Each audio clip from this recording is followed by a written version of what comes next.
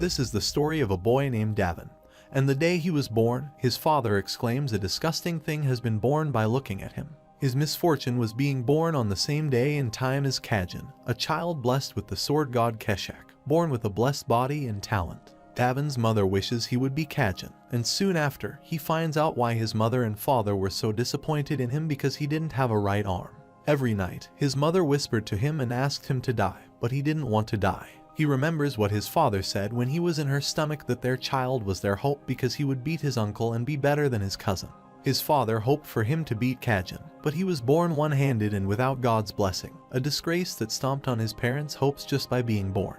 The time passed, and Kajin started walking while his mother wondered why her child was so slow. After that, when he barely managed to get up and take a step, Kajin already held a blade, and his mother wasn't happy either. When he first held a blade, she told him that Kajin had already experienced mana and had started training in the Samian swordsmanship. At some point, Kajin became a subject of adoration and envy to him, and when he was 7, he was sent to be one of Kajin's attendants. Externally, he was known as someone who was sent as a helping friend to support and help Kajin as a cousin. But the truth was that his parents had sold him for 3,000 luden. But Kajin was like a monster, and he tied him to a tree to beat him up. He didn't like him from the start, and he became the one who would take his anger out on him. He had to hold back his tears, not because he was hurt, but because it was hard to endure the fact that the many adults who passed his turned a blind eye to this situation.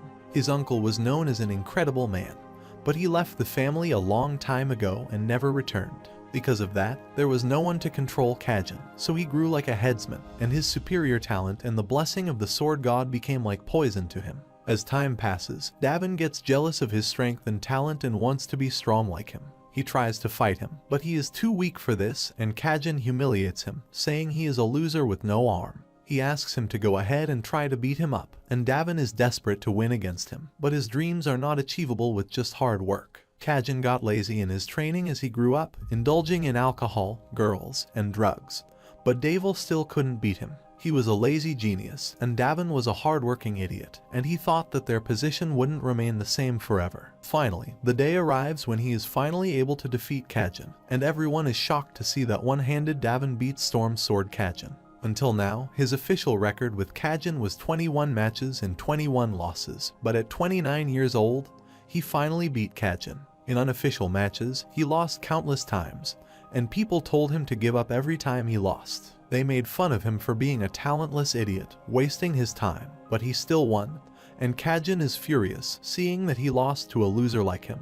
Davin says he wouldn't live like him if he was him and wouldn't have wasted his life with alcohol, girls, and drugs. He would have lived a more meaningful life instead of stepping on the weak, and he is about to leave the training ground happily. But Kajin rushes toward him and stabs his sword in his chest, and it looks like he won't be able to live now. The famous sword sun, which only the direct line of the Samian family uses, also contains the mana of the Samian family.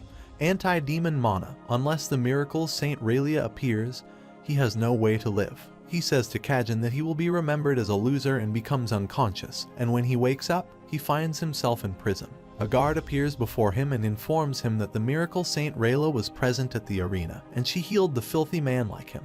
He finds out that is the way he lives, but he feels his entire body is broken, and all he can do is breathe. The guard asks him if he has signed a contract with the devil, since the only way for a loser like him to beat Kajin is by signing a contract with the devil. His parents admitted to it, too, so there is no use in denying it, and he also accused him of sacrificing bottles with his blood for the contract, which has been found at his family's house as well. He calls him a devil who sacrificed 300 innocent children to get stronger, and the young Master Kajin stabbed him to protect the honor of the Samian family, and Davin realizes that his family chose Kajin over him. Davin has stained the family's honor, so he will have all his mana sealed and will serve a life sentence and suffer for eternity. After that, the tendons in his arms and legs were cut, and his mana was sealed through mana layers of chains and thrown in prison. A few days later, Kajin comes to see him and tells him that he has become a sword emperor, and people praise him for being a hardworking genius. After Kajin humiliated him and left, the amount of food that was supplied to him lowered by a lot, and he faced starvation in prison. He always wanted to die with honor and thinks he should have died at the arena. He reaches his deathbed and thinks if he weren't one-armed, he wouldn't have lived a miserable life. If he had been from the direct line and had the blessing of the sword god Keshak, his life would have been different. He doesn't want to die, but there is no hope left for him, and after spending a miserable life,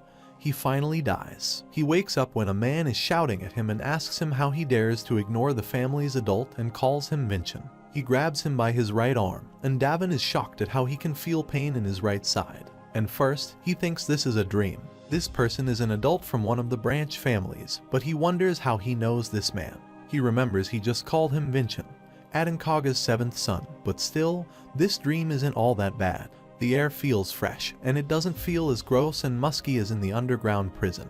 And this is a dream where he has a right arm. He wonders if this gift is given to him right before he dies. Meanwhile, the man again shouts at him and asks how long he plans on ignoring him and is trying to inflict pain on him with Mama. He knows the method to block this kind of attack simply to separate himself from his opponent physically. He pushes him back, and he falls to the ground at a certain distance, and he unintentionally apologizes for his act. The man shouts at him, saying his son will crush him mercilessly, and this will be the first time the branch family will crush the main family. Davin thinks this person is the same as his father since he has always wanted to win over his eldest brother. The moment he realized that dream was impossible, he began to project it onto him, his son, resulting in him being Ab's unfilial child. However, the man leaves, saying he will not forget his arrogance and rudeness, and asks him to wait for the day of the assembly of true swords. When he leaves, he sits on a chair to relax and thinks if this is a dream, he should have woken up by now. Some other memories are starting to come back to him now that his mother passed away after giving birth to him.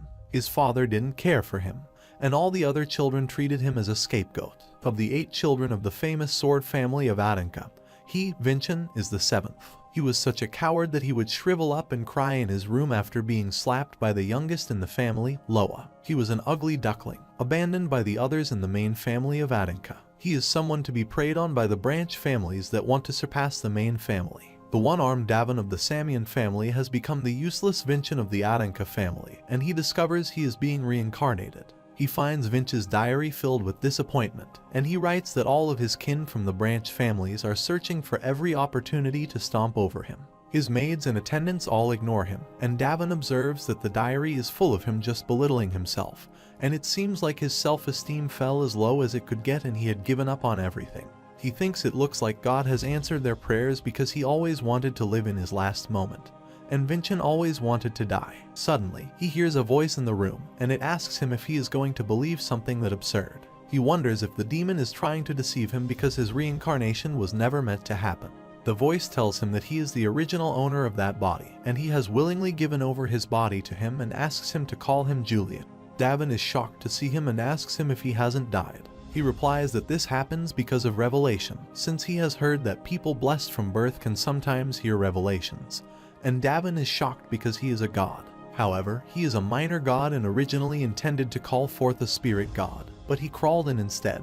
If he wants to become a true god rather than a minor god, then he will need to attain numerous achievements, and they call that a calling, and if he completes his calling, he will be able to become a true god. Davin exclaims he understands his circumstances, but he has no interest in his achievements, and if everything is as he has said, then he has gained a new life. He will be busy living, so he won't have the leisure to listen to some ghost's wishes. Vincent says his spiritual energy is deficient, and if disappears entirely, then his body will die, and Davin asks him if he is threatening him. He states this body is way too healthy for an early death, but Vincent uses some kind of magic and makes him fall to the ground. He exclaims he will now show him his real memories from now on, and Davin feels something inserted in his body. He remembers people kicking him badly and beating him, saying he hadn't fallen in despair while playing the part of a coward. He was laying out the groundwork for his revenge, and Davin is shocked that these are the thoughts of a 13-year-old. Vincent revealing that he had to escape his family's surveillance because the subjects he wanted to study were considered apostle level. He asks Davin to listen to him because this wouldn't be so disadvantageous to him either. Davin is shocked when he asks whether he knows about the archdemon Davin and the hero, King Kajin. He hurriedly gets up and shouts at him since he called him archdemon and calls Kajin a hero king. He tells him that happened 500 years ago. A one-armed swordsman, Davin, escaped from Samian's prison. While using a contract with a demon, he devoured thousands of lives to become stronger. It is said that he's killed more than 10,000 people. That's why he is recorded in history as a great demon. Davin is shocked and wonders if he has come 500 years into the future, but how people can learn about Davin and Kajin. He is certain he died 500 years ago in prison, so how can he say that he escaped the prison? The Samian family abandoned the one-armed man and chose the Storm Sword, and he died alone in prison. The Sword Storm then became the Sword Emperor, but to fabricate history and talk about the great demon and hero king, they made up some terrible stories. Vincent tells him that the hero king, Kajin, was a friend who really loved the great demon, Davin, but he shouts at him and asks him to shut up. Vincent is surprised and asks why he is angry about this discussion, and he tells him that the history is all fabricated. Vincent asks him if he is someone from that era and starts teasing him, calling him an old man from 500 years ago. In any case, history is just a combination of stories left behind by the victors, and Davin wonders what the world has become for a 13-year-old to speak like that. However, he asks him to continue the story, and Vincent reveals that the hero king swallowed his tears and worked with the greatest hero of that time, his best friend, the Sun Sword Emperor, to defeat the great demon, Davin. He asks him about the Sun Sword Emperor because he has never heard of him before, and Vincent tells him that he is the ancestor of the Adinka family. Davin remembers about him and wonders how he can become the first patriarch of the Adinka family. In the past, he came to him and introduced himself as Arslan and said he liked him a lot and wanted to be like him when he grew up. Even though it was when Arslan was young, he was a friend and disciple he taught, and he also visited him a few times when he was imprisoned. He trusted him that he never committed any crimes, but the authority would never win against the truth, and he promised him that he would recover his honor for him. After Arslan said that, he never came by to visit again, and Vincent told him that he was the first patriarch of the Adinka family and left with them, and his first achievement was to surpass the Samian family. Davin wonders if this is a coincidence since Arslan said he would uncover the truth, and he was someone who knew about how he was wronged. He abandoned the Falker family and created the Adinka family for the sake of facing the truth. Advance is a new family created for the sake of recovering Davin's honor, and this is probably his fate that he was born into this family. He asks Vincent if his calling is to fulfill Arslan's mission, and if that happens, he can become the true owner of this body. It's a deal that benefits both of them, and Davin thinks he will inherit the mission that Arslan has left behind.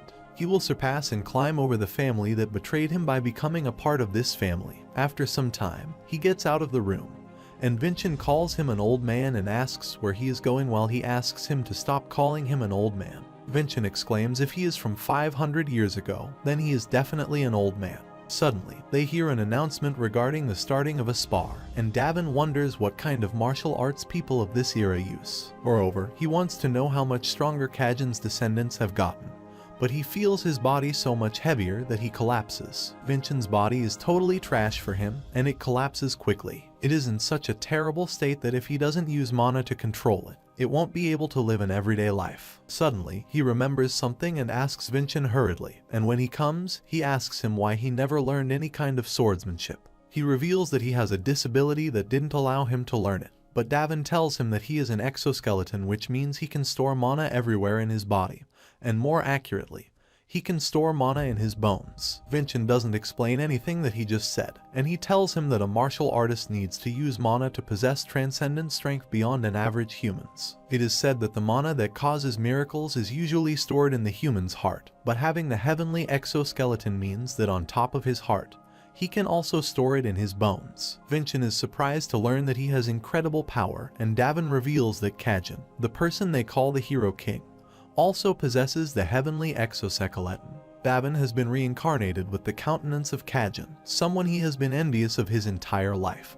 But the world 500 years later is a stranger place than he had anticipated. Vincent tells him about imagery, an imaginary storage for their mana, and Davin is shocked to know that he doesn't store mana in the heart. He asks him how he meditates and tells him that the first Adinka had an excellent meditation method for storing mana in the heart. In his period, they stored mana in the imagery and called each one a star, and the number of the stars utilized represents the strength of the martial artist. Vincent states it has been a long time since they did away with the method of solid mana in the physical body, and there are also no records of this. Davin observes that an adult in the family creates at least one imagery link in imagery for the first time, and feeling mana is the requirement of a 1 star. Moreover, imagery was created to avoid the risks of storing mana within the heart. In the past, more than half of martial artists died storing mana in their hearts because it burst, which means it was a dangerous method.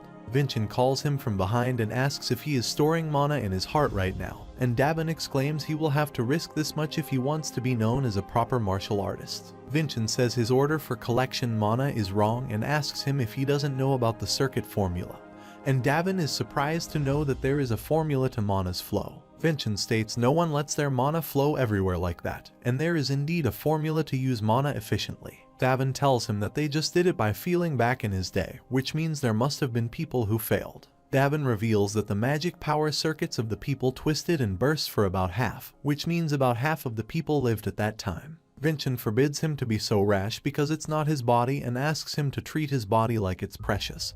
And Davin asks him why he did this to his precious body. This body has a great countenance, and its heart and magic power circuit are strong, and he wouldn't have been successful if he had grown up with proper training in the Samian family. He tells Vincent that physiognomy is the structure needed to hold mana, but it also needs the mana, and his body is starving for it. If this goes on, Vincent's body will die, not having reached adulthood, and he starts training because there might be about 10 years left for this body. It's enough time for Storm Sword to become Sword Emperor, and for one-armed Davin to be forgotten by the world. After some time, someone knocks at his door and asks him what he is doing in there and also asks him to come outside, and he wonders who can be at this hour. A boy enters the room and asks him why he has created such a mess, while Davin asks him if he is his servant. He states that he is his servant and his name is Wilson, and Vincent told him about that he would slit the throat of 3 years later. He asks him to bring him some fresh clothes, and Wilson wonders why he looks stronger than usual. He asks him what he has done to create such a mess in the room or if he has done some weird experiment or something.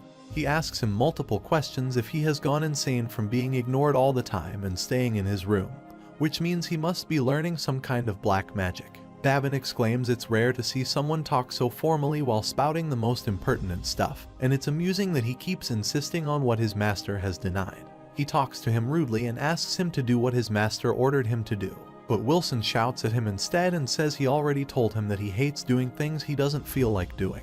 Davin snatches his clothes and says if he doesn't want to do this, then he doesn't need it, and he is going to the Grand Chamberlain he spoke of to ask him to give him his clothes. He will also tell them that he comes there by himself because his servant, Wilson, doesn't want to work, and he agrees to take his clothes for washing and will do the cleaning, too. He thinks how cowardly and sensitive Vincent may be. A servant can't be so impudent and arrogant, and the family must have put him in that position on purpose. Davin says to Vincent that they probably want him to solve the issue of a defiant and rude servant, and show what Adenka's 7th young lord should be like. Vincent tells him about Wilson and that he used to be a gang member and killed countless people, too. But Davin says he is lying because he hasn't felt any energy from him.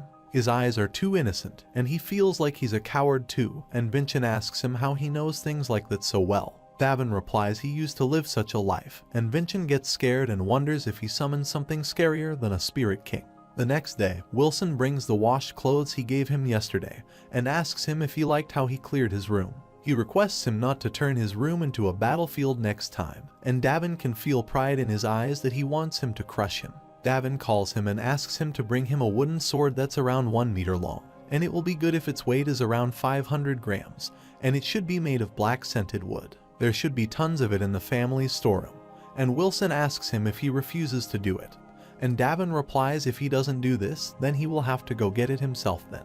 He asks him how he should answer the storeroom gatekeeper when he asks him why he is there in person. Wilson gets blackmailed and asks him to hold up and grabs him by his shoulder, but Davin turns back and makes him fall to the ground. He then apologizes to him, saying he has got some bad memories of being attacked from behind, and it will be great for him to keep this in his mind from now on. He is smiling, but in reality, his body's screaming in pain just from doing that much. Wilson is watching him furiously while he turns back and asks him if he has something to say. He then leaves him, saying he will bring a sword for him, and closes the door loudly, but then comes back and says the door closed loudly because of the wind, and he didn't do that on purpose. He is going back and thinks he mustn't lose to him anymore, and he will definitely show him why he is Wilson. He brings a sword for him, and Davin asks him if he knows that among the people he knows, there is a man who doesn't have a right arm.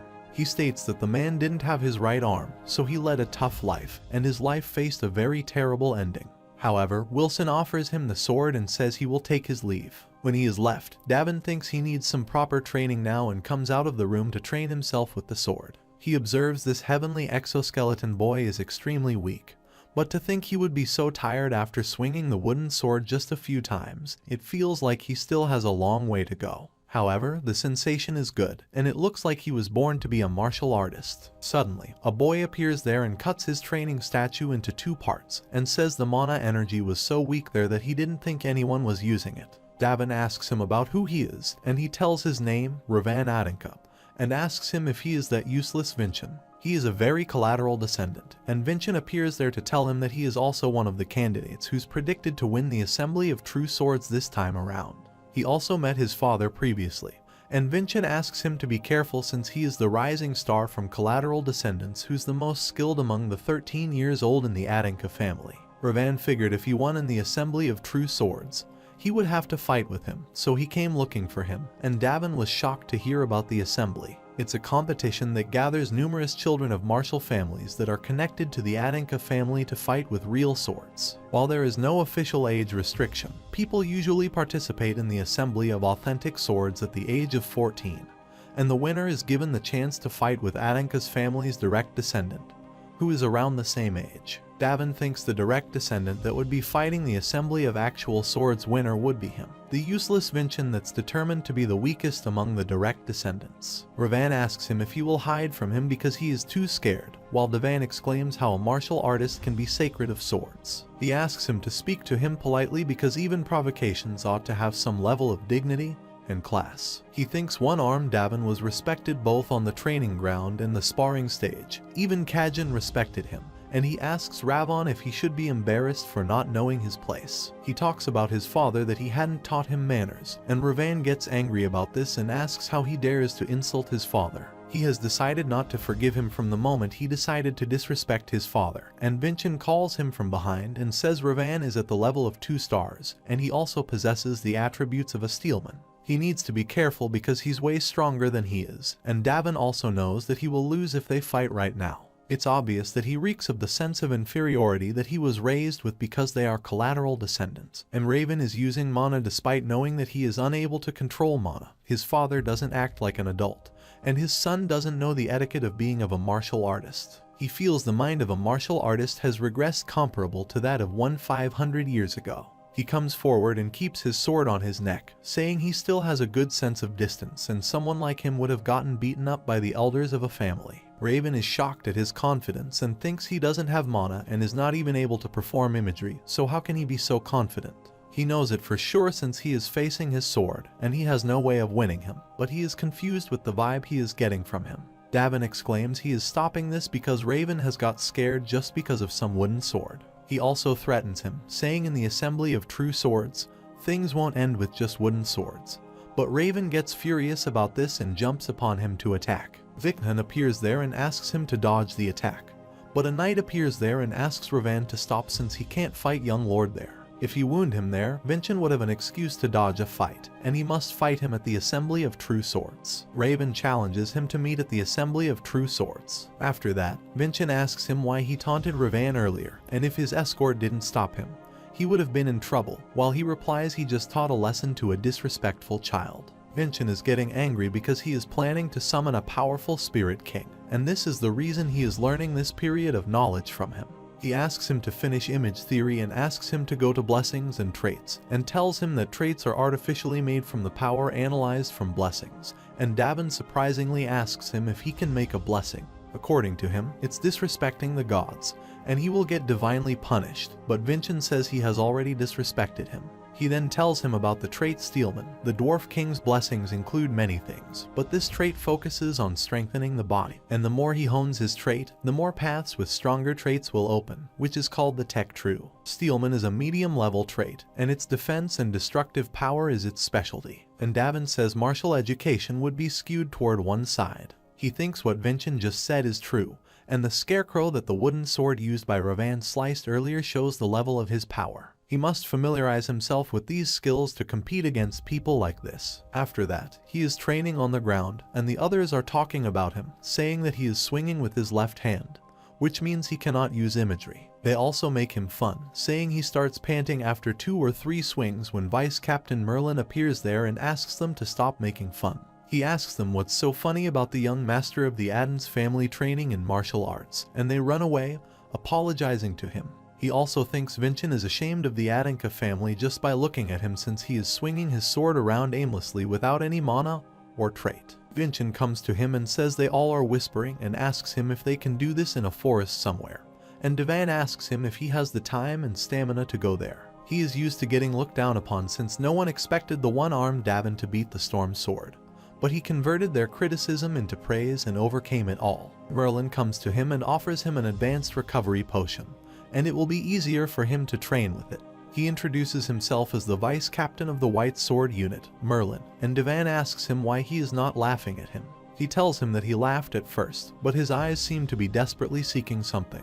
He says anyone who laughs at a martial artist like that should be laughed at, and Davin says he will remember his name in the list of good people. Merlin observes something has changed in him and hopes that he may have good luck in the future. After that, he trained hard and also learned the theory books, while Vincent also asked him to balance with his right foot on the ground and increase the rotation of his hip. After that, he can also feel the mana in his heart, and he starts to see one-armed Davin's path to beat Kajin. He learns a sword that layers with dots and lines to manifest his abilities, and finally, the day comes when he cuts the scarecrow into 2 parts in just 1 blow. Conversely, Wilson is getting tired and angry because Devan demands food at 5 in the morning and compels him to do his tasks. His training is only making him work, and he serves him with the breakfast. But he has already stolen some of his food, and Davin says if he wants to steal some for himself, he shouldn't have made it obvious. Davin gets angry and hopes that he will never try to cross his line in the future, and he tries to threaten him, saying he was a street gangster before and killed many people. He hears Vincent's voice saying controlling through fear is quite easy, but he won't be able to gain his trust. Wilson is shocked to hear the voice and asks him if he has learned telepathy, but Devan exclaims the most crucial thing is that he is using mana right now. He asks him to swallow his pride and join him by his side, and soon enough, he will not be embarrassed by the fact that Vincent Adanka is the master he serves. He asks him to choose when the time comes whether he wants to be ruled by fear or pledge loyalty, but Wilson replies there is no way that loyalty can be performed. The same day, Merlin goes to the training ground but doesn't find Davin there, and he is surprised to see a scarecrow there and wonders if he has done this with an actual blade. He is shocked at how much growth is possible in just a few days that he is using the real blade, and he wonders what kind of martial art he is practicing nowadays. He then wears his clothes, and Wilson arranges them when Vincent whispers in his ear, saying he has become polite. He then calls him and says his clothes are made of Levadine cotton, which is very cost-effective, but it ruins the soil, so this is not good enough to be used by a noble. On top of that, the food's quality is low compared to the family's budget, which means someone is stealing money and must be embezzling it. He thinks it can't be Wilson and must be someone in higher authorities who has been cheating the whole time. On the other side, Raven is practicing and is thinking about Vincent, who humiliated him and furiously promised himself that he would kill him. Meanwhile, his father enters the room, appreciates him for his training, and tells him that there isn't much time until the assembly of authentic swords. If they wish to escape their poverty and the sorrow of the branch families, they must defeat Vincent, and he must become the one branch family member to topple the main family. Raven thinks he seems to be getting more irritable as the assembly draws closer, and the days go by, and he just needs to defeat Vincent for the sake of his family and father. At the same time, Vincent provides Davin the information about the people participating in the assembly of true swords, and he is surprised to see that it is not just their personal information but the techniques they use and their habits. He feels Vincent to be really terrified for collecting this much data, and says he planned to make a flashy debut at the assembly of true swords by borrowing the Spirit King's strength. Vincent also tells him about the mana crystal given to the champion, and if they ingest it, their body and mana will grow stronger instantaneously. He guesses from the information he has gathered and his expressions that he desperately wants to win. It will be a disgrace as a martial artist if he were to still lose with all this at his disposal, and he promises Vincent that he will give him a far more valuable victory. He calls Wilson to his room and asks him to do something for him. After a while, Wilson enters Grand Chamberlain Rails's office and tells her that young Master Vincent wants to say something to the head of the family. He requested the Patriarch to attend and observe the assembly of true swords personally, and said he would prove his worth as a member of the main Adanka family. Railsa states that the Patriarch has never observed the assembly of authentic swords and has neither the time nor the reason, and it will be the cost of embezzling the budget to make it possible that is not. Railsa is shocked to hear this, and Wilson exclaims he didn't say anything, but these are the words of the young master, and she asks him to leave. When he is left, she thinks Vincent could have come himself, and it would have been more effective to threaten her, but he sent Wilson on purpose to show his authority. After some time, she goes to the Patriarch's room and states that young Master Vincent has invited him to the Assembly of True Swords. He replies that she is getting old since she is saying pointless things, but Raelsa says Vincent promised to prove his worth as a member of the main Adanka family. He asks Raelsa if she thinks Vincent is skilled enough to speak of the worth of his lineage, and she replies this is why he has promised to show his worth this time. She humbly requests him to attend the assembly, and if Vincent doesn't prove himself, she will put her life on the line. The Patriarch doesn't understand why she is doing this, and she replies that the young master has taken advantage of her weakness. The Patriarch asks her if it is related to embezzling of the budget, and it must be something she did on purpose for Vincent's sake and intended to use that money for his future. He says he has no reason to interfere, and she is that woman's servant, not his. The Patriarch thinks Vincent's mother used this kind of method, and expressing his intent without losing an ounce of his dignity. He wonders if he is Sarvana's child. He gets up and announces that he will attend the Assembly of Swords. A few days later, the day of the Assembly of True Swords has come, and Raven enters the court with the determination that he will beat Vincent. He is also shocked to see the Patriarch and thinks he is there to see him, the rising star of collateral descendants. This can be his chance, and he will defeat him in a relaxed manner in front of the Patriarch. Soon, the Assembly of Authentic Swords starts, and Raven is fighting with another boy first, saying he should give up already. The boy dodges his attack and attacks him back, and Raven is shocked at how he can do something like this. He rushes toward him again, saying his attacks won't work against his Steelman attribute, and Ravan's father is also encouraging him from behind. Everyone cheers for him, saying he is the rising star of the collateral descendants and is already 2 stars, while Devan thinks they are all geniuses in their attributes, but they have close to no depth in their martial arts. Their strength mainly comes from their own attributes, and he can't see any fighting experience from their movements, and it is as if they are puppets dancing on top of an answer sheet. He thinks that's probably why Raven could use his attribute and attack so recklessly. Before fighting, Raven bows before him and gives him credit for not running away, and Vincent asks him to climb up quickly since he won't be running anywhere. When they start the fight, he first throws a boy away on the ground, and everyone shouts Raven is the winner, and the match has ended. Raven exclaims he has won against all his competitors, and is dictated by the laws that all of their elders have set.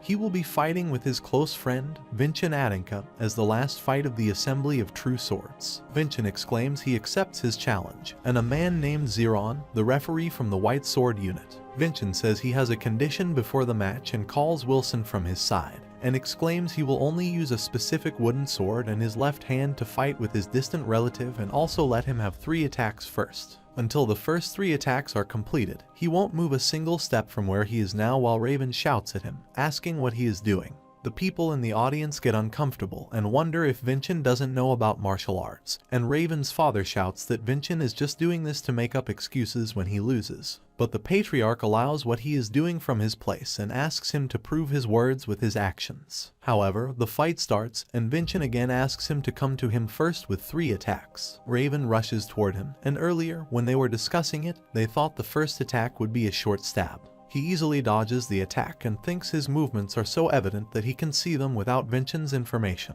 Since his attributes help him not take damage, he's not even keeping to the basics. He deflects his sword and says this is not for stabbing, and Raven is shocked to see it because to see where his sword is going would require him to be several levels stronger than he is. Davin exclaims he has allowed him to have 2 attacks first, and Raven again attacks him furiously. Davin hits him with his leg, makes him fall to the ground, and takes out his sword, saying he will keep his promise to Vincent and the promise with father, and now it's his turn to attack. Everyone in the audience is shocked to see that, and Raven's father shouts from his place and asks him to get up and fight back. He asks why he is struggling against a guy who can't even use mana, and Vincent appears there and asks him what is going on there since he can't see clearly. Davin thinks standing dumbfoundedly because he has no blade in hand is not the way of a martial artist, and there are many ways to suppress an opponent without a weapon.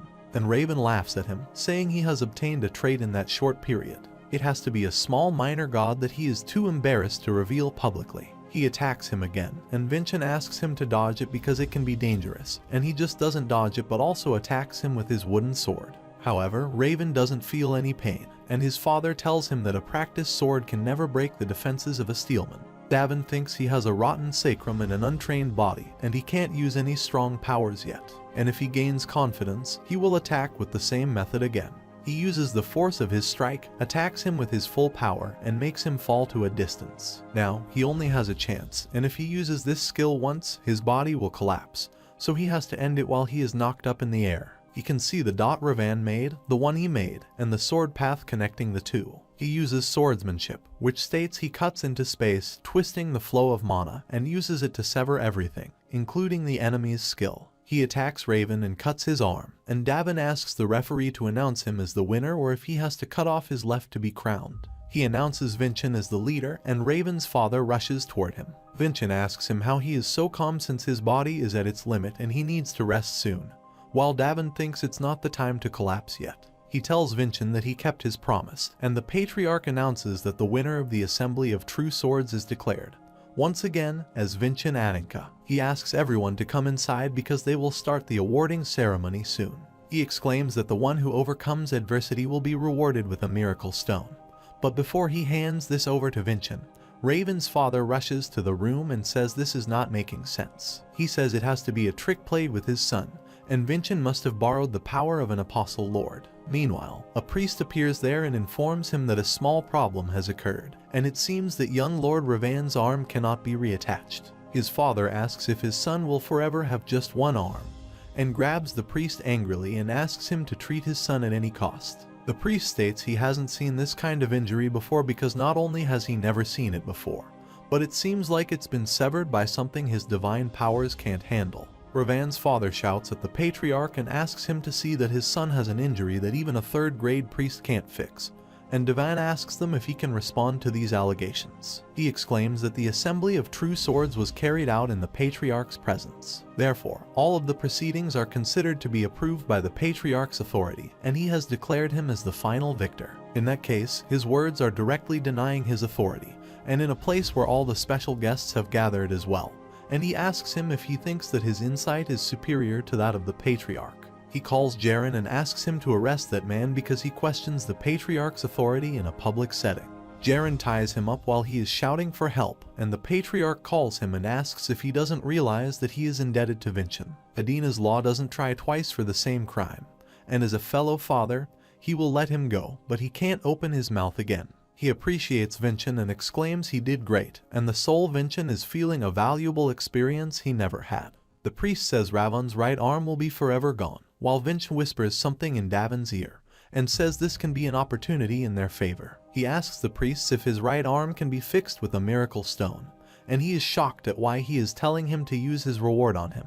He exclaims he is the one who cut off Raven's right arm, and he wants to end this situation. The Patriarch leaves the decision to him, and Davan says Ravan mocked and laughed at him in the place of martial artists. His father apologizes to him, saying he didn't teach him well. He then takes out a sword, cuts his ropes, and asks him to show reflection worthy of martial artists. Then, he will use the miracle stone to heal Ravan.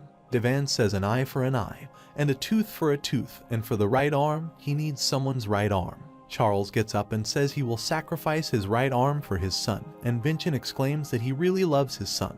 He is about to cut his arm when Jaren comes forward and stops him while Davan asks him to use his courage for a better cause next time. After some time, he bows before the Patriarch and tells him that everything has been resolved, and he gives him the miracle stone. They use the miracle stone on Ravan, and his arm is reattached and heals instantly. Later, when they reach his room, Wilson comes to him and obediently says he will begin preparing his dinner soon. And Davan asks Vincent if this is what he wanted always. After a moment, someone knocks at the door, and they think it's Vincent, but it's the priest who has come there to inquire about his health. He introduces himself as Dullan, a pontifex of Gaia, and Davan asks him why he has come there. He states that he came to express his gratitude for the previous matter and gives him a miracle stone. Davan asks him why he is giving this to him, and he replies that the reason he became a pontifex is to relieve the people from their pain and be happy. However, upon seeing his today, he ended up at a loss in weighing the value of the miracle stone and a human life. He gives him the stone and thanks him because they were able to reflect upon themselves, and Davan exclaims he didn't do anything and he just realized on his own. He also gives him a card, saying he needs to show it whenever he needs the temple's help, and he also has become a second-class pontifex. Devan asks Victon if the second class is good, and he tells him that he can get unlimited treatment and free use of the temple. Pontifex again thanks him and takes his leave, and Devan thanks him for his gratitude. When he has left, Vincent says they have got something way better than Wilson now, and Devan wonders if it's because Vincent has been looked down on his entire life. He is too weak to praise. Vincent reveals that the patriarch usually eats alone, but there was once a time when he invited one of their family members to have dinner with him after the assembly of true swords. The second child, Dea Nunam, has an incredibly overwhelming victory in an assembly of true swords, and she is the last child having dinner with the father. Vincent thinks there is a possibility that might happen tonight, too, and he feels like his body is stiffing, but he can't really rest now. Devan gets up and starts preparing for the dinner, while Vincent says they haven't received an invitation yet, but he says it would be best to prepare even if the possibility is 1 in 100. After a while, Wilson rushes into his room, and before he says something, Devan asks him if the family had invited him over to dinner. When he passes through the corridor, his mother appears there and says she heard he has accomplished an incredible feat at the assembly of true swords. Devan bows before him and thinks Vincent's mother has passed away after giving birth to him, and the woman in front of his eyes is his stepmother. Her name is Versa Hylame, and before her retirement, she was such a fierce martial artist that they gave her the cognomen of Giant. She is currently in charge of everything about the Adanka household. She takes him to the hall, where his father awaits him. When he enters there, Devan feels so much pressure from him that it's hard to breathe, which is straining his lungs. He didn't feel this way during the day, which means this must be a test for him, and he must be asking him whether he thought his form this morning was true. He exclaims there's no need to exert pressure on his son in a private meeting purposefully. The patriarch asks him why he feels like that, and he says his mother called him father rather than family head. The patriarch says he has called him for 2 reasons, and the first is to congratulate him for his victory today, and the second is to see how valid Charles Adanka's concerns were. His mother also pressures him to check and tells the patriarch that there doesn't seem to be any apostle with him, and it's not as though he's gained a supporter. Devan thinks he is feeling an awful feeling, and it must be mother's specialty, and she possesses eyes that can see through the truth. The patriarch asks her what kind of martial arts he used today, since Vincent hasn't yet been able to link an image to the heart. How can he cut off a 2-star martial artist's arm? She tells him that his sword technique is similar to the Hero King's swordsmanship, as was recorded, which means she is talking about Kajin, who swings his sword in strange ways, and it is said that it would devour his wicked ability. It was also said that his sword could subdue the archdemon Davin, and Davin thinks, once again, that this fabricated history leaves him at a loss. His mother grabs him from his shoulder and asks him how he was able to learn that swordplay, which resembles the hero of Samian. Davin thought his father called for him, but that wasn't the case, and his mother led the conversation. He is being interrogated for the origins of his martial arts, and Vincent appears there and stops him from saying anything. He reveals that the mother can discern the truth from lies with her eyes, and if he comes up with some sloppy excuses despite having insufficient knowledge about this era, she will definitely suspect it. Devan wonders what he should do now, or if he should tell her that he is not her so, but actually an old man from 500 years ago. She again asks him the same question while Devan asks Vincent to think something hurriedly, and he says he was so scared of her that she caught on to him acting like a good-for-nothing. However, he exclaims it takes only 1 step to overcome his fears, and he just needs to take 1 step forward, and the rest will come naturally. He reveals that he received a revelation, and she is shocked at how he can receive it without any blessing. Moreover, one can't receive revelations without blessing unless they are evil, and Devan thinks Vincent didn't tell him about that. She threatens him, saying he is acting suspiciously, and asks if he wants to go through the sacred court trial. While Vincent asks him to follow what he says, he exclaims if she finds him suspicious, then she can check him with the temple, and if he is evil, then how a priest gave him a miracle stone. She recognizes the stone and says she gave this to Dulin, and Devan tells her that he gave it to him as a gift, and she observes that he is not lying at all. She again asks him if he learned swordsmanship through revelation, and Devan replies he has learned much through revelation, but he didn't learn swordsmanship from there. He has been able to read mysterious sword movements for a while now, and he has contemplated for these past days on whether he should learn it. However, he wanted to change the situation even if it might incur suspicion from numerous people. He felt it would be cowardly to do nothing. He exclaims he felt like he had to show something, and only then can he surpass the Samian family and fulfill the long-time mission of the Adanka family. Moreover, he wanted to show he has gotten stronger with the numerous relatives they have and also with his father. He thought that the father would be able to make the right judgment, and the temple had already approved. The father's decision was left. Versa observed the patriarch rubbing his chin, which means he doesn't know this himself, but that's what he does when he is satisfied with something. And after a while, the patriarch asks him to continue to train in his martial arts. Versa warns him, saying if he uses the Hero King's swordsmanship, the Samian family will make a fuss and say that they stole it from them.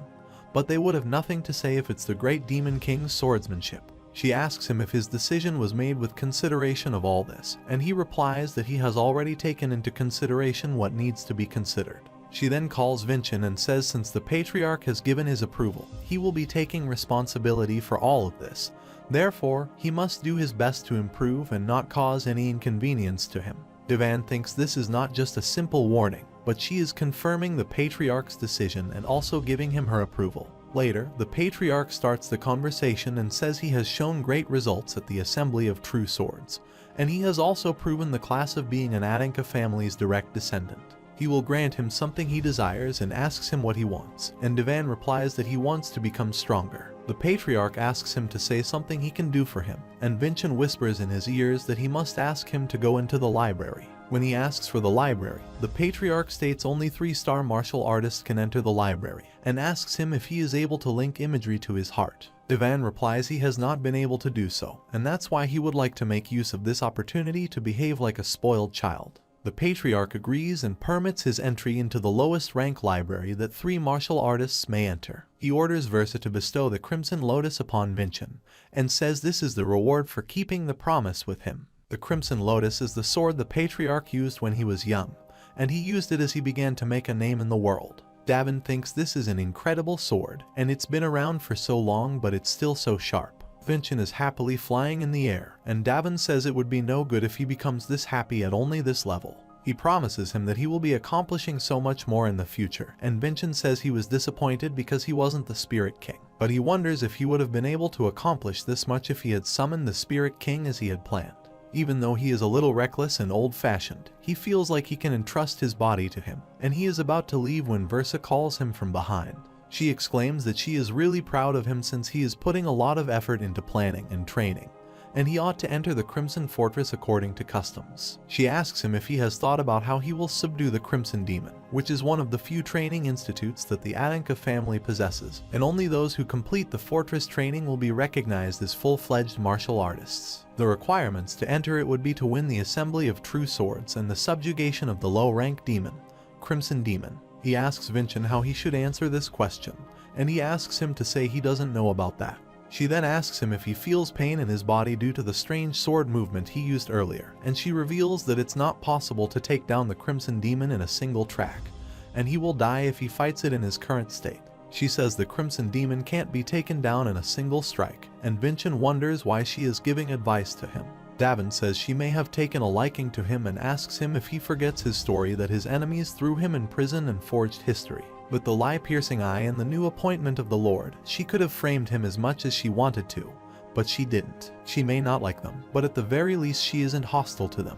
However, he bows before her and thanks her for advice, saying he won't let her down, while she thinks that she tried to explain the trait of the Crimson Demon, but he left without asking. She smiles and thinks about his mother Sarvana, that she would be happy to see that his son took a big step forward as a martial artist. The next morning, Wilson is drying his clothes and thinks he will support the young lord to the best of his ability today. But someone hits him from behind and asks what he is doing this time. She is also a servant and asks him what he is planning to mess with the young lord, and Wilson angrily asks if she can't see him doing the laundry. He exclaims the young lord has changed, so he, the direct servant, should change as well. And when she inquires about him, he reveals that he is within the library, accessible only to the martial artists of the family. Davin is looking for something for a long time and finally shouts loudly, asking why there are no records of 500 years ago. Vincent thinks only that time period is missing, like it's been taken out intentionally, and if there was, there would be folktales about the Great Demon and the Hero King. Davin is also sure that someone either erased or changed it, and he thinks he has to increase the level of his skill swordsmanship to beat the Crimson Devil. He needs a training method before imagery theory since he can't reach imagery right now. Vincent states that the one who called Father Arslan a child, and Vincent, who uses the swordsmanship of the framed hero king, and he asks him who he is. Davin thinks if he reveals that he is the great demon Davin, he will obviously be shocked, and it would be disrespectful to Vincent, the previous owner of this body who shared the same fate. He asks him to listen to him and forbids him to get flustered, and tells him his name, but when he calls it, Vincent feels so much pain in his ears. He asks him to repeat his name, but when he does it, he again feels the blaring pain in his ears which is unbearable. Davin gets up and asks him what happened to him, and Vincent asks him not to tell his name again. Suddenly, he finds a book named First Love with a Watermill, and he wonders why a book like this is between mana training ones. Davin asks Vincent what are the chances of a romance book being mixed up here since this is a library managed by the family. But he gets shocked when he opens the book because someone kept a secret record of history in a different form, the truth of the past. Davin thinks a different approach such as this can make the enemy unsuspecting. He tells Vincent that the main character of this novel has no imagery, but they have the power of love as a trait, which means it's not a normal novel. It is said that the traits are not to be used to induce the flow of mana, but their manifestation is to be brought about by the flow. To achieve this, someone needs to throw away all imager theory, and without it, the freedom of mana makes all of these things possible. Davin exclaims the character of the novel is a person who stacked mana without imagery, and lived, and with this, they can manifest traits as well. Vincent tells him that learning a trait is dangerous, even with the help of imagery, and traders are tantamount to a martial artist's wealth, so they won't easily teach the flow to others. Davin is sure that they have found a clue about getting stronger and says they should test it immediately. When he gets out of the library, his servant is there and she asks him if this is true that he took down Ravan Adinka and awarded Crimson. Vincent tells him that she is a maid named Sari, and she left for a bit because of an emergency at her family house. Davin sees his memories and finds out that she is one of those people who gave blind affection to a loser Vincent, and she is happy for him now. She thought that he would get further neglected after the assembly, while Davin asked Vincent if he knew how to comfort a woman. However, he also bends and apologizes to her for keeping his powers as a secret, and says he is working hard to become an owner she would not be embarrassed of. Meanwhile, Ravan approaches them and says he has something to tell Vincent. They reach a room and Ravan doesn't speak for a long time, so Sari asks him if he wants to take a sandwich.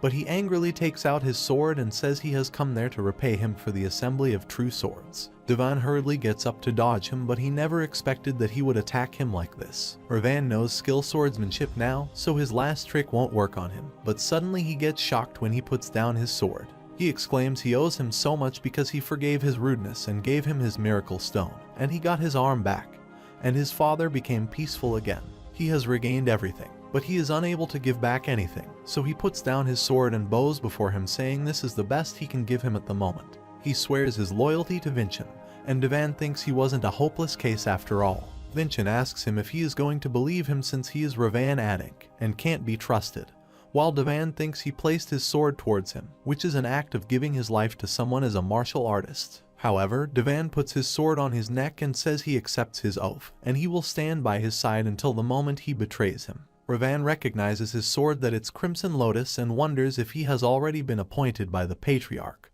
which means he won't regret swearing his loyalty in this case. Sari is happy to see all this and thinks he has really changed, and the times when he was called a loser Vincent feels like a faraway dream. Meanwhile, Vincent appears and asks him if he should try to gain the Dwarf King's blessing traits from Ravan. On the other side, Versa tells the Patriarch that it seems that Vincent is planning to join the Crimson Fortress in the upcoming year. He asks her about the Crimson Demon Conquest, and she states that she is going to inform him about the specific features of the Crimson Demon.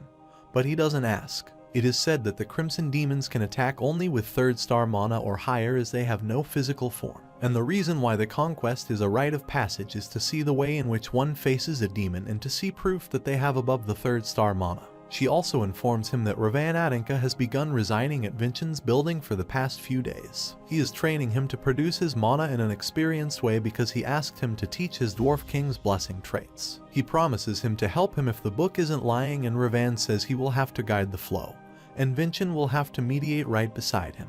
Vincent says he is ready to trust him since he swore his loyalty to him, and Ravan wonders if he will be able to trust Vincent with his life if he were in that position. Once again, he felt pathetic, and it was the first time a loss had felt so good. However, to use the mana without imagery seems impossible, and who would have thought there was someone using such insane methods in the direct lineage? Meanwhile, Vincent asks Devan not to do whatever he wants and asks him to go a bit lower, while he asks him to stop lecturing him because he was the one that came up with the plan to use Ravan to earn the trait. Vincent exclaims how he can lecture him when he has kept doing whatever he wants, while Raven also asks him not to rush things since he is too spontaneous. Devan thinks this is the way he lived because he couldn't earn anything without risking his life. At times, he needs to be able to risk danger and move forward, while Vincent is trying to stop him by saying he is going to die at this rate. He is trying very hard and thinks the flow will be complete if he just connects this, while Raven shouts at him and asks him to stop since it's still too early. But he doesn't listen to them and connects the mana branches and is happy that he has done it. But suddenly something explodes there and they all fall to the ground. On the other side, the Patriarch asks Versa if there is still about half a year left until the next Crimson Fortress entry, and it should be a simple gateway for Vincent since he has already defeated martial artists of the second star. At the same time, Raven rushes toward Vincent and asks him if he is alright, and asks him why he is trying to do too much when he took a half year to do this. The Patriarch orders Versa to inform Vincent that he has to defeat the Crimson Demon within 1 month. Devan is in a bad condition, and he thought he was going to end up reincarnating all over again. After some time, Grand Chamberlain is going to inform Vincent about the message from the Lord of the House that he must finish the rite of passage within 1 month. She thinks the young lord doesn't have much time, and he needs to hurry. She opens the door of his room but is shocked to see the internal situation. Vincent and Ravan are both injured, and she furiously asks them what happened there. Vincent asks her not to worry because he is just meditating, and Seri asks him not to lie. Seri says she doesn't know about mana, but people don't end up like this after meditating. And Raelsa exclaims she can't ask further since he says not to worry. She informs him that the Lord of the House has sent him a message that he must finish the rite of passage within 1 month. Vincent tells him that Father has never placed a time limit before, which means he has expectations from him now. Riesla exclaims until a month from this day has passed, she will personally accompany him as a protector and requests that he must defeat it. Ravan thinks Vincent will take at least 2 months to get the blessing of the Dwarf King, and it will be so difficult to do the same thing in 1 month. Seri asks him not to overdo himself ever, and Devan feels she has quite a large amount of mana at this level. When she is left, Ravan tells him that 1 month is not enough and he will have to find a different way, and Devan shows him a mana circuit and asks him if this is right. They are shocked to see that he completed the flow, and he states that he forced the completion of the flow, and with its help, he will be able to quickly get to manifestation. He exclaims they won't need to wait a month, and asks them to go and surpass Father's expectations. 2 weeks later, they go to a forest where Devan starts the manifestation of traits, and he asks Ravan to step back since there might be an explosion like last time. But he refuses by saying he has to see it for himself, and they both are now getting sure of his loyalty. He starts to circulate his mana, while Vincent gets an ominous feeling. A huge man appears there and Vincent asks him if he is the Dwarf King, and laughs by saying a god like him can see him. The king bestows their blessings on him. Ravan says the first of the defense trait, body strengthening, has been achieved, and this is the step before Steelman. Devan thinks with the help of this, he can overcome the servant of the skilled swordsman, and now he has laid the foundation for the subjugation of the Crimson Demon. He thanks Ravan because all this happened because of him, and states there is another favor he wants to ask to him. 2 days later, it's time to head out for the lair of the Crimson Demon, and he apologizes to Riesla for the sudden request. She is confused because he didn't fully use the Lord's time limit, and wonders if he will be okay 2 weeks early from the time. She reveals that she has protected those taking part in this rite of passage 3 times, for the Lord, his brothers as well as the others in the history of the Adanka line. There have been none who failed to pass this trial, and Sarvana's son cannot be the first to fail the trial. Vincent asks her not to worry and promises her that nothing will happen that he needs to worry over. They start their journey and Davin thinks this is useless to see a guardian on a mission like this, and Vincent tells him that the Crimson Demon will drop loot, and she is also there to keep an eye on him. After a while, Riesla asks him if he has studied the Crimson Demon, and if he knows about the first step to subjugate the Crimson Demon. In her eyes, he hasn't reached 3 stars, and Vincent also remembers that Davin hasn't asked once about the Crimson Demon. Davin asks him not to worry and says the Crimson Demon is the very first monster he subjugated, and it's not a monster that he needs to study for. Riesla advises him not to let his guard down even with that stranger's swordsmanship. He asks her why she is trying so hard to help him, and she replies that she is the guardian and proctor of this trial. He asks her if she really tried to hide budget embezzlement, or if she gave him a weakness to grab onto on purpose. He says if she doesn't want to talk, then she can't since she didn't ask about his training. After some time, they arrive at their destination, a place called the Lair of the Crimson Demon, and there is no exact name, but it's called the Old Temple. Riesla states that the first Patriarch Arslan's memorial after taking down one of the remnants of the archdemon Davin. Davin thinks this can't be a coincidence that he is hearing about Arslan again. Raelsa takes out her sword and asks him to get ready to face the demon, and swings it into the air. She creates a mana barrier in the sky, and he thinks it's at a level that only allows one monster to pass through. Suddenly, the demon appears there, and Davin takes out his sword asking Riesla to watch his movements carefully, and report exactly what she sees. The demon is rushing towards him to attack, and Vincent asks him to use the sword path of skill swordsmanship, but he thinks he needs to increase the distance between them is advantageous for the one with a larger weapon. He rushes toward him also, blocks his sword with his sword, and pushes him back. Raelsa thinks going in close is good against a big weapon, but in his first real fight at 14 years old, she wonders how many people will be able to use this perfectly, and she thinks he is like someone who subjugated the Crimson Demon many times before. Devan thinks the trait of the Dwarf King, and it's definitely incredible, and he can move this much with an untamed body. But all of this is the foundation to find the sword path for skill swordsmanship, and when he finds a good time to increase the distance between them. The Crimson Demon is very aggressive, and Devan thinks it must have been stressed out by having to constantly defend. So, its next attack will definitely be big and will have a lot of openings. The Crimson Demon rushes to attack him, and Devan thinks it is easier to find a sword path against an opponent with a lot of openings, and he will reduce the record of skill swordsmanship with his trait. He uses the skill of sword strengthening, attacks him, and defeats him in just one attack. He then asks Riesla if she has seen his fighting, and she shockingly sees him, thinking if he really doesn't know that the Crimson Demon can't be defeated with a single attack.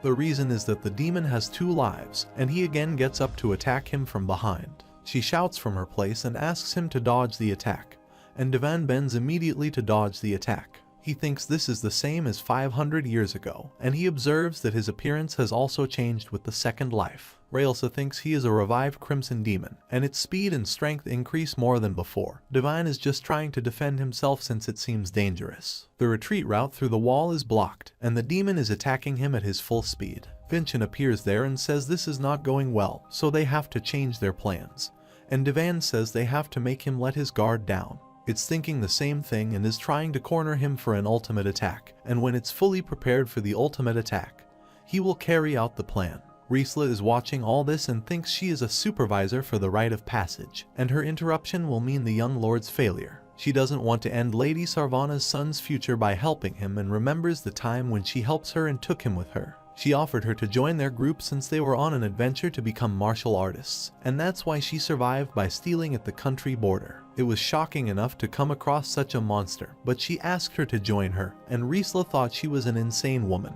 She introduced herself as Sarvana, and she asked Khan and Versa if they didn't have a problem joining her with them.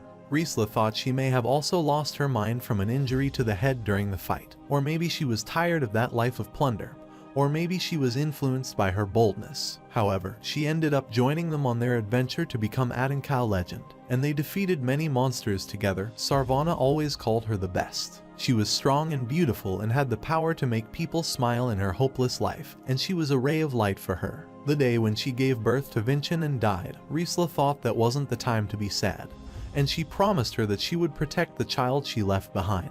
She wanted to protect the child from the rough life of being a child of Adinka's direct lineage until he became a respectable martial artist. But she couldn't make her promise when Vincent's siblings bullied him, and his sister called him useless and asked him to speak to her formally. Riesla watched all this from behind, and she contemplated countless times for 14 years. Finally, she starts to see hope, and she wants him not to give up since he cannot stop there. After that, the Crimson Demon is about to land his final attack on him, and Devan thinks this is the time to execute his plan. Suddenly, Ravan approaches there and passes by Riesla speedily, and dodges the attack landed by the Crimson Demon. Riesla is shocked to see him there and wonders how he plans to help the young lord against the Crimson Demon. Devan exclaims he is counting on him, while Ravan asks him to stop this before he falls, and he sits down on the ground to mediate. Raelsa is shocked to see his behavior and thinks he is out of his mind that he is mediating in this situation.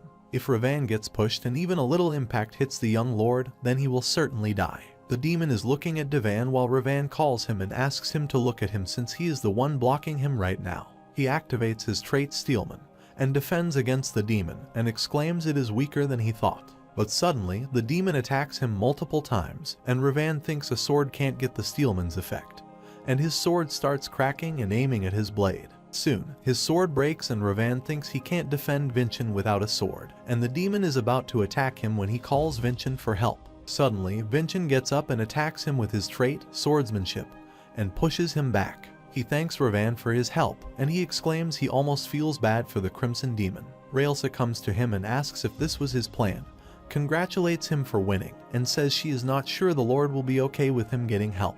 Devan smiles and exclaims she is so impetuous because she created this mana barrier in such a way that only one monster could enter at a time. Since the first one died, the other one will be coming in after them, and the subjugation she just saw was for Ravan to prove his resolution. He chews the Miracle Stone, saying he will now prove himself and thinks even with body strengthening, he can only use skill swordsmanship twice. The reason he has to meditate is because he can't assess the Miracle Stone's performance. It is said that the core of the Crimson Demon opens up when it is regenerating from damage. With an opponent who has that many openings, he can find a sword path that is much easier. He swings his sword and cuts the core in just one attack while Riesla is still in a state of shock to see all this. She thinks it turns out now she has nothing to worry about and exclaims Vincent was so amazing. After that, Vincent comes to him and asks what the swordsmanship is, since his body is in a terrible state after using it a few times. Devan used trait, meditation, and Miracle Stone all together. Without even one of these, it wouldn't have been possible. Vincent asks him to lie down, and Riesla will take care of him. But Devan says it's like the assembly of true swords, and the real winner is the one who stands until the end. He gets up, saying he will never fall when suddenly a summoning circle appears there. Riesla is shocked because there is no record of something like this in the Rite of Passage, and a big monster named Relic Guardian appears there. The fact that a guardian this big hasn't been discovered until now means, and it's highly likely, that it was created along with the temple. She states that she is the servant of the present Adanka, Riesla Baladian, and asks him to reveal his mission to the Adanka direct lineage and show respect. But the relic is not functioning correctly because of his old age, and Riesla orders Ravan to take Vincent and back away. Ravan takes him with him, and Raelsa uses Baladian swordsmanship, 7th chapter, and defeats the relic in just one blow. They are shocked to see the level of a 7-star, but Vincent says it is not over yet. He slashes the sword in the sky, and Raelsa wonders why he did this, but soon she realizes that it is a gesture to tell her something. He tries to inform her about a guardian who is flying near them, and she finds out that the young lords are in danger. She uses the Milky Way Wanderer's Blessing trait and flies through the air to attack the guardian. She cuts it into 2 parts, and they both shockingly fall to the ground. She wonders how she missed the presence of the guardian's true form, and it's probably because of how old the structure is. Moreover, how Vincent found it and warned her while he showed her the thing the guardian was protecting. They find a dragon skeleton bone in the box, and it seems like this is a relic left by the first patriarch Arslan. Vincent tells him that a dragon's bone is a super rare magic ingredient, and a priceless treasure, and Devan thinks it seems this is why Arslan made the Rite of Passage. Riesla bows before him and asks him to offer the bone, saying out of all the Adankas who have come there, he is the one to find it. Devan exclaims this king of spoil would be bestowed to the daily through the church, and she would be in trouble if someone found out, but she replies that's a matter for her to deal with. He then gets up, cuts the bone with his sword, and says he will now be an accomplice. He thanks Riesla, saying he wouldn't have been able to obtain this without her, and gives her the half portion. Later, when the patriarch is standing in the graveyard of swords, Riesla comes to him and informs him that she has come back from young Lord Vincent's completed Rite of Passage. He asks her to report this to church, but she exclaims what he saw was greater than that, so she has come there. First, she tells him about Ravan Adanka, that the young lord has influenced him and even risked his life to withstand the Crimson Demona attack, and beyond that, the young lord has succeeded in the subjugation. The Patriarch says this was too much for him alone. That's why Yus used tricks, but he gets shocked when she tells him that he has defeated another Crimson Demon after that. Moreover, he discovers a dragon's bone left by the first Patriarch Arslan and shows him that half portion Vincent shared with her. The Patriarch asks if he has done with his own, and she replies that the young lord severed it himself with his sword. He orders her to break the bone immediately, and she breaks the sword, apologizing to Adanka's ancestors, using the Northern Wind trait. But the bone doesn't break at all, and the patriarch states that she would have to be a top-class blacksmith to break a dragon's bone. But Vincent was able to do this means he has special power, and he orders Riesla to take special care of him. On the other side, Wilson goes to Vincent's room crying, but Sari asks him to leave, saying the young lord needs to rest after the subjugation. Wilson again asks him if he really has to go to the Crimson Fortress, and Sari replies he has to go since he can't let him alone. But he is scared because the Crimson Fortress is full of scary monsters and even scarier martial artists. And Sari makes his fun of saying how a backstreet gangster can be scared of monsters. Devan observes them and asks Vincent if he hasn't caught on yet the mana flowing from Sari's body. But he replies he can't feel it even though he has lived with Sari much longer than him, while Devan thinks he saw a similar flow 500 years ago. He calls Sari and asks about his last name, and she tells him that she is from the reunited Hisley family. Devan now confirms that she has a magic body, while Vincent says this is his first time hearing about this. It is revealed that the Hisley family studied mana and the body, also they were the ones who found out about the heavenly exoskeleton. The Hisleys have a skill called Magic Body, similar to Heavenly Exoskeleton, and it allows infusing one's body with mana. He tells Vincent that if the Magic Body skill remains, it can prevent the Heavenly Exoskeleton from dying out, and he asks Sari if she knows anything about the Hisley family, whether there is an elder. Sari tells him that her grandmother has passed away, and she was the only one when Hisley knew. Vincent asks him why a family with magic skills gets ruined, and Devan thinks it could be the doing of the Samian family. It would make sense if they tried to hide the existence of the heavenly exoskeleton since they have to shut the mouths of its discovered, the Hisley family. Sari remembers there was one other person, but she passed away already and reveals that the young lord's mother, Lady Sarvana, was also a Hisley. Vincent never heard about this, and she says this is probably because it is forbidden to mention Lady Sarvana since the lord always looked sad when he heard her name. Lady Sarvana hired people without discrimination, even from ruined families, and they are here because of Lady Sarvana. Moreover, the Grand Chamberlain was at rock bottom until Lady Sarvana personally brought her into the Adanka household. Devan now gets that Riesla looks after him because of his mother. At the same time, Raisels knocks at his door and enters the room, and informs him that Lord Ravan is leaving. He comes outside and asks him why he is leaving, and he states they got the Crimson Demon, and he can't stay here forever. Vincent asks him to do a favor for him and asks him to look into the Hisley family's history from 100 years ago, and says it seems to have been manipulated by someone.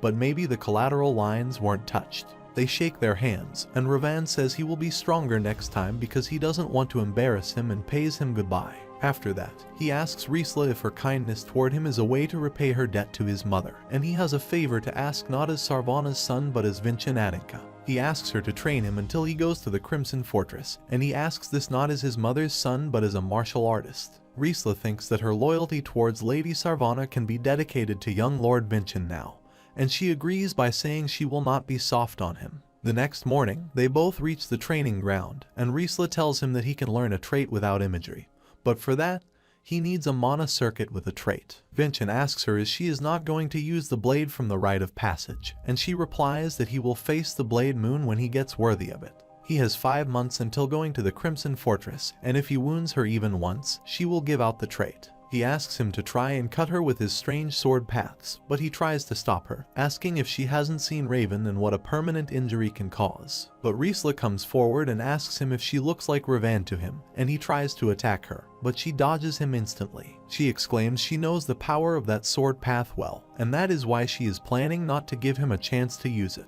Devan observes that fighting her can be extremely dangerous, and she says he is a friend of Priest Dullen so they will get his help in case of any injury. 1 week later, they are still practicing, and Railsa tells him that his preparation is too slow, but he tries to use 2 swordsmanship attacks but collapses. Riesla says using this would be overdoing himself, so they will stop there, while this was also rough for him. She exclaims he is getting a lot better and she will call Sari and Wilson for his help, and she observes her sword is about to break again.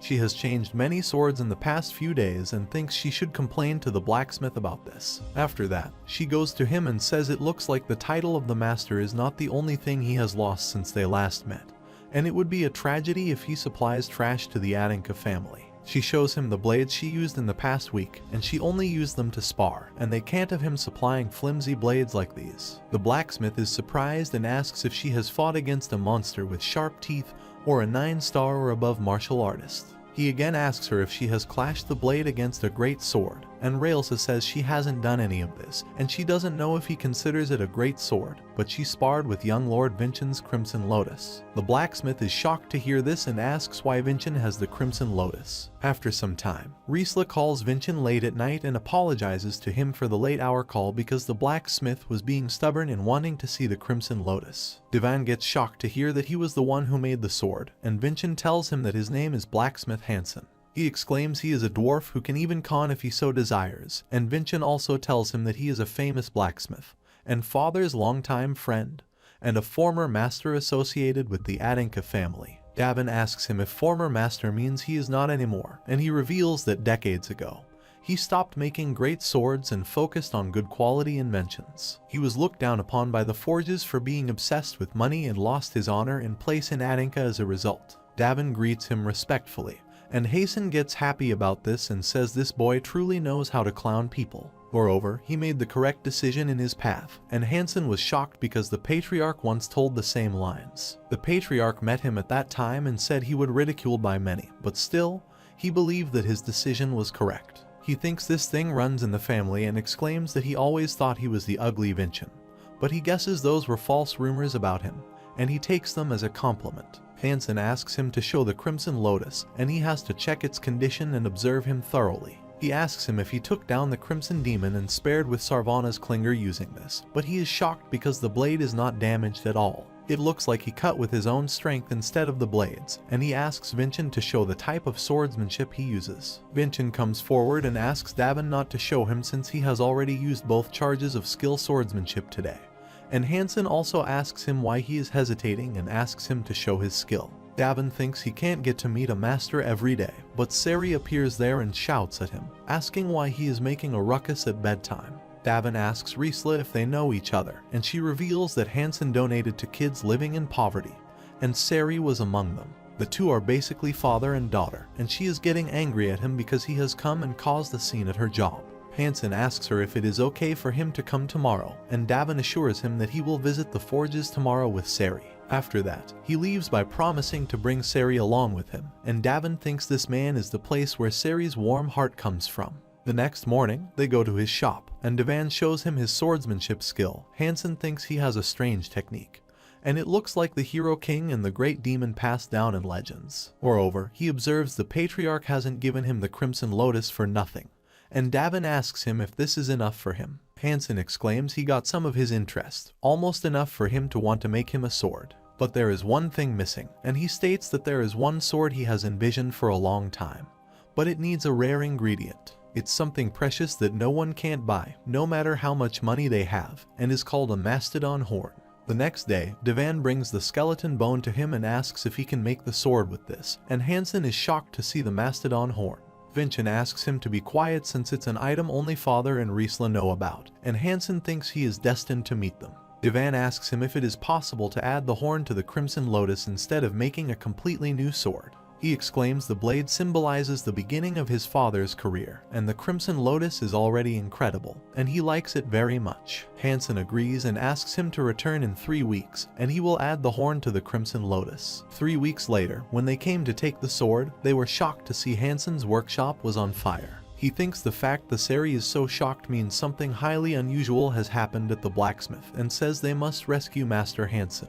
Vincent forbids him not to jump into the fire because his precious body will get hurt. He thinks his blade's attack will slice through anything, and he will slice through the door and fire and get inside quickly. Soon, he jumps into the workshop, and Vincent shows him the way to Hansen, who is unconscious. Devan goes to him and asks him to get a hold of himself, but Vincent says they are too late, and he is entirely unconscious. Suddenly, they observe mana flooding out of a sword, and Devan observes that it is Crimson Lotus. Devan thinks the dragon skeleton was probably much stronger than Hansen expected, but Hansen should be their first priority to take him out. He gives him support and gets out of the workshop, but he is shocked to see exit has been blocked. If they don't do anything, they will be engulfed by the flames, and Vincent asks him if he knows any defensive technique. Vincent knows it's the dragon skeleton, but it won't be able to maintain these flames forever, and Devan says he knows a blade technique solely intended for defense. He recalls that he is Vincent Adanka as well as Davin Samian, and uses the skill of Samian swordsmanship chapter 1. The soft blade breaks the steel, and his mana quality depends on his will and strikes the flow of the flames approaching him. Vincent is shocked to see his Samian swordsmanship and wonders who this old man really is, and soon the fire goes on, and they survive. After some time, Hansen gets into consciousness, and he first asks him how he can use the Samian swordsmanship. But Devan changed the topic and asked him to take a rest, and he was not using Samian swordsmanship, and Hansen thinks he must be dreaming since this is impossible. However, the sword is complete, and Hansen tells him that he has never hammered a dragon skeleton before. That's why he didn't know that the mana would flood out of nowhere and spit out flames. Devan grabs the sword, and it's as if the blade is resonating with him, and he thanks Hansen for his incredible doing. Vincent thinks something must be off because if this was all assigned by Patriarch Arslan, he should have known that the dragon skeleton would behave like this, and if he were Arslan, he would have left a warning with it. He asks Hansen if he can forge a sword, and he is surprised that he demands a new sword already and asks him if he doesn't like this sword. Devan exclaims he has done one already, so he is confident that the next one will be even better. He replies it will take some time, and he must clean up this whole mess. Moreover, he is entirely out of dragon skeletons, and he will not be alive the next time he sees that many dragon skeletons. The next morning, Riesla comes with the remaining part of the skeleton and asks him to make a sword for Vincent, and he is really shocked to see another one. She also asks him to be quiet since the family head knows about this item. He appreciates her loyalty to Sarvana that she is ready to offer a dragon skeleton, and she says this is solely for the young master. He is not sure how long it will take, but he will forge the most perfect dragon skeleton sword. On her way back, Riesla thinks she has given up halfway, but she is really impressed to see how mature Vincent has become. Meanwhile, Vincent comes to her and apologizes to her for taking back the skeleton bone, and she says she already received complete payment for the dragon skeleton 14 years ago. He was born and is now proving his excellence as a martial artist, and there is no greater reward than this for her. Devan takes out his sword and says he will defeat her today since he thought this on the day he defeated Crimson Demon. Riesla exclaims she told him time and time again that she wouldn't go easy on him. After some time, Devan is losing to her, and she attacks him again and again and asks how he is going to defeat her when he is still not anywhere close to winning. She attacks him, but he dodges her with his sword, and she is shocked at how he blocks it when she uses the mana equivalent of 4 stars. Meanwhile, Devan thinks both of his sword and the young master's sword are undamaged, but usually, using this much mana would break the blade. It's completely different from the flow and force he has been using so far, and she wonders what power the Crimson Lotus possesses now. This sword will not break, thanks to the Dwarf King's trait, the Crimson Lotus absorbs all shock. And this is the new trait of this sword to absorb the traits of its users. Riesla also exclaims that the Crimson Lotus has been strengthened, so she will try to be more enough in her next attack. Suddenly, she disappears in front of him and appears from behind. Her speed is so fast that Devan is unable to catch her. He then closes his eyes and tries to sense the mana she has been using to mobilize. After a while, when she comes to attack him, Vincent grabs his sword in his hand, and she is shocked at how he can drip it with his bare hands and is able to detect his movement within a month. After that, he used the technique of double sword strike, chapter 1, and attacked her with his full might. Riesla thinks he used all of his strikes, but this is unexpected that she lost her sword. Devan throws her sword towards him and says he doesn't want to win through a cheap victory from someone who has lost their sword. Riesla says it was quite an act of arrogance because not all martial artists and monsters will go easy on him as she has. Opponents who are stronger than him will completely disregard his condition and bear no sympathy toward him, and she uses another trait to attack him. She instructs him to counter this and jumps upon him to attack, but Riesla feels dizzy and is about to fall when Vincent supports her. He exclaims that he has wounded her, and there are about 4 months left before going into the Crimson Fortress, and he could slice through the mana around her. Riesla is shocked to see that he sliced through the mana to block her trait and exclaims he always surpasses her expectations. Devan asks her if he can receive what he was promised, and she will tell him about her blessing, the flow of mana from the galaxy wandered. 2 days later, Devan is able to learn her trait and says when he lets the mana flow through that path, it will start to manifest. Meanwhile, Vincent hopes that it won't pierce through the roof with that size of mana, and after a while, he can see a soul near him. On the other side, at the Crimson Fortress, Vargan, the Dean, asks the headmaster, Herka Quebel, why she hasn't touched any of the documents or if she has spaced out again. She doesn't want to do this because she is a martial artist, and it is a waste of talent for him to hold a pen like this. Vargan asks her to stop the nonsense and check the next set of entrants coming in, and she is surprised to see the name Vincent Adanka and asks him if he is from the main family. She exclaims someone bothersome is coming in again and calls him the loser's seventh son, Vincent. And Vargan thinks if he is a loser like the rumors say he is, and will be soiling the Crimson Fortress's name. Before he can enroll, they must nip the bud before it sprouts. On the other step, the wanderer who appears near Vincent gives her blessing to Devan, and they cannot see anything. It is said that the Galactic Wanderer's blessing trade only consists of one step, and it feels so much cold. After some time, she has gone, and Riesla says he will not leave a trace, even upon the frosty snow called Frost Walk. Later, Vincent informs him that the Crimson Fortress is more of a fortress than a training academy, and is located in the mountains on the border of Samian. In the past, when followers of the Archdemon invaded Samian, Arslan, as well as other Herpes of this era, fended them off. That's when they look at the role of leading the training academy, and Devan is sure that they will find the will of Arslan there. Vincent says there is a legend of another treasure called the Heavenly Fruit. It is said to be more powerful than any medicine in the world, and there are rumors that it could revive the dead. There's the Heavenly Fruit tree, which bears fruit, and there is even nonsense going around about the Crimson Fortress being a pot to hold the Heavenly Fruit tree. He wouldn't have believed any legends like this in the past, and they wonder if their next objective will be the Heavenly Fruit. Once they enroll, they will only have 9 years left, and Devan says they have been overdoing themselves so that it can be even less. Vincent says they will discover the secrets of the Heavenly Fruit and get it in their hands. According to Devan's information, they have to fend for themselves without the financial support of their family at the Crimson Fortress. Vincent thinks it's to prevent any unlawfulness with money since other families and their collateral descendants will be gathering as well. Devan asks him where they will get the money, and Vincent reveals that he has invested in a place called the Sixth Magic Tower. If the Adanka and Samian families are renowned for their swordsmanship, then the Sixth Magic Tower is renowned for its elite magic courses, and he can sponsor the mage's research and get his contribution back in money. He tells Devan that the mage he has invested in is Varnelli, and she has just become the co-owner of the tower. The only problem is that their investment will turn into a piece of trash when the co-owner dies. On the other side, Varnelli refuses to work with someone, and he kills her on the spot. The next morning, they see her death news in the newspaper, and Vincent is shocked because his investment has been ruined. He is crying over his money, while Devan says they should be paying his respects to the dead first. But he is not in a place to pay his respects, and they are going to be starving in the fortress. Devan also reads about her will, which states she will leave all her possessions and research to her only younger sibling, Vargan Pagoda. On the other side, he is thinking about Varnelli that they were both born in the Pagoda family, but he never even reached the tip of her genius potential. Meanwhile, Devan says they should look into this Vargan person first. The remaining time is 4 months. They must gather as much information and strengthen themselves as much as possible until then. 4 months later, on the mountains of the Crimson Fortress, they are on their way toward it, and Raelsa tells him that he must walk from there due to security reasons. She asks him to follow a path, and then the headmaster of the Crimson Fortress will come out to guide him. Devan pays his gratitude to her and thanks her for everything, and he is sure that his mother would think the same.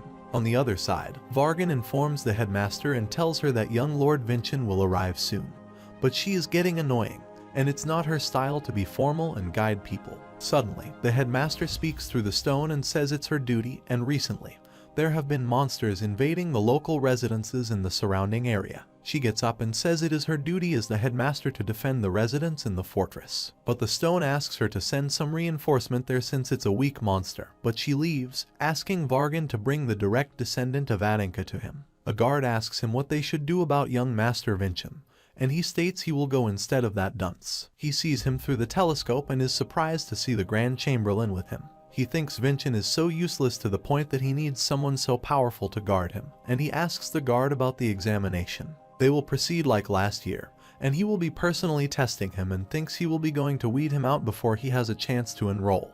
The first exam, subjugation of the illusory monster, will now begin. At the same time, they are walking through the snow mountains, and Wilson shows them the building of the Crimson Fortress. Suddenly, they hear a voice approaching them, and Devan thinks the examination has already started.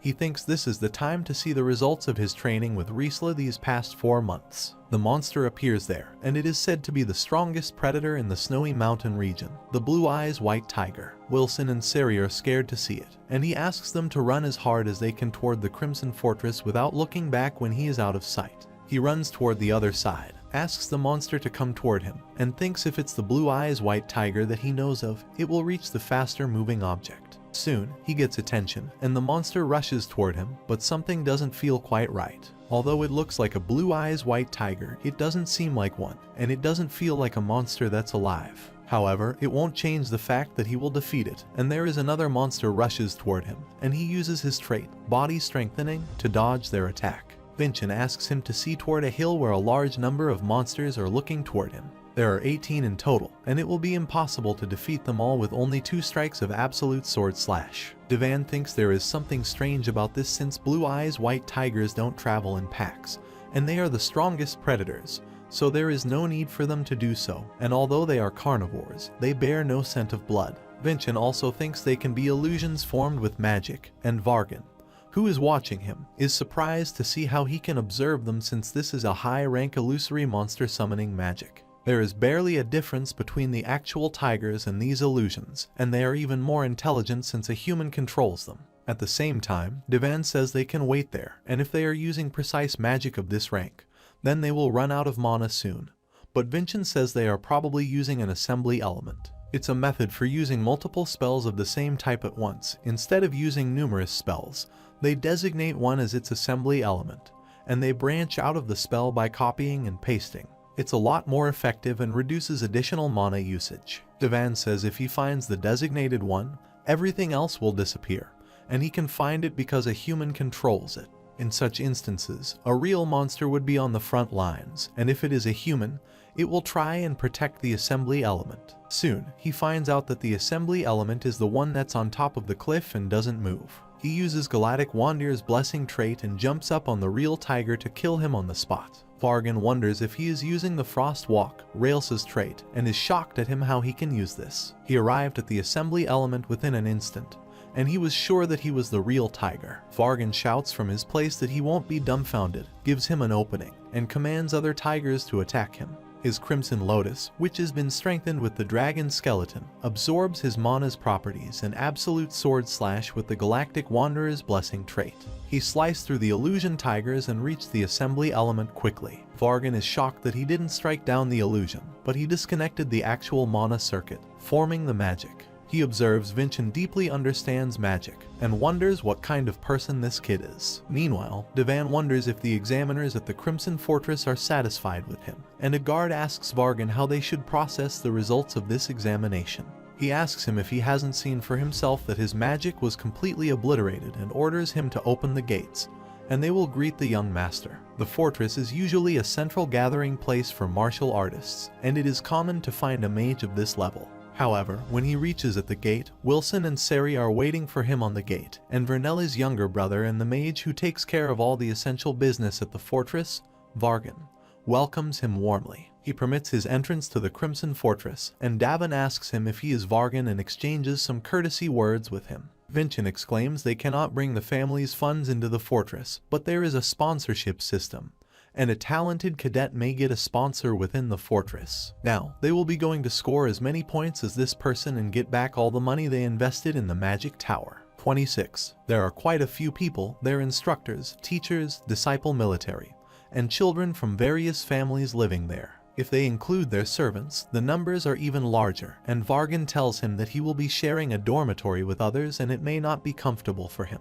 When he begins living there, he will become a cadet in the fortress and lose any other status he has. Vincent thinks he will only be treated like a young master for this carriage ride, and Sari is also excited to see the students wearing uniforms. She exclaims he will also wear that uniform and will look so cool, and Vargan informs him that his uniform will be given to him tomorrow. Vincent asks him which rank he is in currently, and he reveals that all cadets start out at rank 9 and take the advancement examinations semi-annually. The ranks are from 9 to 1, but if he manages to pass the advancement examination after rank 1, he will be considered a breakthrough martial artist and graduate from the fortress with the acknowledgement that he has become a true martial artist. Vincent thinks it will take 4.5 years at the shortest to graduate, and he must find the heavenly fruit before that to prevent dying.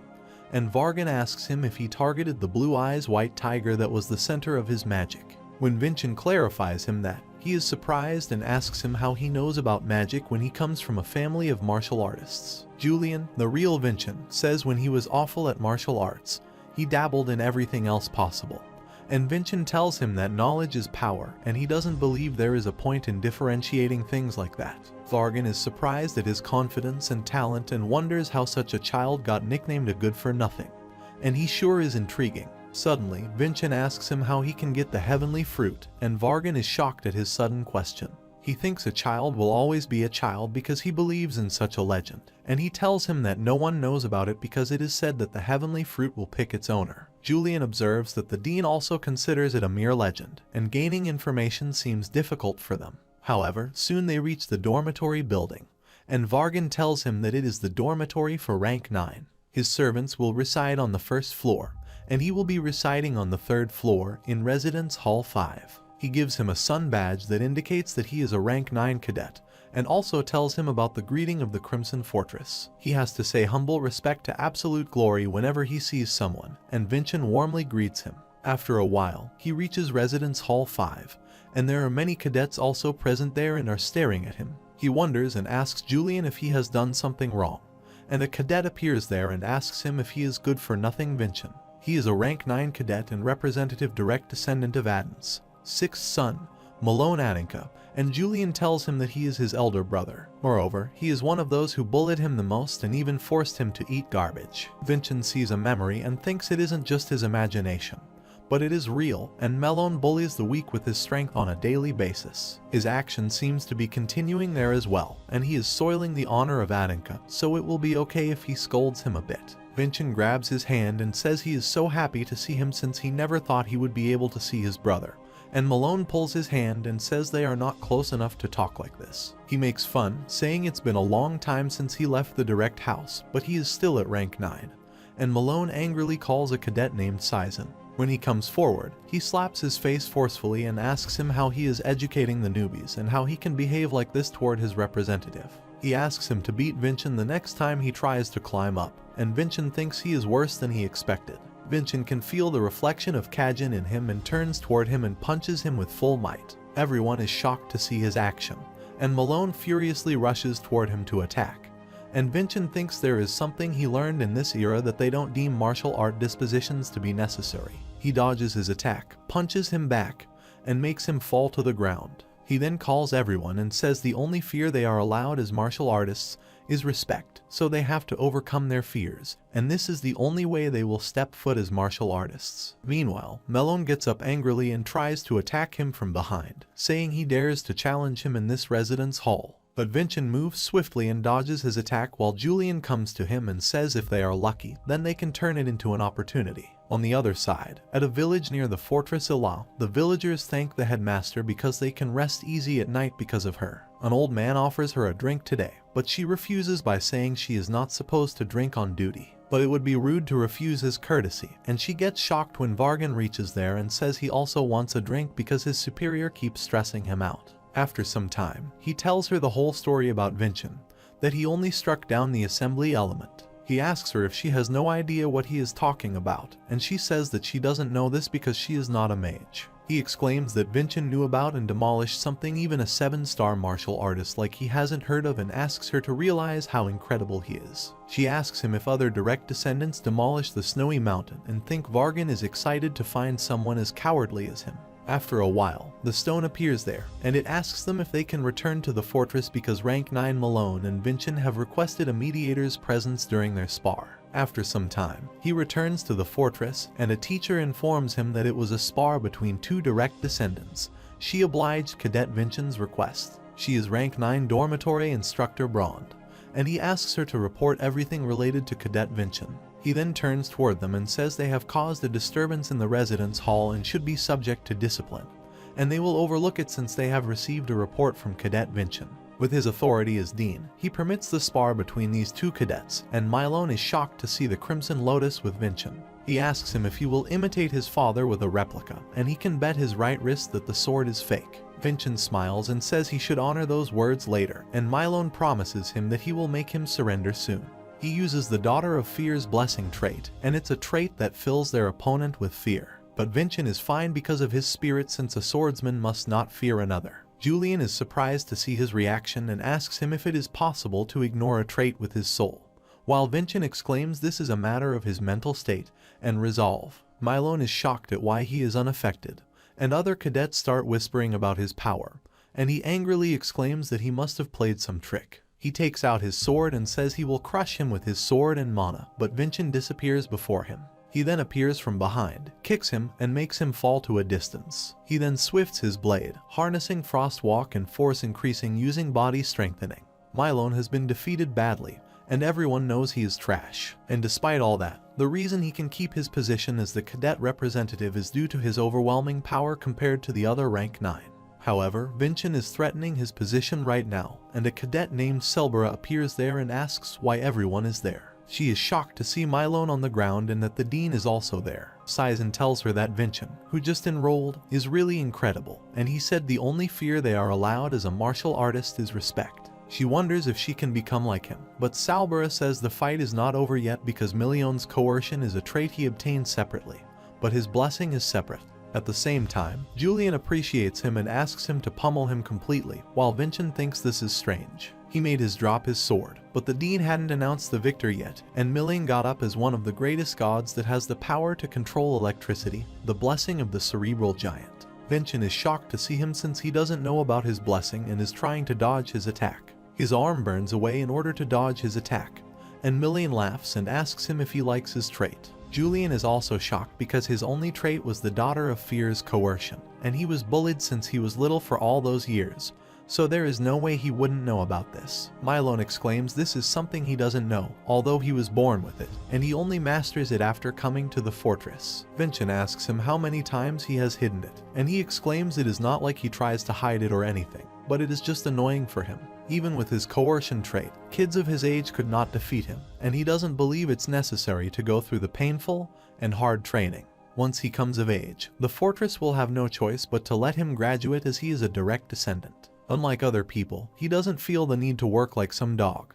but Vincent shouts at him and asks him to stop saying stupid things. He exclaims that his precious powers of his something one world their entire life towards and never achieves, and not only, he disregards the responsibility that comes with that power, but he is also disregarding others' efforts and trampling on them. He asks him if he knows everything about the reputation of the name of Adanka family, but Milone makes fun and says he is chatty when his right arm is completely charred, and he should be saying all of this crap if he beats him. He then attacks Vincent and rushes toward him, and asks him to remember that he has bet his wrist that the Crimson Lotus is fake, and he will take his right wrist just as he has said.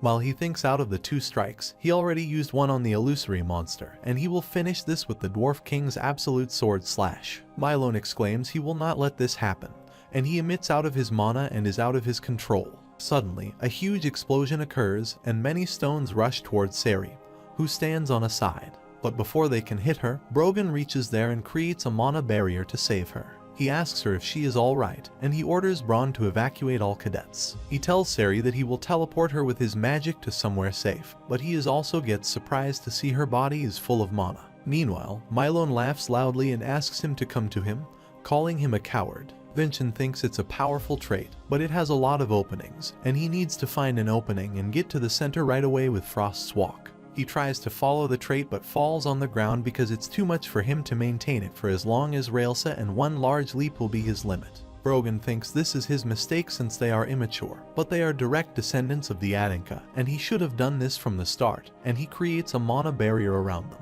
Vincent thinks there is much less space for him to escape his attacks, and Milone exclaims the dead is also on his side. Vincent thinks it's difficult to use absolute sword slash right now, and he has already burst through his body strengthening, and he is already at his limit with Frost's Walk. Suddenly, Julian appears there and says they can slash something else with an absolute sword slash, and Milone rushes toward him to attack. However, Vincent trusts Julian's strategy and jumps simultaneously when Milone lands an attack on him. With that leap, his Frost Walk has been completely spent, and Milone gathers some energy saying he will dig his grave there, which is perfectly suitable for a pest like him. Meanwhile, Vincent thinks he fell for his prey and cuts through the barrier. Suddenly, a huge amount of mana gathers and falls upon him, seriously injuring him. Vincent stands on his chest and says the vow of a martial artist is heavier than anything else, and with the sword bestowed on him by their father, he will defend his honor. Moreover, a little brother cannot turn his older brother into a liar, so he swings his sword in the air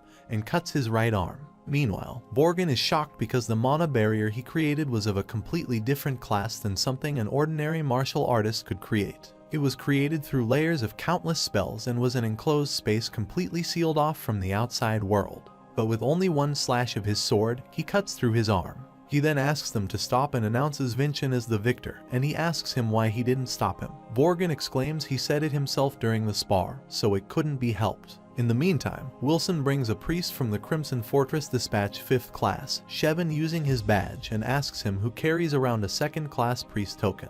He is then shocked to see Malone on the ground and asks Vincent if he has defeated him. But before that, he has to answer about how he is in possession of something as precious as this. Vincent says he heard it was a token that allowed him to receive the same treatment as its original owner. And Shevin realizes that a lowly 5th class priest like himself cannot be asking such questions. He then asks him to treat Malone's wound, and he shouts from his place that it was all his plan, including treating his wound as well. Vincent laughs and says he bet his right hand in an official spar, so he fixed that hand of his, and it will be enough to destroy his honor. Malone is furious because he wants him to choose between his honor and his right hand, while Julian is very happy to see all this. Soon, the instructor and other cadets appear there, and they are also shocked to see that Vincent has won. Vincent asks him to make his choice and says if there's a godly miracle, they will not be able to reattach an arm once it's dried up. Soon, he puts his honor aside and asks him to fix his arm, and Julian asks Vincent to ask him to say it loud enough so that other cadets can hear him. Malone shouts and asks him not to pretend he doesn't hear him and to fix his arm since he has no honor. Vincent requests the priest to treat his brother, and he asks him not to overdo it and avoid any strenuous exercise since this treatment isn't all might. Caesar is also surprised to see him defeated, and she asks Vincent if she can become like him.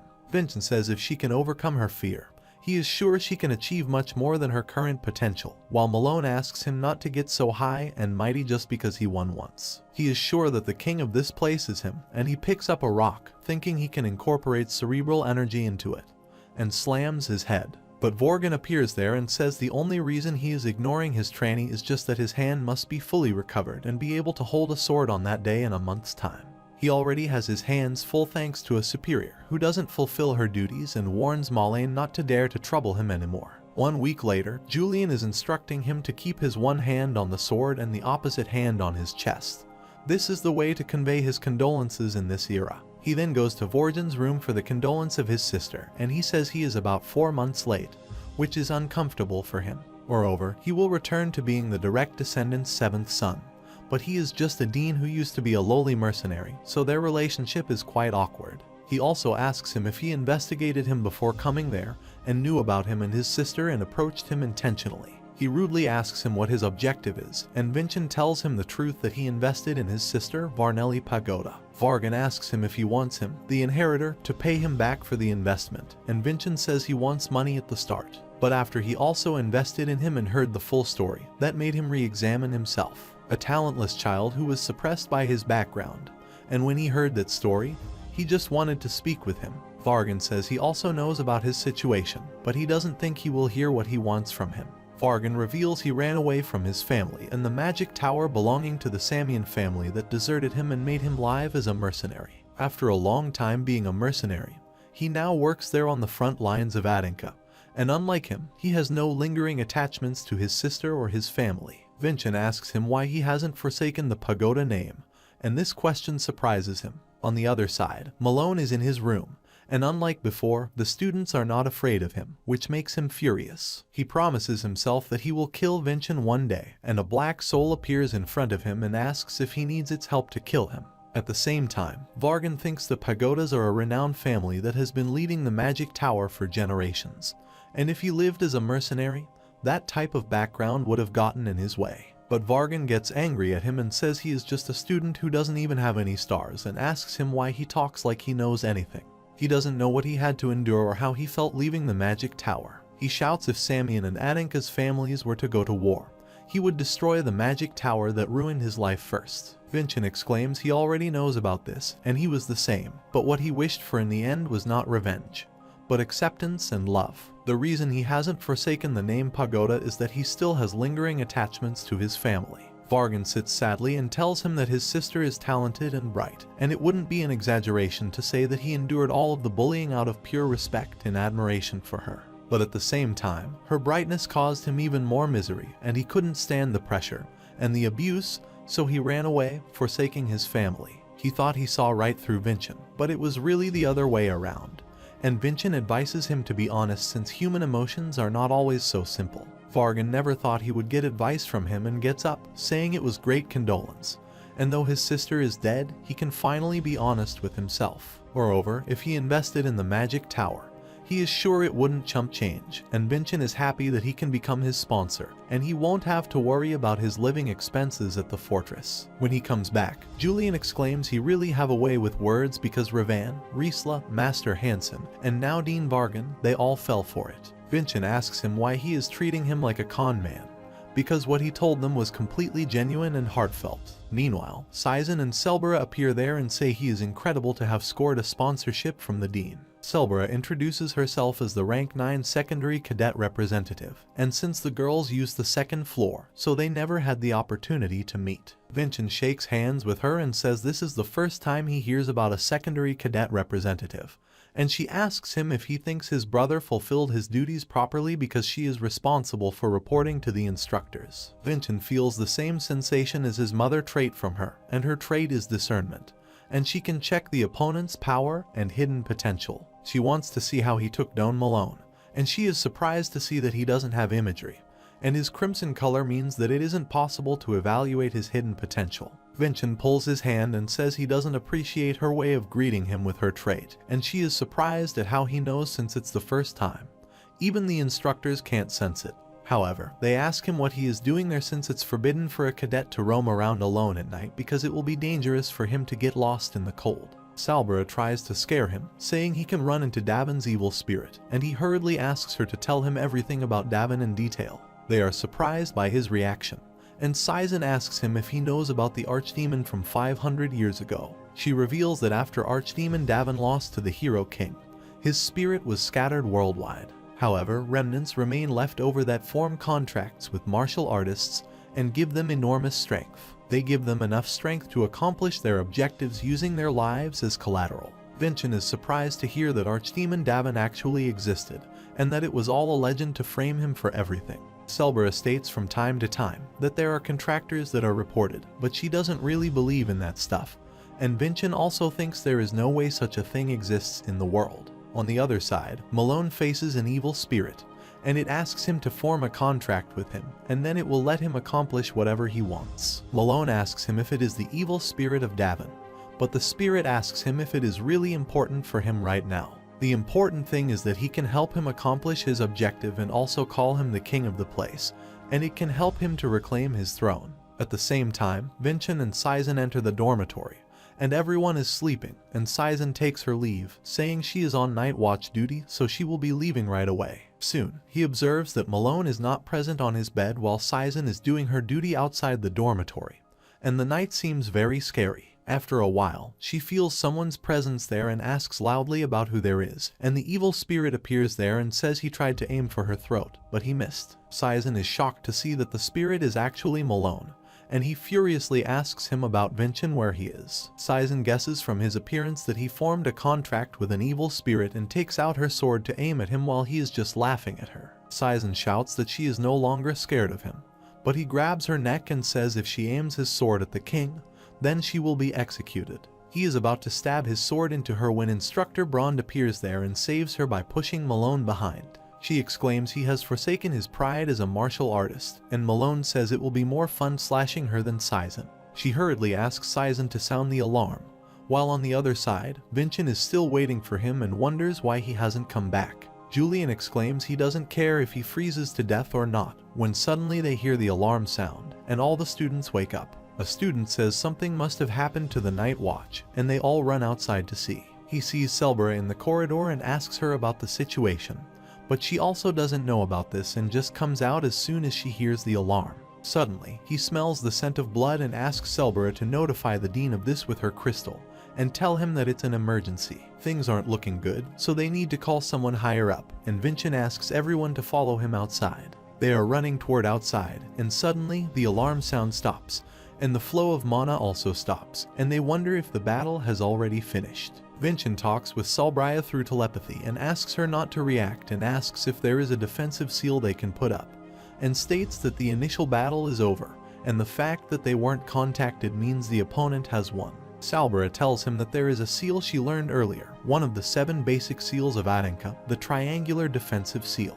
At the vertex of the triangle, there needs to be a 5-star martial artist or higher rank to center the seal, and if this condition is not met, the seal will lose its balance and collapse. She states that if they can find Instructor Brond, they can manifest it. In the meantime, they come outside the building and are shocked to see so much blood there, and Instructor Brond is on the ground in a severe condition. Meanwhile, Malone appears there and calls Vincent from behind while he asks him about who he is. Malone shows his face and says everyone who opposed him has gathered there, and now he will kill each of them. Vincent asks him what he has done, and Salbria tells him that it's the same characteristic as those martial artists possessed by Davin's evil spirit. Vincent is shocked and thinks this can't be possible because he is right there and wonders if he is fighting against himself. Malone laughs and says he will show him who is the real king and uses his trait, which is more stronger than before. Vincent calls everyone and asks them not to be shaken because they are martial artists, so they should not fear and draw their swords. He is surprised that the 5-star martial artist Brond was easily defeated and wonders if he is going to be able to handle Malone at this stage. It will be too much by himself, and they need the reinforcements Salbria has requested.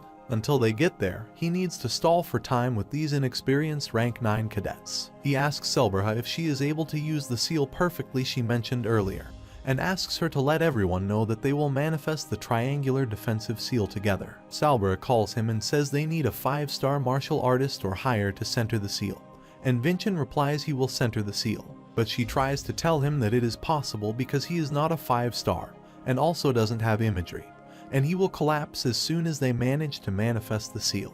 Vincent exclaims she is the cadet representative right now, so she has to make a decision that can save everyone. She agrees and asks everyone to form the triangular defensive seal and use Vincent as the center, and Malone exclaims he would rather kill himself than die at his hands. Vincent smiles and says if he is blocked by their seal even after forming a contract with an evil spirit, that would be absolutely humiliating for him. Suddenly, Julian appears there and tells him that won't work and asks him to run away by himself using the frost walk.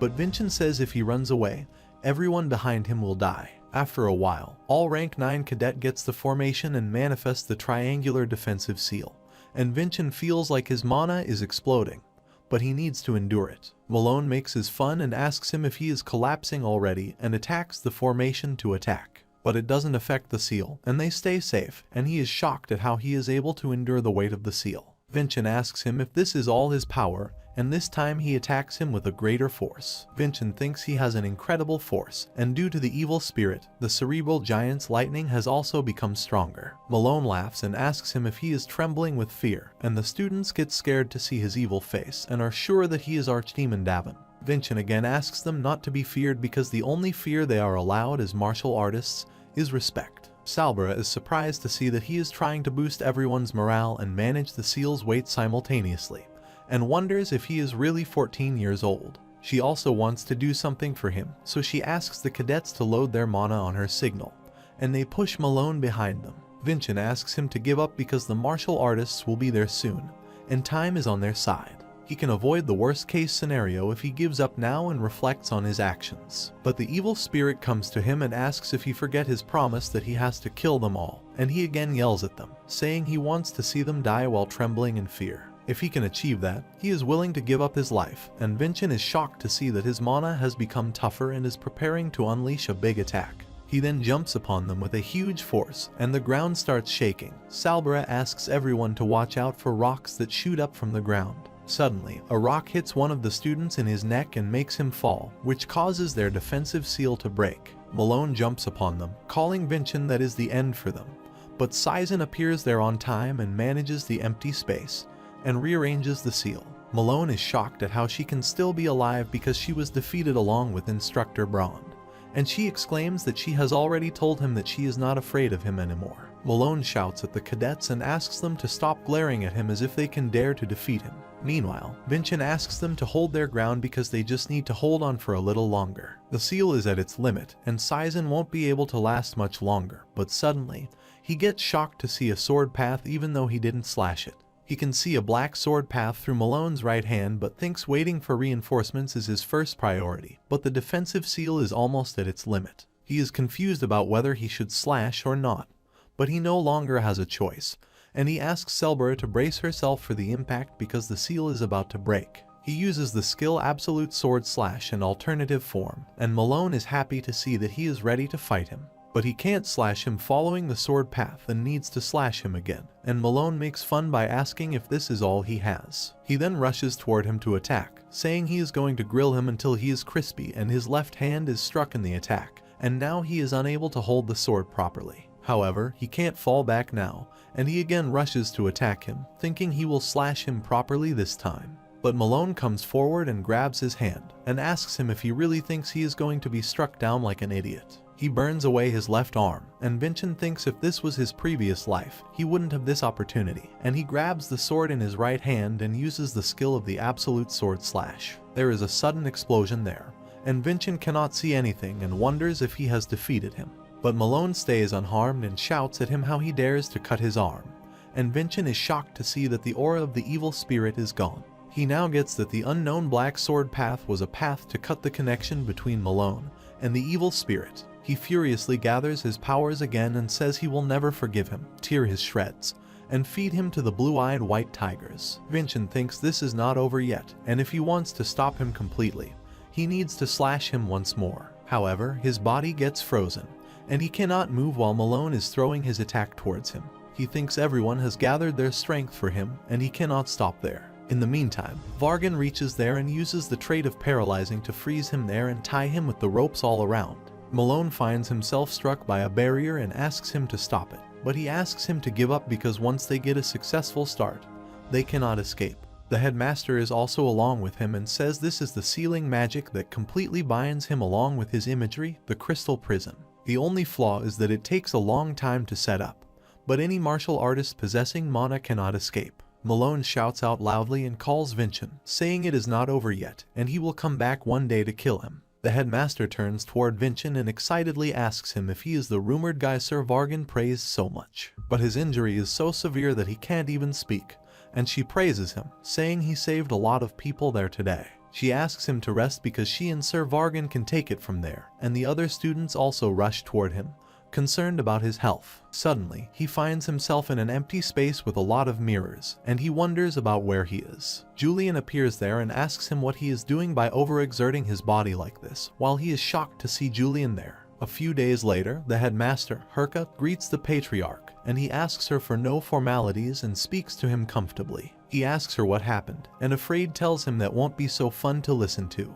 She reveals that there are 15 injured among the rank 9 cadets, although there are no deaths among them, but there is one death among the instructors. Moreover, Cadet Sizen managed to survive the enduring battle with Malone. The patriarch exclaims they will pay their utmost respects to the deceased instructor, Brond, and her family, and the same for all the injured. He asks her not to hesitate to sponsor them generously until they are fully recovered. Herka says it is her fault because if she had been able to handle it sooner, then this wouldn't have happened. And the patriarch states that there are always numerous variables associated with the contractors of evil spirits. Moreover, her decision to stop him in one shot after a lengthy preparation is not wrong. But he wonders how Malone is still alive after becoming a contractor. From what he understands, contractors are provided enormous strength in exchange for their lives. Once their power is depleted, they die. Herka states the dispatched mages from the fortress have analyzed it, but there was no particular reason.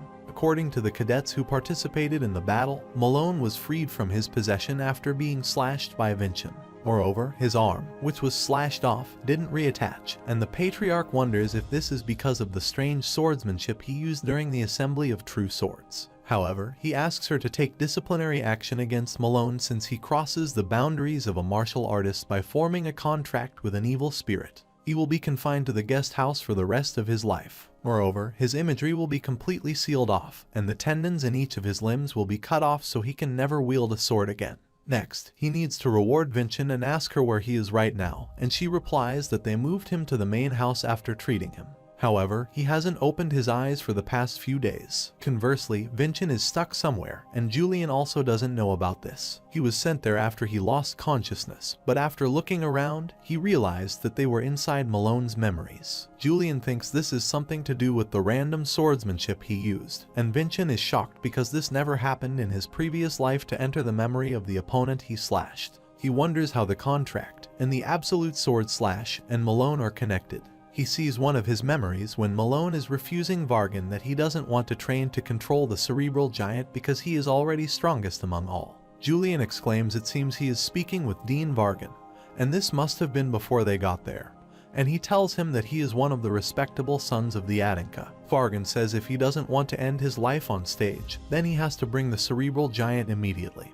And Vincent thinks this is the reason the Dean is letting Malone off the hook. They are shocked to see when Malone forms the flow of the cerebral giant, and soon everything turns dark around him, and Julian disappears. His mother appears in front of him and asks him to die, and everyone from his past life, Master Nedia, Falcon, and Arslan, appears in front of him. They are going to a side, and he tries to stop them, asking what happened after his death 500 years ago. Suddenly, someone stabs him from behind, and he is surprised to see Kajin there. Later, he is present in the Samian jail. His life inside this wall, and Arslan appears there saying he believes him that he didn't do anything wrong.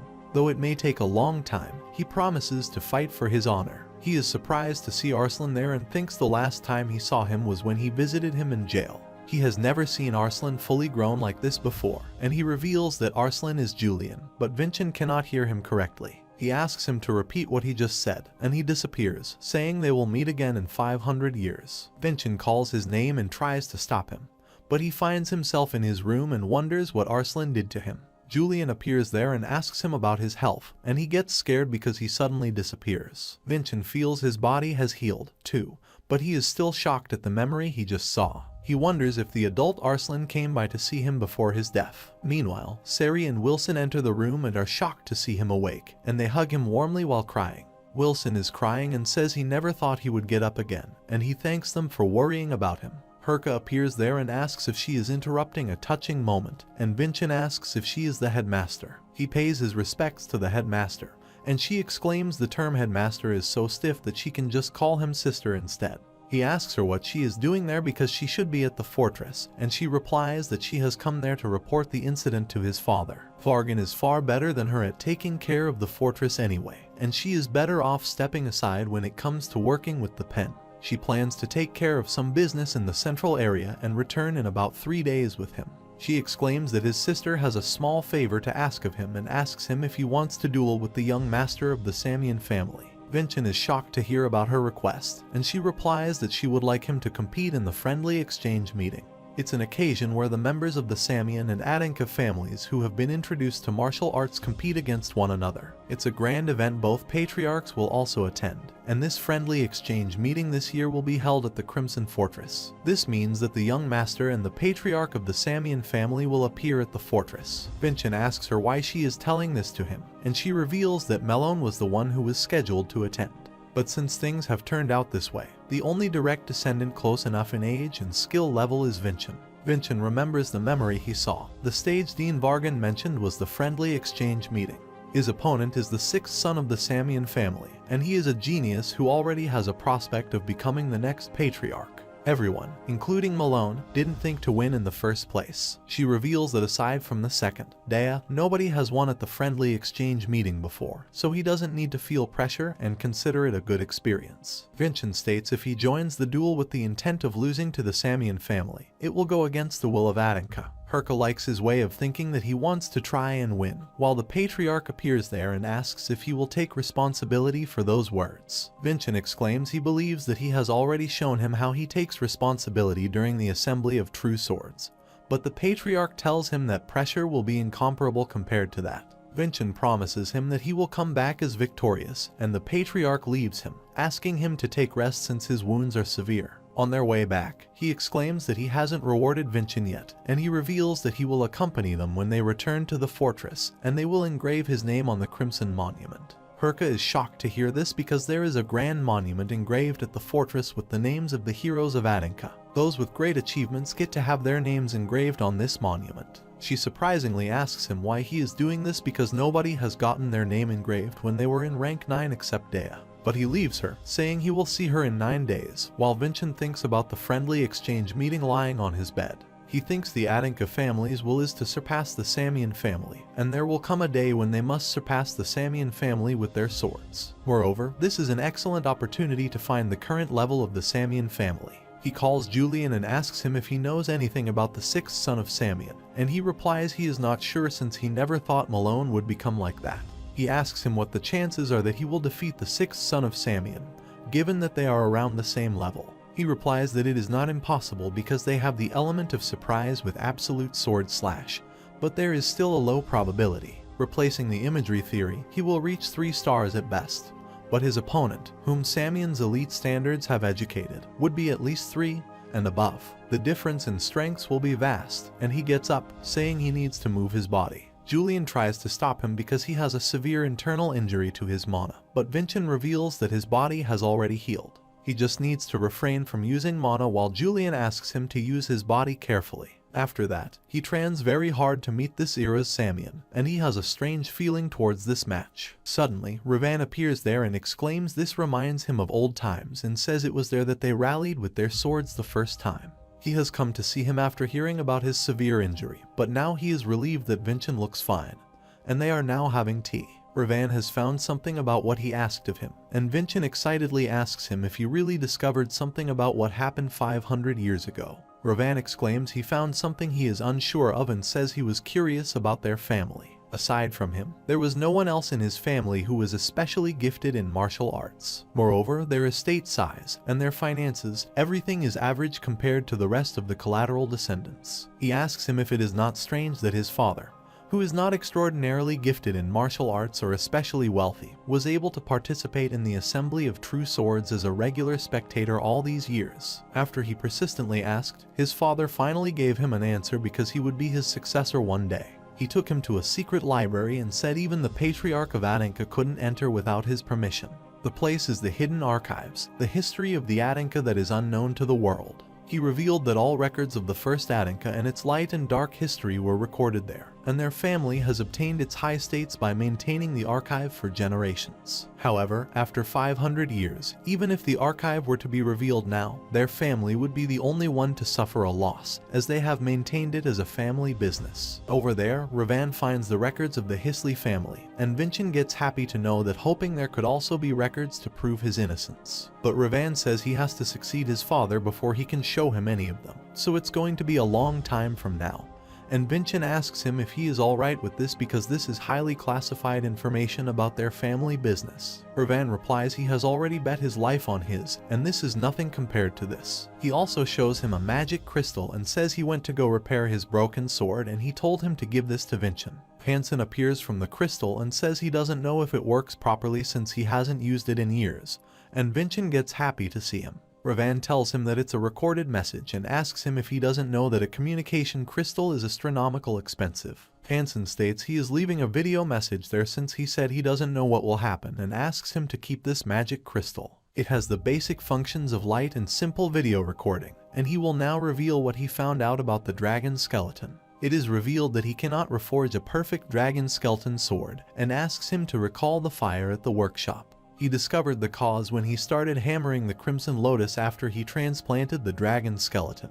A flame that could not be contained was sparked. The dragon skeleton absorbs the mana temperament of its user, and he has a blessing called the Unwavering Flame from a great god. The Crimson Lotus must have absorbed that power and caused an explosion. In the end, it's practically impossible to forge something of this nature safely and intricately. However, he doesn't believe he can forge a sword greater than the Crimson Lotus right now. He states that it is possible to create a hammer out of the dragon skeleton he gave him. After experimenting on a small piece of the dragon skeleton, he found out the power absorbed by the dragon skeleton doesn't affect other parts of it. But if this were to happen, they would not have anything remaining to use as material for his sword, and he is simply telling him this for his information. He then takes his leave, instructing him to take care of Sari. Vincent says he could obtain the perfect dragon skeleton sword if he had more of the dragon skeleton. Raven gets up and says he is returning to the workshop because he has left his sword there, and asks him to let him know if he has any message for Hansen. Vincent asks him to inform Hansen to forge a hammer out of the dragon skeleton, and he will try to obtain the additional dragon skeleton to forge the sword. Ravan shakes his hand and asks him not to come back unconscious on a stretcher again, and Vincent promises him to be careful next time. After that, Julian exclaims Hansen and Ravan gave them useless information. But Vincent says all possibilities are open, and all that's left is for them to become stronger and find a way. The start of all that will be winning against the sixth son of Samian, and asks Julian to think of any way to win. He exclaims this is impossible because they couldn't even defeat Malone, who wasn't possessed, and asks him how he can expect them to win against someone stronger. Vincent also remembers Malone's trait was so difficult to handle, and it was a wide attack range and a force powerful enough to pierce his body, strengthening. If they were to obtain the blessing of the cerebral giant, maybe they could win, and this is impossible because they have already seen the mana flow in Malone's memories. Vincent exclaims they can't trigger a trait just with a memory, but if it is a god's memory, then it may be possible to get the blessing. Julian reveals that he has memorized all the cerebral giant's mana flow, and Vincent excitedly asks him why he is standing there, and they should get the blessing as soon as possible. But Julian says they can't get any blessing with this weak body. Cerebral type mana is the most destructive out of all the elements, and the cerebral giant is the strongest out of all the gods. If they attempt it now, his body is going to be destroyed without any blessing, so until they get back to the fortress, they are going to recover as much of his mana as possible. He gives him a bundle of instructions and asks him not to try the strange methods from 500 years ago, and if he breaks any of these rules, he won't teach him the mana flow of the cerebral giant. 3 days later, they finally arrive at the Crimson Fortress, and Vincent asks Herka if they don't have to walk to the entrance due to security reasons. She reveals that it is all a lie to keep this fortress hidden, and it's only a measure of their welcome rituals. Vincent observes there are more carriages than theirs, and Herka reveals that he is getting the engraving ceremony. Soon, they reach the event where the ceremony was going to be held, and first of all, Rank 1 Cadet Representative Hannah Adanka lined up with 4 others. Similarly, Rank 2, 3, and 4 cadets gather in their line, and Rank 5 Cadet Representative Abel Adanka and 15 others line up. He is the direct descendant, 4th son, and Rank 8 Cadet Representative. The 5th son, Damien Adanka, gathers with his line cadets. Vincent thinks, aside from Malone, this is the first time he is seeing the other direct descendants, and they all are incredible, especially that child Hannah, who is the Rank 1 representative and is so sharp that it's giving him goosebumps. In the end, Rank 9 Cadet Representative Salbura lines up with the 19 cadets, and Vincent thinks everything is alright, but he wonders who will do the engraving, and soon everyone is shocked to see the Patriarch there. He calls Vincent Adanka and asks him to come forward, and he humbly pays his respects to him. The Patriarch asks for his sword and announces that he will engrave it with Vincent's sword, and as soon as he unleashes the sword, a huge wave of mana spreads there. Everyone is surprised to see the power of level of Khan's Adanka, and he engraved his name. He asks him not to forget that his name is Vincent Adanka, and he promises never to forget this. Later, students are discussing about the event in their dormitories, and they are happy to see Vincent in a healthy state. Meanwhile, Salbura appears there and asks if they have seen Vincent, and Sizen says he has gone to see her on the 2nd floor. She wanted to throw him a congratulatory party, but she couldn't find him anywhere. On the other side, Vincent is meditating in the training hall, and Julian is giving him the instructions. They need to sense 3 points, and starting from his chest, he needs to stiffen. Suddenly, he remembers about Gravery and gets happy that he received it when they all called him a good-for-nothing, and Father also acknowledged him as his son. But Vincent says they have much more to achieve, so they can't cry or laugh about these trivial matters. Moreover, they need the blessing of the cerebral giant if they want to meet this father's expectations, and Julian determines that he will work hard. He asks Vincent to focus on forming the perfect triangle, and a few days later, they finally succeed in calling the cerebral giant God. Julian is happy that they received another blessing, but he is shocked to see Vincent's condition. The mana is flowing through his body, and it looks like it will explode any time while Vincent is crying in pain. He tells Julian that the lightning energy is flooding out of his body, and the cerebral giant calls him a human who acquired divinity on his own. He exclaims that Vincent has summoned him by triggering the blessing, and he has granted him the blessing as he has wished. Julian shouts that there is no way a human would turn this way just from that, and they have completely restored the body before. The giant exclaims his physical body absorbed the mana as if it were a cotton ball and receives much more power than normal. Julian asks him what they should do because Vincent will die at this rate, and Giant asks him to stop the flow of mana. Then the lightning will stop. But if he stops it now, he will not bestow another blessing again. Someone can die or live and receive the blessing. He has to choose one of the two options, and Julian wonders what he should do now. The giant exclaims that they triggered the blessing and summoned him alone, so it doesn't make sense that he took more power than he should have. Moreover, Vincent isn't letting go of his mana flow because he knows that he will not receive the blessing if he stops now. He asks him to control the cerebral energy and hold it within his body, and he must do that first to receive his blessing completely. Meanwhile, Julian thinks he can't just sit by idly when his brother is holding on for his life. Though his divine energy may be weak, he can try to protect him, and he successfully enveloped his heart with his divine energy. But it soon gets destroyed because this is not at a level that he can handle, and the lightning energy is overflowing from the heart. He is trying to console him, saying he needs to stay a little longer, and if his heart explodes, it's over for the both of them. Soon, he disappears because he has used too much of his divine energy, but he doesn't want to die.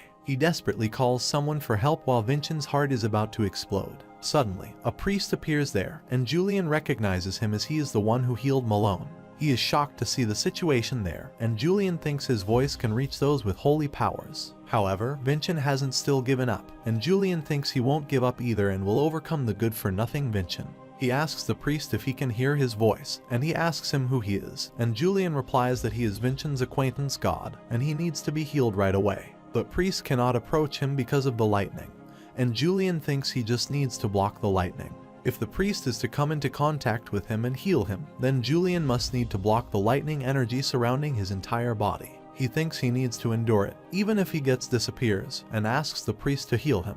He uses the Gala's light and tries to heal him. On the other side, Vargan calls Sari to his office and asks her if she is ready for something. She requests him to teach her sorcery, and he asks her if she can recall the spar between Vincent and Malone. When he saved her from the falling rocks, he sensed incredibly strong mana within her body. The mana she contains is outside their understanding of the current study of magic. He tells her that it won't be easy to learn magic and that he has never taught anyone kindly before. She replies that she still wants to learn this because the young master Vincent is growing and keeps going further down a path where she can't help him. All she can do is to take care of him when he comes back with injuries, but now she wants to help him, even a little bit. Vargan comments that Vincent has a good person as his servant, and she needs to receive Vincent's permission prior to training. Suddenly, they hear a loud sound, and Vargan shouts from his place, asking what has been happening there. They reach the training ground, where Vincent is in bad condition. Vargan calls the priest and asks him what the meaning of all this is, and he reveals that young Master Vincent seems to have received an opportunity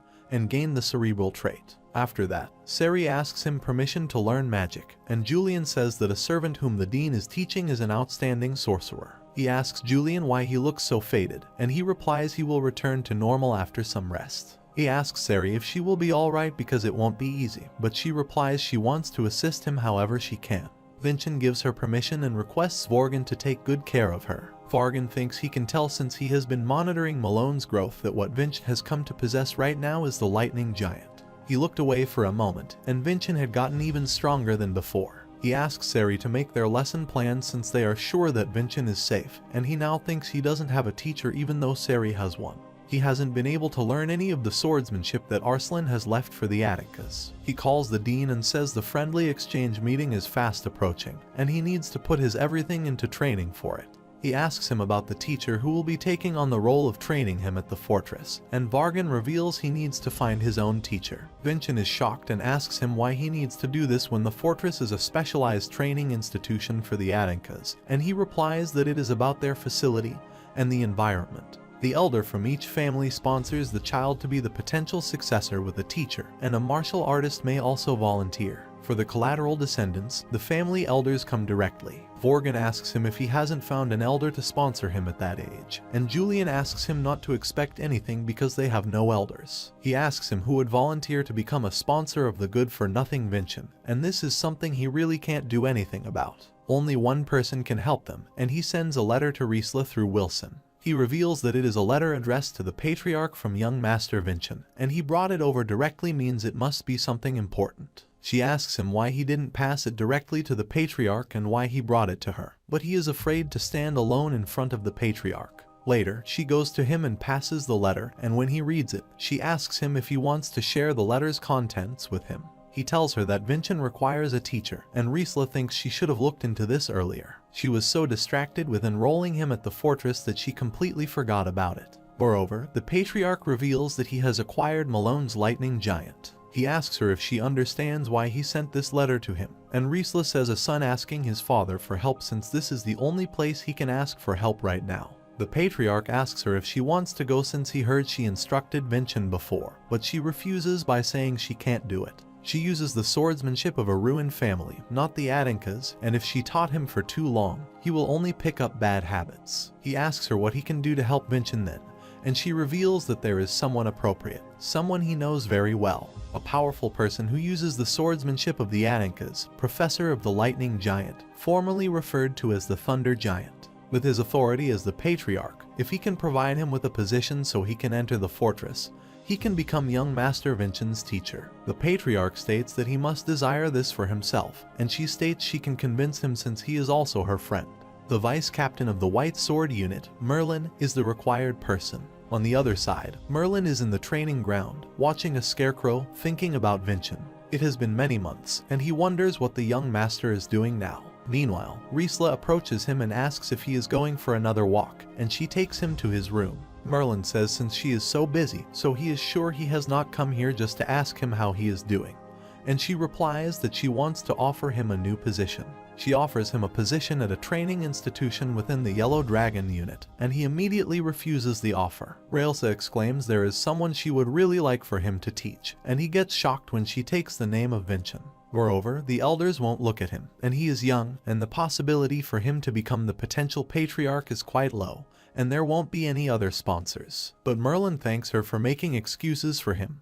But he still can't do this, but he is shocked when Riesla tells him that Vincent has acquired the blessing of the lightning giant. Merlin says he is interested, but there are far too many reasons for him not to teach him, and he is being pushed around to so many places because the elders don't like him. Raelsa asks him to make a bet with him, and young Master Vincent is set to have a duel with young Master Samian soon. If he wins, he will have to become his teacher. A few days later, Vincent is practicing harder, and he thinks he needs to make the lightning giant's power completely his. He tries to wrap the lightning around his blade, but it doesn't seem enough, and he needs to distribute it into a ray like Malone. He tries to increase the output, but it burns away everything, and Julian sighs that he is not able to control it at all. Vincent can feel the lightning filling his body, but that makes it much harder to control, and he wonders how Malone kept using so much of this. Julian says at this rate, it shouldn't be considered at the level of a microcurrent boost. The performance level is subpar compared to the amount of effort they put in,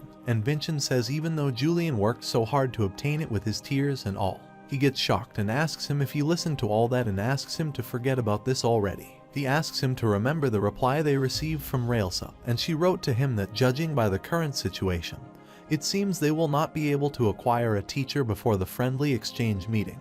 The first reason is the person's refusal, and the second is the elders' influence. The elders don't want him to interfere in the structure of the descendants they have formed. The elders are an association that exists to keep the patriarch's forces at bay. Not even the patriarch will be able to enforce this matter. She would like to assist him somehow, but she cannot forsake her duties as the Grand Chamberlain for a prolonged period of time. In this year's friendly exchange meeting, they will be won solely with his not strength Sloan utilizing absolute sword slash as well as other traits as much as possible. Julian says there is another method they can use, and he hurriedly asks him about this method. He asks him to use the Samian swordsmanship since he used to be a Samian before, and he used this technique at Hansen's workshop. Vincent says he can use it, but how can they handle the aftermath? If they use the Samian swordsmanship in public with expertise, they are going to get dragged back to his mother. It's unfortunate that he is unable to use the swordsmanship from his previous life, and he wonders if he can use Kajin's skills in his current state.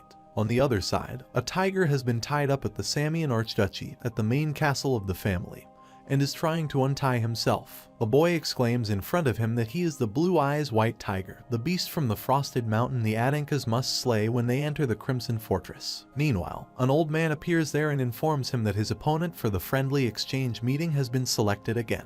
He is Julian Samian, an elder of the family, and he tells him that his opponent is the seventh son, who used to be called good-for-nothing Vincent Adanka. He is a direct descendant who has been displaying strange accomplishments and rising fast amongst the ranks. He tells him that for the Samians, the friendly exchange meeting is an event that does them more harm than good.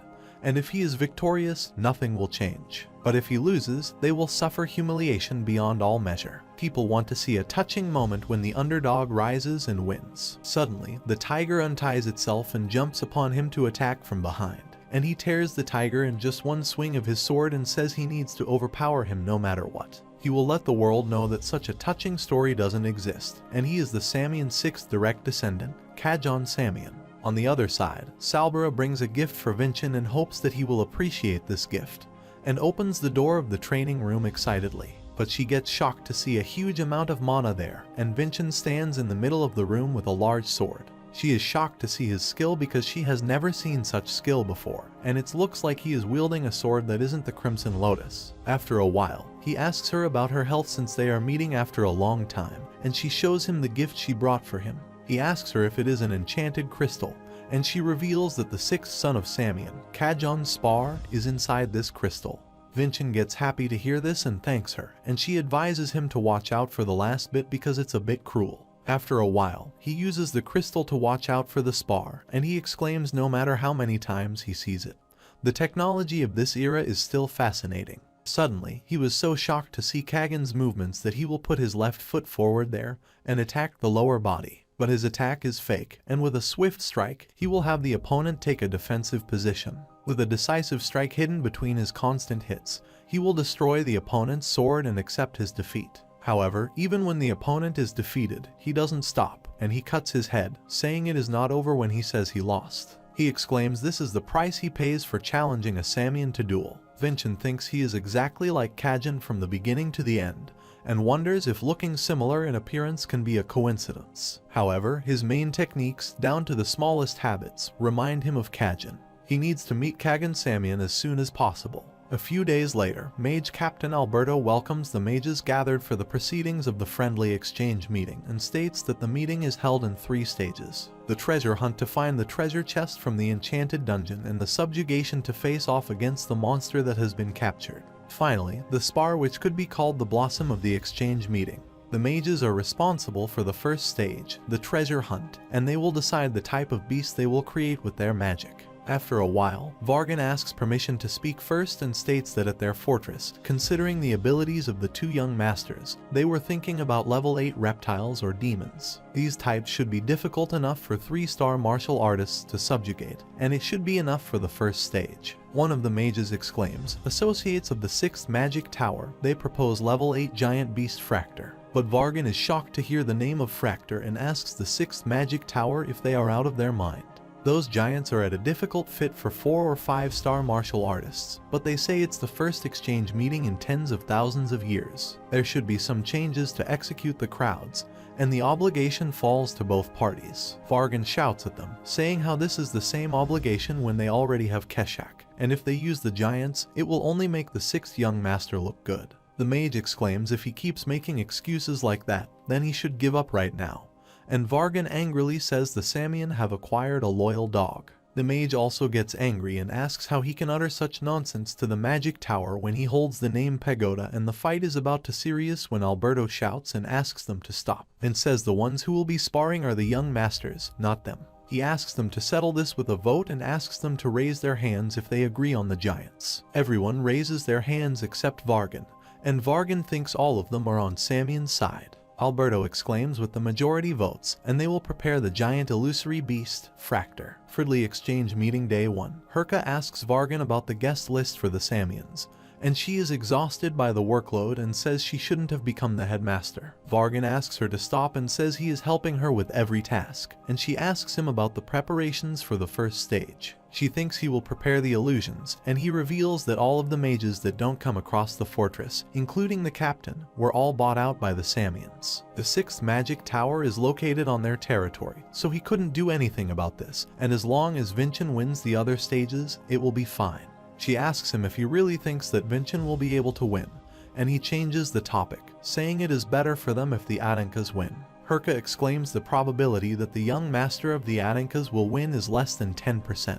And she remembers he said these words back when Abel was the candidate. She thinks he is just so fascinated with Vincent now, and that is why he offers to sponsor him and all. He angrily pushes her away and asks her to complete her work first if she wants to fool around like that, and leaves the room. Finally, the day of the friendly exchange meeting has come, and everyone thinks Vincent is just filling in for Malone Adanka since he can't attend. The Adankas were at a disadvantage in the first place, but now they are even worse off than before. Vincent is thinking about Kajon Samian, whose behavior is similar to Kajon's, and he wonders if this is just deja vu. After a while, Kajon also reaches there, and he exclaims that he is very pleased to meet the Crimson Fortress's people and greets Vincent. Vincent also introduces himself and greets him, and shakes hands with him.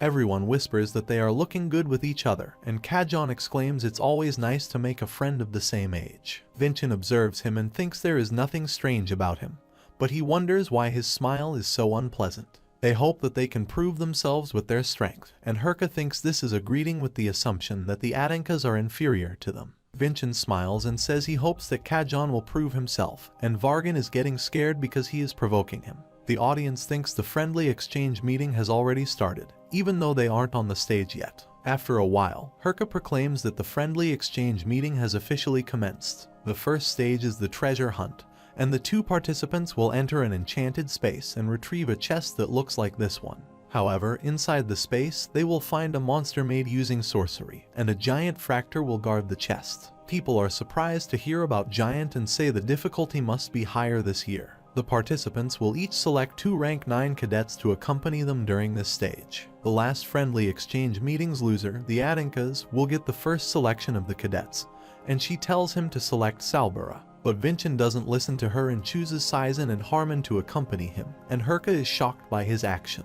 Everyone is shocked because those two have the lowest grades among the rank 9 cadets. They both look scared and confused, and everyone also comments on them that they will not be able to help him. Herka again asks him if he is sure about those two and hopes he is not thinking of using those two as his excuse for defeat. Victon exclaims the first reason he selected those two is that he doesn't want to give any excuse to young Master Kagan, and the second reason is those two are pretty distant, but they have the blood of the Adanka family. They may be from the maternal and collateral families, but it's important to defeat the Samians with the blood of Patriarch Arslan. Earlier, Salbara was sad because she thought he would select him, and Vincent states he trusts and respects her completely, and he was also able to defeat Malone due to her leadership. He also asks her to do her best at the friendly exchange meeting, and he is doing this to provoke Kagan. He must turn his provocation into a vital flaw and utterly defeat him. At present, Kajon chooses representative and vice representative and says he will teach of the result of his arrogance. Vincent appreciates him for his great selection and thinks the stage has already been set for the Samians, and he wonders what he is trying to show them. Vargan thinks he just needs to trust him and proceed, and the mage is also disturbed when Vincent doesn't choose Salbara. Vargan calls him and asks him if he is ready to proceed with the first stage. The mages created the space, and Herka announced the commencement of the first stage of the friendly exchange meeting, the treasure hunt. They enter the space, and it is very dark inside. Saizen asks him if they can use the luminous crystal, and they turn on the light to help themselves. Conversely, Salabara asks Kajon if he needs light, but he smiles and asks them if they can walk a bit further behind him. Salbara wonders if he is telling him to back off because he thinks he can handle everything independently, and disregards them. Meanwhile, the audience is getting bored because they are still searching for the treasure, and think it will start getting more exciting when the giant comes out. Herka claims their approach is completely different, and Vargan claims Vincent didn't consider them to be his sidekicks. Harmon asks Vincent if he thinks they can help him, and he exclaims they are great martial artists who have overcome their personal fears. Suddenly, a giant monster appears and attacks them and makes them fall to the ground. Saizen Harmon gets afraid to see the giant and wonders if everything will go according to the plan. They can't find Vincent there and wonder if he has been crushed under the giant. Suddenly, he jumps from the ground and calls both of them to stay behind. He uses a vast amount of mana and takes down the giant in just one attack. He then calls Saizen and Harmon to execute the plan, and they ask him to leave this on them and find the chest. The Fractor are giants with poor eyesight, and they will automatically react to the loud noise of the drums and follow the noise behind them. Saizen asks Harmon to lead him back to where they came from, and Vincent is happy they are brave enough to help him. Now, he needs to find the treasure hunt, while Vargan and Herka are shocked because he is doing wrong. The important element is to showcase his martial arts abilities during the process, and the mage happily exclaims that he completely misunderstood the real meaning behind this stage. Soon, he finds the chest, but before that, the giant reaches him and pushes him back to the ground. He is shocked to see that another giant is guarding the chest there, and he is unaware of this. This giant is way more powerful than the other and lands an attack on him, but he flies away to dodge the attack. Vincent thinks in order for the plan to succeed, he needs to save at least one strike of absolute sword slash, so having two giants makes things more difficult. This giant is faster than the one he encountered earlier, and its reaction to the speed of Frost's walk is also incredible. On the other side, Vargan shouts and asks why there is another fracture there, and Mage laughs and exclaims they made a mistake when they were starting out. Vargan furiously grabs him by his collar and asks how he dares to bear the name of the 6th magic tower and commit such dirty tricks. Herka asks him to stop because there are too many eyes and they will be at a loss if they cause a ruckus right now. The mage appreciates Herka for her calmness and says it's certainly fitting for the person in charge of the Crimson Fortress. Herka furiously asks him to stay behind once it is over because she will not let him live. On the other side, Kagan takes out one of the giants easily, and Salbara is shocked to see his traits and skills. He asks the giants if this is all he can show, because he had high hopes because they said it was a giant. But this is too easy. Salbara shouts from her place and informs him that there are two giants and she has no idea what is happening there.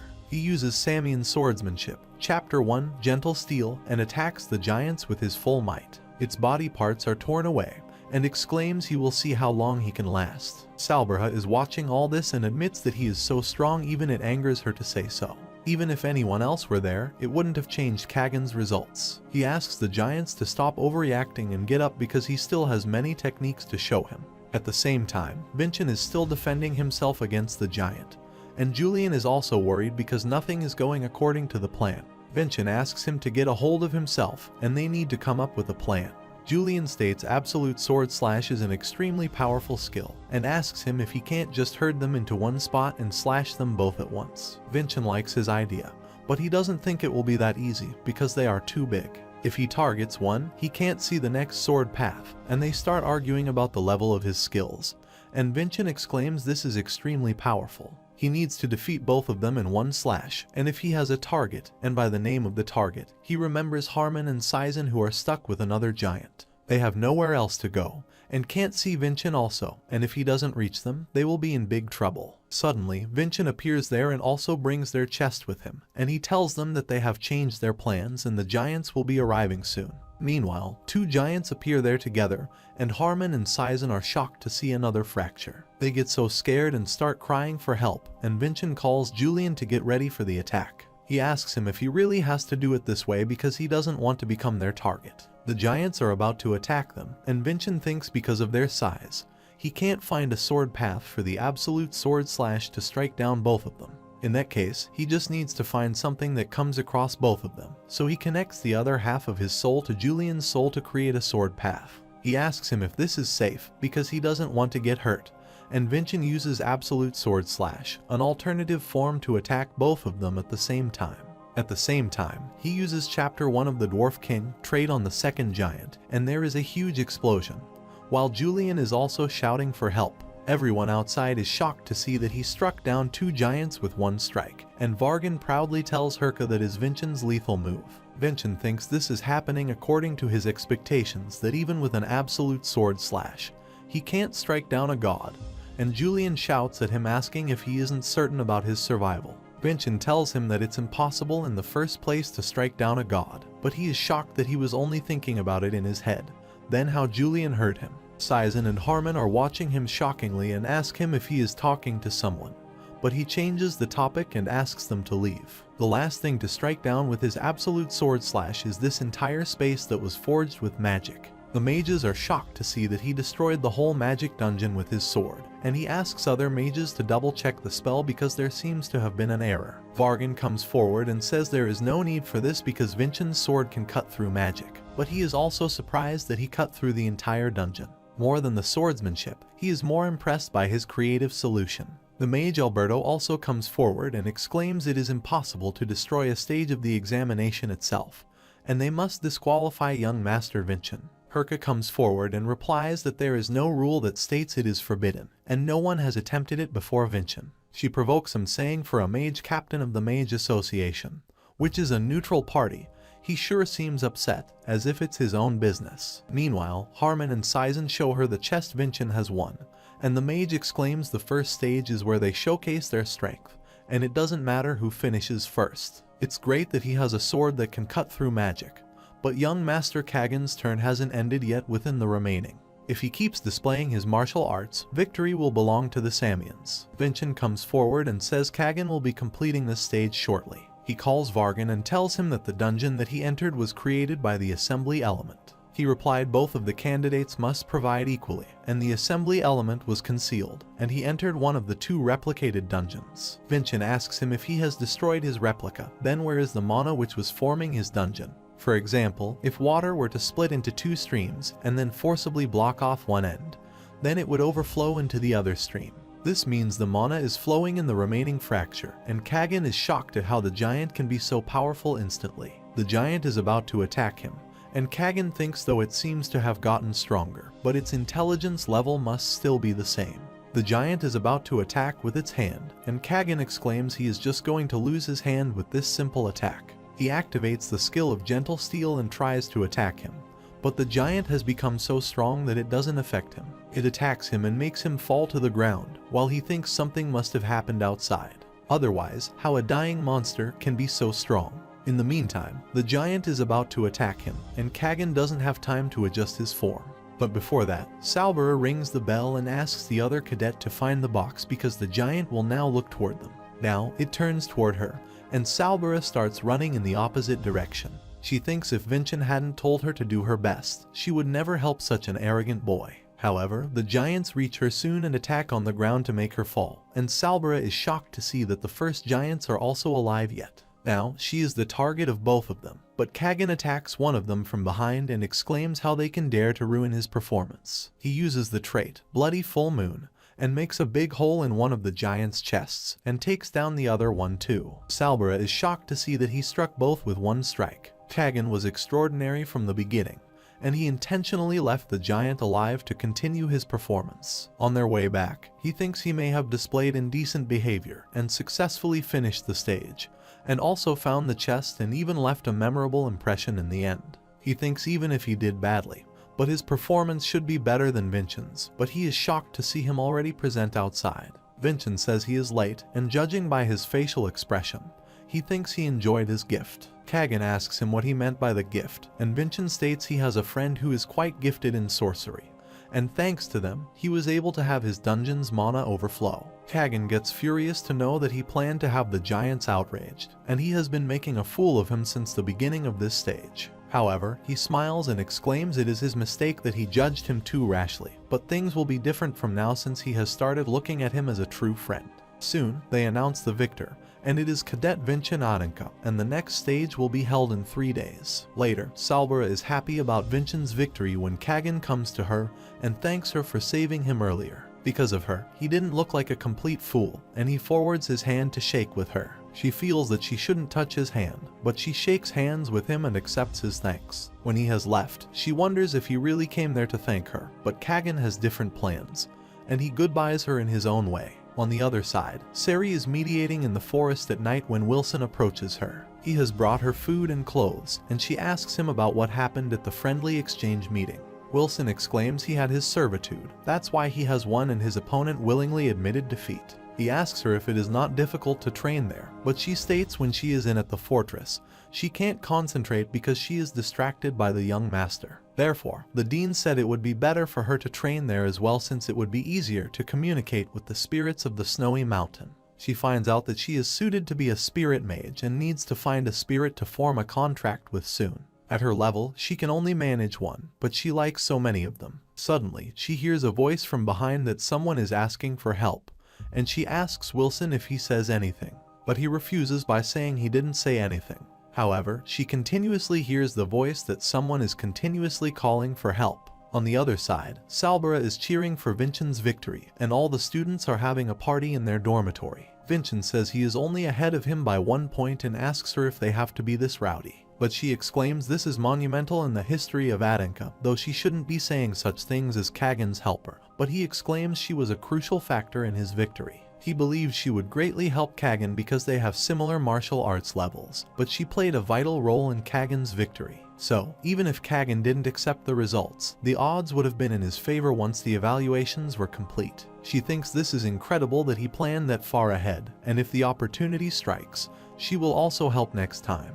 Vincent forwards his hand, saying he trusts her, but as soon as he touches her hand, he is shocked to see Samian's chain seal on her hand. He asks her if she had physical contact with any Samian, and she tells him that she shook hands with Kagan because he wanted to thank her for helping him out. Julian asks him about what this seal is, and he reveals that it is more like a curse. It is a skill that gradually suffocates the opponent's mana and leads them to slow death. Julian asks him if he knows how they can undo it, but first, they need to determine what type of chain seal it is, and depending on the type of seal, the method to undo it will be different. He asks Salbara to train together at dawn every day, and she agrees to do this. Later, they think if he planned a curse on her outright, he must be confident that no one will discover it. Since Julian is unaware of the chain seal means it may have been erased from history, just like the absolute sword slash of magic body. Julian suggests they should keep this to themselves for now, including Salbara herself. He thinks he will never forgive Kagan for using black magic on someone who is irrelevant to this competition. Soon, she reaches there and apologizes to her for being late because it took her a while to get ready. Vincent is shocked to see her get up and asks her why she dressed up like this for training, and Julian asks him if he was a eunuch in his previous life. This clearly shows that she likes him, and this is why she dresses up like this, and Julian asks him if he is not aware of her obvious feelings towards him. Vincent is surprised to know this and wonders if she is not too young for his age and thinks he was 29 years old 500 years ago, and it's too much for him to consider a 14-year-old girl's feelings. She then asks Vincent to train because he called her there since he has a plan, and he first asks her to start meditating.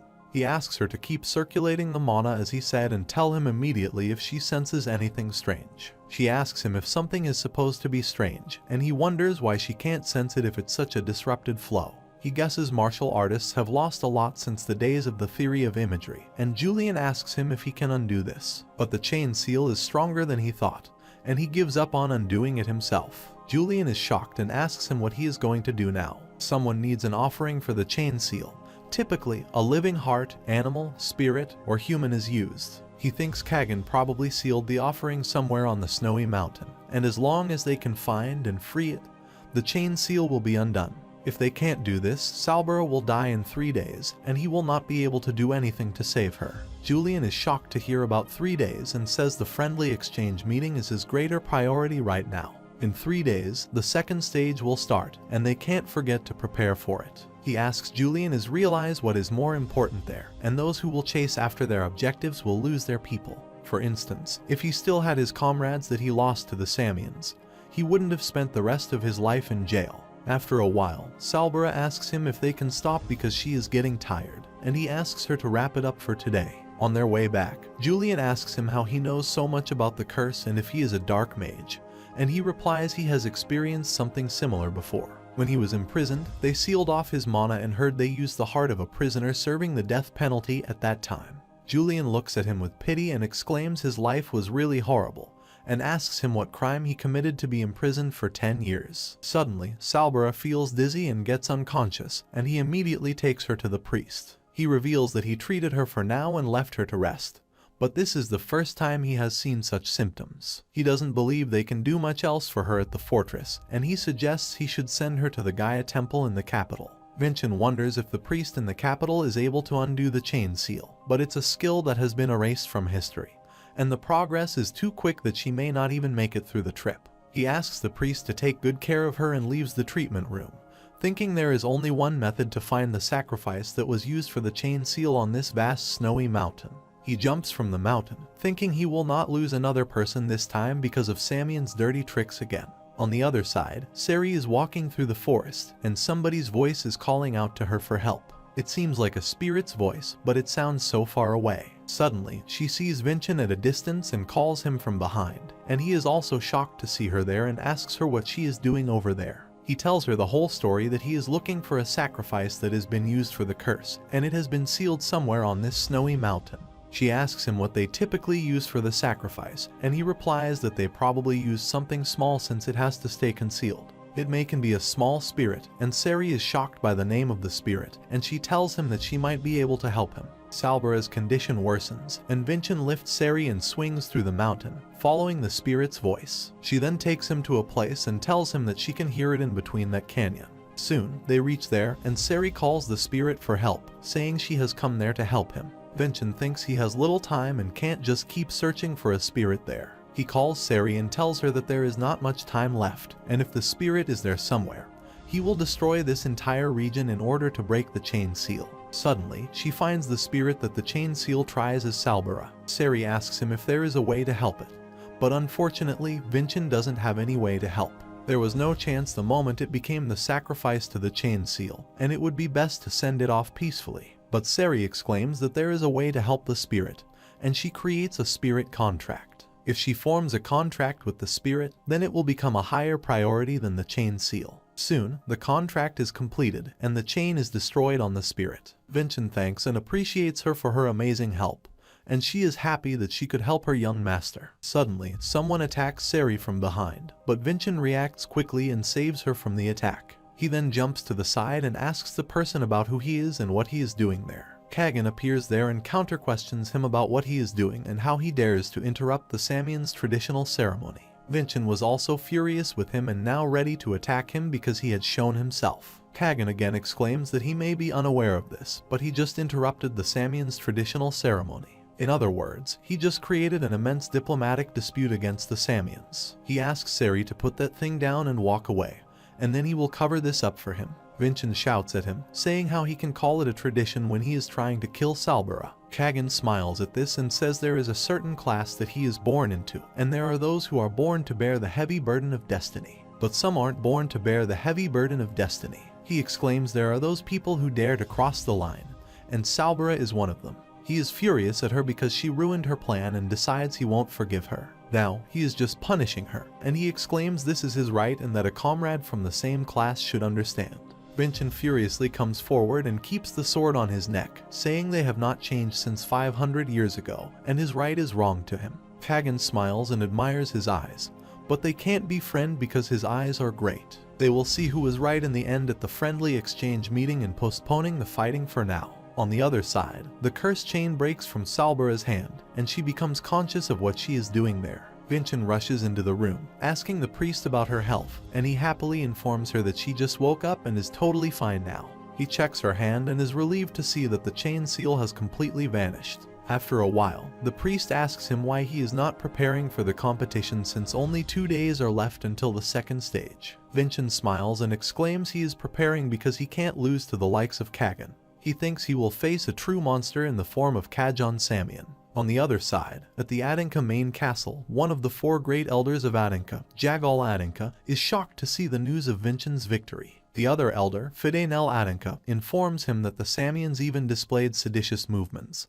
but he overcame that to claim victory. They guessed that he was good for nothing, but now he has become mature, and the elder, Delbek Adinka, shouts at them, saying this is not the time to make jokes. He states that the elders have been the agency of power that held authority over the Adinkas for the last 500 years, except for the last 25 years before Khan Adinka took the position of the patriarch. He has constantly disliked the elders since he was young, and now he keeps increasing the authority of the patriarch little by little. Therefore, they sponsor the first son and the second daughter as the successors. The first son, Carmen, is overflowing with ambition, and the second daughter, Dea, has no interest in anything besides martial arts. They plan to have one of these two become the next patriarch or matriarch in order to rule the Adinkas with them as their puppets. Delbek asks them if they have thought of Vincent's wins against the Samians. He is the 7th son and especially belongs to the annoying woman Sarvana Hisley. They don't even have her family to influence him in the first place, and they will lose all control.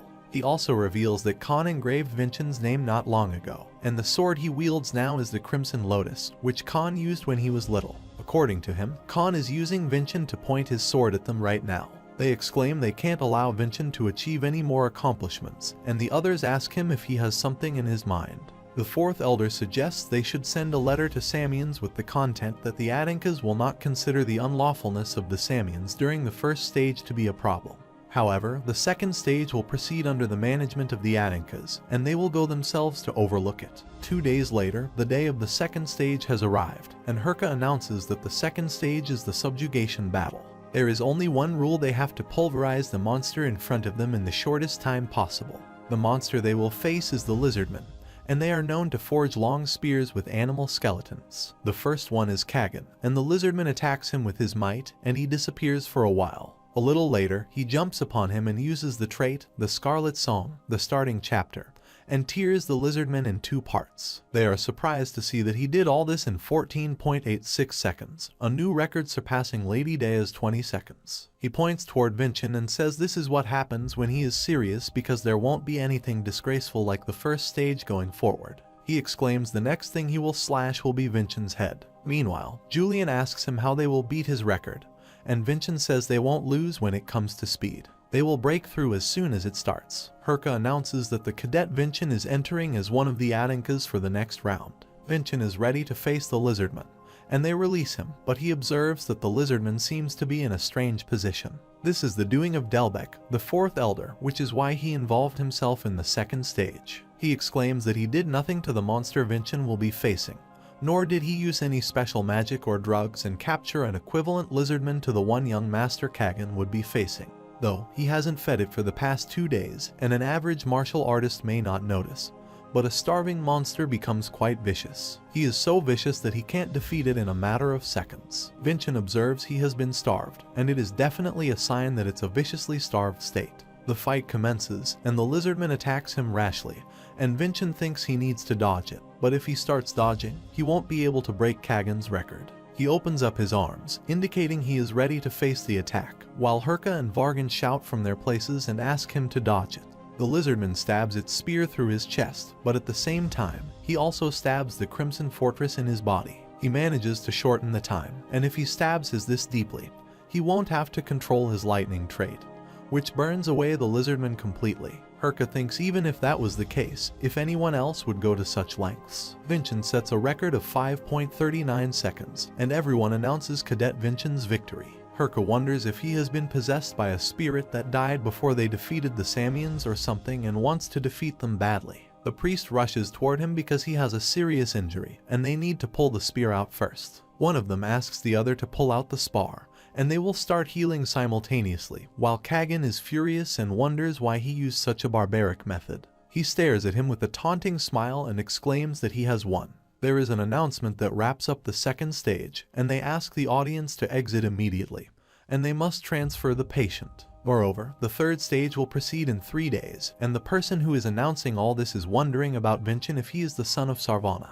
On the other side, the priest says he applied to the Crimson Fortress because he heard it was an easy position, and it was really before Vincent enrolled there. Vincent thanks him for healing him so fast. His chest is fine now. But the priest reveals that he is not the owner of this wooden token, so it's impossible to give him the same level of treatment from him. He thinks Vincent experienced something similar to a miracle, and the second-class priest's treatments are indeed miraculous, which is why the possessor of this wooden token is given the same treatment as its owner. But since he is a 5th-class priest, his treatment is equal to that OS sewing it and gluing it back. Currently, his heart is not completely healed yet, and if he happens to overdo it before it's fully healed, he may not be able to use mana ever again. Meanwhile, Herka enters the room and asks him to heal if his treatment is complete, and he shockingly asks him what he meant by eating.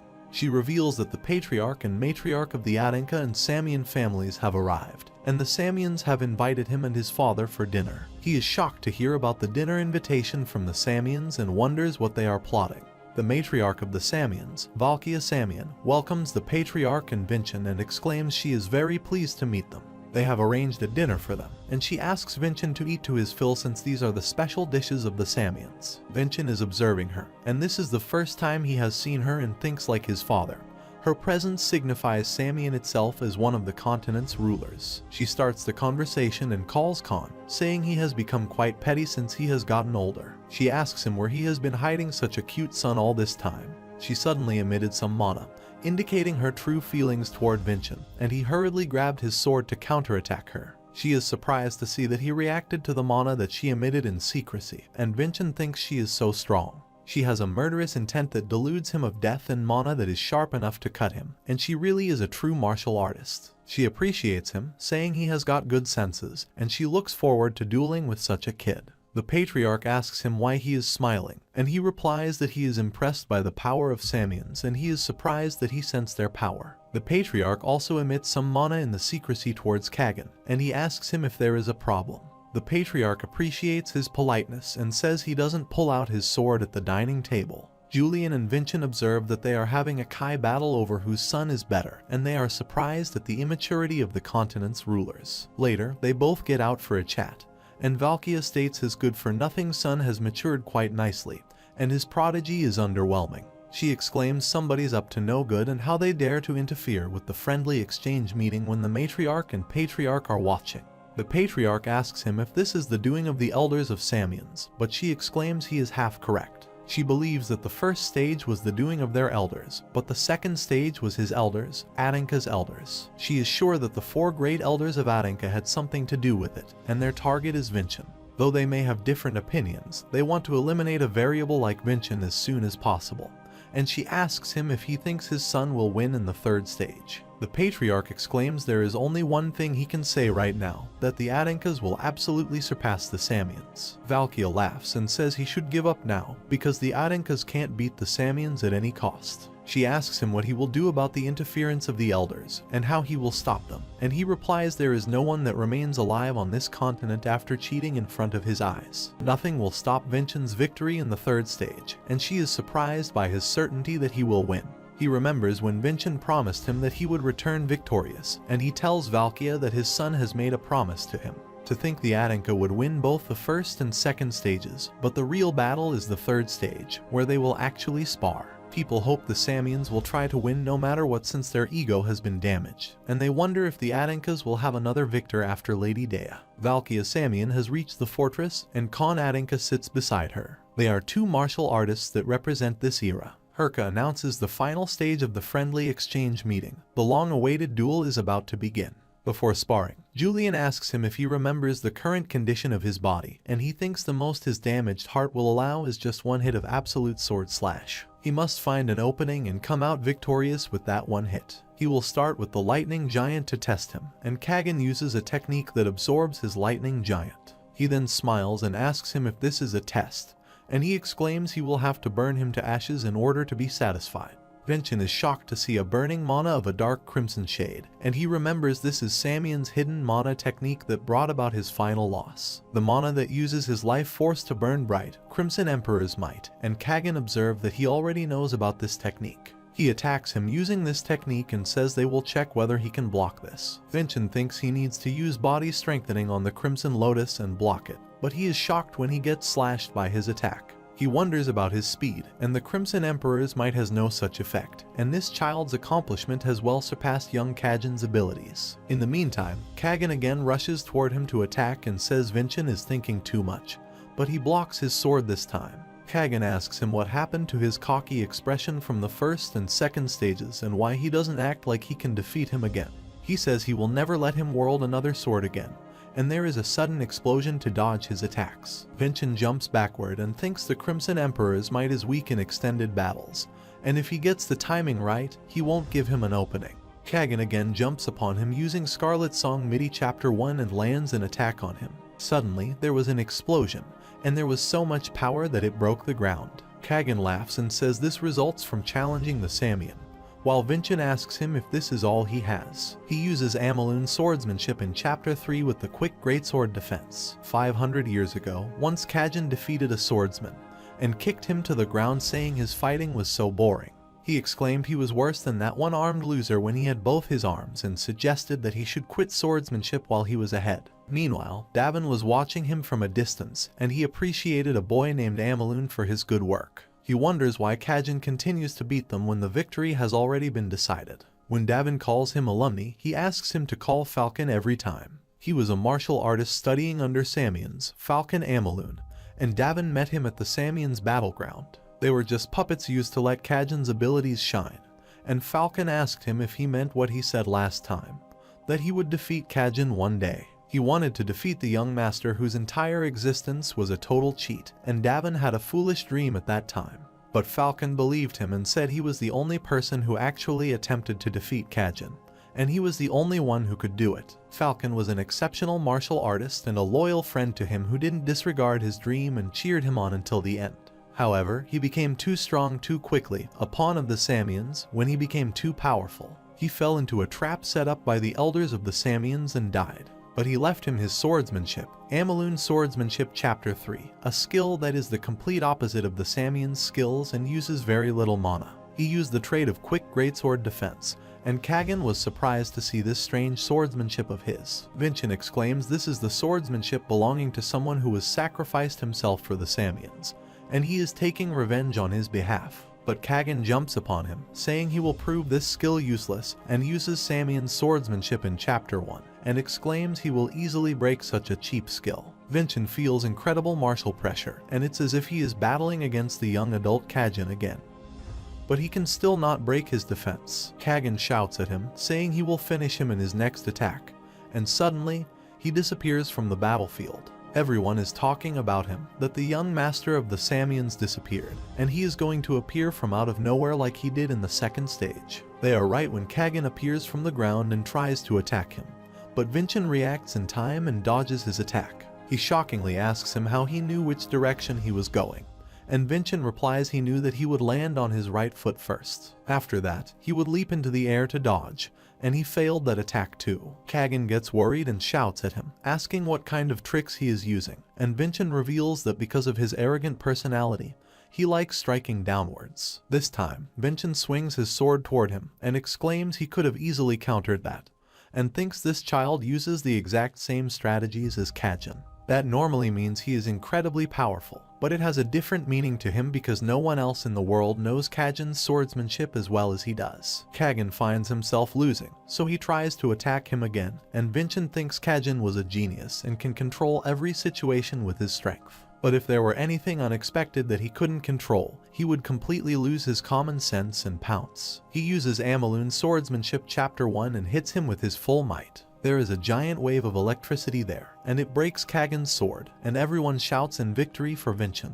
It is a miracle that the Adankas would win all 3 stages, and Vincent is relieved that it ended quickly, since the Asbul sword slash isn't the only skill that affects his heart. But Kagan appears more powerful than before and exclaims the stage is not over yet, and Vincent is surprised to see that the concentration of his mana just got stronger. Kagan reveals that he is a beginner, so it might be dangerous. But he is not the only one with a hidden trick up his sleeves. He uses Sword God Keshek's blessing trait and is ready to attack him with much power. S26 Valkyat is also shocked to see that and wonders when he got that trait. It is said that the Sword God Keshek's blessing bestows an incredible talent of swordsmanship on those who possess it. But when someone reaches its peak, they gain another trait, and the power of that trait turns their sword into another element of imagery. Kajin is at the peak of his 4-star boundary, while Vincent has never heard about this trait. He tells him that he has already spent most of his strength on the Crimson Emperor's might, and it will be too dangerous for him to use a greater power simultaneously. However, he rushes toward him to attack and still has so much strength, and Vincent blocks his attack with the Crimson Lotus. The wind pressure is so high that it reaches the people in the audience. Kagan exclaims he risked his life during the second stage just to smirk at him, and in the third stage, he is risking his own life. Even if his body breaks down because of Keshak, he will defeat him, and Vincent thinks he is just like Kajin, and he also refuses to be defeated by him. Suddenly, his trait breaks Vincent's swordsmanship trait, and Kagan laughs at him for this. Meanwhile, Vincent punches his face and pushes him back to some distance. He thinks they have already reached their physical limits, and he will bet it all on this one shot. Kagan uses the trait Bloody Full Moon, and Vincent uses Lightning Giant, Final Chapter. An absolute sword slash with the power of the Lightning Giant will slice through the target and explode. When Kagan gets involved with this skill, he jumps upon him using the Amaline swordsmanship trait and uses his final move as a smoke screen. He shouts at him, asking him to take a good look from this moment onwards that they will become the challengers. There is an announcement that young Master Kagan has been incapacitated, and the third stage victor is Cadet Vincent Adanka. Everyone is happy because this happens after years of Adanka taking over Samians. The headmaster announces that the interviews will be conducted after the treatment when suddenly, one of the elders gets up angrily and breaks the crystal stone. Conversely, Raelsa informs Merlin about his victory and that he has lost the bet. Everyone in the state is talking about both of them, that this year's friendly exchange meeting was so entertaining, and both young masters were incredible. At the same time, Raven asks his subordinate Sirkin if he can defeat those two, and he praises him, saying that he is plenty strong. The renowned family of spearmanship stands equal to the Adanka and Samian families because he is the descendant of the Vardakans. He wants to spar with him soon, and he thinks of a good idea. He is sure Vincent will be at the fortress daily since he is a cadet. He asks Sirkin to contact his father because he wants to enroll at the Crimson Fortress. When Vincent opens his eyes, he finds himself in an empty space. He only remembers that he took down Kagan and went to rest, but now he doesn't know where he is. He wonders if this is the world from his memories. Suddenly, a lot of people appear in front of him, and he takes out his sword to attack them. They are attacking him, and he tries to block their attack and is hitting them back. He feels the sensation like the evil spirit of the archdemon Davam. Kagan is also present there, and he again calls him one-armed Davin, and he shouts at him, asking what he is doing there. Kagan is about to attack him and asks him to be gone from his sight. His mana is suppressing him, and his body cannot move when suddenly a light appears from a side and helps him. The person who saved him is Arslan, and he calls him brother, and Vincent asks him what is happening there. Suddenly, a big monster appears there, and Arslan reveals that he is the archdemon who is responsible for all this. He asks him to run because the archdemon has noticed his presence, and he must recover it quickly. He asks him to surpass the Samians and face the truth he has left. Arslan pushes him away, saying everything is up to him now, while Vincent calls him because he has many questions to ask him. He tries to stop him and calls loudly when Salbara and the other cadets wake him up and inquire about his health. He remembers Arslan's last will to surpass the Samians and face the truth. He just surpassed the Samians, but he can't see the truth. He wonders if there are grounds for him to be disqualified from fulfilling the will of the Adanka. Suddenly, the Patriarch enters the dormitory, and everyone is shocked to see him, including Vincent. He asks them to take east since he won't take too long there, and appreciates Vincent for his good work and that he kept his promise to him again. He wants to reward him and asks him about his wish, and Vincent remembers he lacked the most basic fundamentals. He states he needs a master to teach him the Adanka's swordsmanship. The Patriarch asks him if he is aware of the fact that the Great Elders do not favor him, and Vincent replies he defeated the Samians today and took one step closer to fulfilling the will of the Adankas. However, if they still object to providing him with a master, he will not favor the Great Elders, and the Patriarch replies that he will also not. He orders to follow him and takes him where Raelsa and Merlin are. Vincent is happy to see her after a long time and also calls Merlin by his name. He is surprised that he remembers him, yet he told him once that he would remember his face and name. Riesla tells him that he is an 8-star martial artist and a holder of the Lightning Giant. Therefore, she recommended him to be his master, and Merlin introduced himself formally as the vice captain of the White Sword Unit. He is currently under the jurisdiction of the Yellow Dragon Unit, Merlin Falker. Vincent gets shocked at the name of Falker and remembers this was Arslan's original last name. On the other side, Valkia calls Kagan to the court, asking him if he knows why he lost. She tells him that Vincent saw right through him, and he lost his cool by becoming overly emotional. He has engraved a mark of shame upon his arm, and she keeps her hand on his head, saying it is okay for him to lose. Moreover, he can learn a lot from losing, but if he makes the same mistake again, she will personally cut through his muscles. Kagan smiles and says he will keep that in mind, while some spirit inside his body is angry because they lost. Kagan asks him to stop because they are in front of his mother, and he actually possesses the archdemon Davin's spirit. On the other side, Merlin asks him if there is any problem with his last name, and Vincent asks him if he is perhaps someone with higher authority than he imagined. Riesla reveals that the Falkers are one of the older martial families who have served the Adankas and are neither higher nor lower. Vincent wonders what happened when the Falkers changed their name to Adanka and why the Falkers still exist. However, Raelsa informs him that Merlin has completed the registration at the fortress, and he will be able to act as his master starting tomorrow. He exclaims he will have to treat him as his pupil the next time he sees you. He also apologizes for his rudeness in advance, and Vincent determines that he will learn humbly from him. The Patriarch also advises him to devote himself further, and he thinks he must get stronger because no one knows what his elders will do to him. On the other side, they are furious because it happened precisely what they feared might happen. Vincent has become a hero who defeats the Samians, and they no longer have any way to interfere in his growth. Others ask Elder Tilavan how he will take responsibility for this situation, but he has nothing to say because Vincient's growth has surpassed their expectations. They ask him if he didn't decide to proceed with this by himself, and he thinks they are trying to eliminate him by using this as an excuse. Elder Tilavan asks them to come up with a solution. On the other side, Valkia has killed the 6 tower mages and asks Elder Holloman if she would like to ask him why he hired these mages. He replies that he just wanted to complete victory for the Samians, and she furiously asks him if the Samians managed to obtain a complete victory. She hates the likes of politics and trickery, and it's not something that befits the role of a martial artist. Thanks to that, she could never compete head-to-head with that Patriarch Khan. They were never associated with the Magic Tower or the Association, and that's how she will make it for the honor of the Samians. But she can't do anything about the Great Elder of the Samian using his own method. She furiously asks him why he doesn't stay quiet for a while and asks him to stay home and take up gardening or something. When she is left, the crystal stone brightens, and it's Elder Tilavan trying to contact him.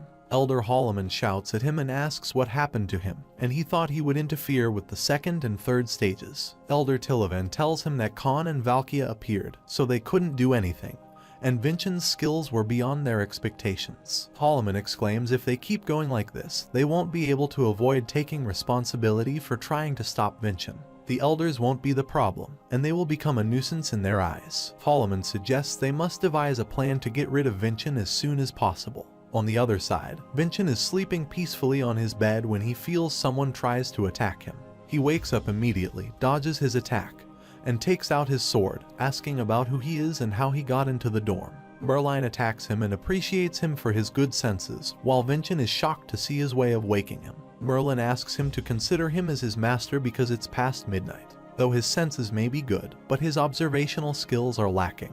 He asks him to observe his surroundings and reveals that the magic dungeon was used for the first stage the Dean person created. If he manages to pass his training, he will let him leave. Until then, he will be prohibited from leaving, not even by using that strange sword path. They will tear apart his lightning giant and fix it because his trade is all wrong, while Vincent doesn't understand what he is talking about. Merlin states that he doesn't understand his strength, and this is a matter that must be settled prior to learning the Adanka's swordsmanship. He shows him a special pendant that was created using magic, and it will be destroyed when somebody else's lightning energy touches it. Merlin asks him to destroy the pendant, otherwise he will not teach him Adanka's swordsmanship. Vincent determines that he must grow quickly and must become a true Adanka to face the truth. He will destroy that pendant no matter what and learn the Adanka's swordsmanship. He uses multiple techniques and traits to destroy the pendant, and when he succeeds, Merlin asks him to take a good look and reveals that this is the true form of Lightning Giant. Julian also appears there and exclaims this form looks completely different from what they saw earlier. The Lightning Giant bestows upon him, and he thinks this blue lightning is completely different from his and Malone's lightning. Merlin apologizes to him, saying he is not somebody who is the best fit to be a master and doesn't have the confidence to provide him with great explanations or manage him systematically. Therefore, he has decided to teach him using his best methods. Until Vincent learns about the true Lightning Giant, his lightning will race against him. It has been 1 week since Vincent has gone to the dungeon for training, while Seri sent a spirit to get updates of Crimson Fortress. Meanwhile, a carriage stops outside the building when the Elder Tilavan enters there with his flashy eyes having a plan in his mind. The spirit goes back to Seri, and she guesses everyone must be doing well, and she appreciates Pok Pok for its good work. She thinks it has already been a whole week since the young master started his training, and he hasn't come out of the space yet. She hopes that he is not straining his body. On the other side, Vince is doing his best and is training very hard. Merlin thinks he uses his brain when he has been cornered and is starting to fuse the lightning energy with a strange swordsmanship. However, he has got a long way to go, and Vincent tries to attack him with his microcurrent boost technique and tries to break the pendant. But as soon as he hits it, a defensive barrier appears and blocks his attack. The pendant's range is too wide, and its force is not as powerful as his golden lightning. But it has such an incredible range and pressure. Merlin exclaims it will not end with just his admiration, and pendants slip from his hand in order to avoid Merlin's attack. Vincent thinks he just has to get a hold of that pendant, but Merlin's is so fast and swiftly slips away from his hand. Vincent wonders if he did this purposely to provide him with an opportunity to grab the pendant. In the meantime, Merlin attacks him with his sword's handle, and Vincent gets unconscious from this attack. Merlin thinks his movements are getting better, but there is no progress with the Lightning Giant. He asks him to take a break, and Julian asks him to drink more water because they don't know when Merlin give him another break. Vincent thinks no matter how much lightning energy he emits or increases his range, he cannot surpass that blue lightning. Like the two forms of the lightning giant, there is also a difference in their nature. Meanwhile, Julian is annoyed because such little water is coming out of that bottle, and he wants Vincent to drink as much water as possible. He asks him not to complain because if he didn't even have this, then what they do. Suddenly, he remembers something from this water bottle. He excitedly calls Merlin and tells him that he has figured out that he needs to limit the lightning energy before he emits it. For example, someone can spill the water from a water bottle when there is no water there. He thinks there was no need to do that from the start, and it looks like the mana was flowing through his body and sword. He uses the same technique and releases the blue lightning energy, and Merlin is happy to see that he has finally done it. He exclaims the lesson isn't over yet, which still doesn't change the fact that he must destroy this. Now, he will try to destroy the pendant, and for this, he attacks Merlin, but he blocks his attack with his sword. Vincent uses a movement, and Merlin is surprised because this doesn't belong to Atticus. Vincent uses the trait of greatsword splitting slash, but he approaches him, saying Risla and he has been friends for years, so they know each other's attacks very well. Vincent is shocked to see that he broke the greatsword attack was broken, and he observes the scar on Merlin's face, which seems deep and old. He thinks that an opponent overpowered him without any chance of being healed, and he can see the pain, defeat, and humiliation in his eyes. However, he approaches him in no time, and grabs the pendant from his neck, and splits it into many parts by hitting it with the sword. Merlin wonders if he targeted the side with the scar, and it was quite a tough task for a 14-year-old. However, he tells him that he has passed, and now he will teach him Atinka's swordsmanship. But he will be more agonizing than this, and they both look forward to it. A few days later, Saizen and Salbara appreciate him for fighting in the enclosed space for a week when Seri rushes him excitedly. He asks her about the matter, and she shows him a newspaper, saying it was delivered to him. This is a mission objective for a rank 9 cadet, and it was addressed directly to Vincent. He thinks this is unusual since it is usually completed by the rank 7 cadets. Julian asks him to see toward a side where it is written that the people who request this are Atinka's elders. Salbara asks him if he needs someone to help him, and Saizen exclaims they have gotten stronger by training with him so that they can be of some help. But he decides to go alone, and Merlin and Vargan don't like his decision. It is his first mission, so they believe acting alone may be dangerous, and Vincent says this is why he is going alone. The elders blatantly tosses a mission in his way, which is probably a test or a trap for him. Merlin tells him that they are trying to eliminate him since he is in their way. Vargan also agrees with him and says sending him alone in such a situation is too dangerous. However, Vincent exclaims this is his war, and his victory would be to come out of this trap unscathed. And there is a truth he must obtain by becoming stronger. If he accidentally falls victim to a power struggle while doing so, then he must accept it. Vargan observes that he has already made up his mind, so he permits his expedition and advises him not to lose his composure as a cadet of the Crimson Fortress. Vincent pays his respect to him, and states he will charge toward Tourniquet for his mission. After a while, Vargan goes to Herka, who is enjoying her rest on the roof, and he asks her if she is slacking off again. She replies that she is just taking a break and asks him about Vincent's mission, while he thinks she has no interest in managing the cadets. According to them, the real culprit who is behind this planning is the elder Tilavan. There is no good reason he would have given Vincent a mission. Suddenly, a guard contacts them through Crimson Fortress and informs them of an emergency in front of the fortress. An unidentified martial artist is armed, and he keeps insisting on seeing Vincent.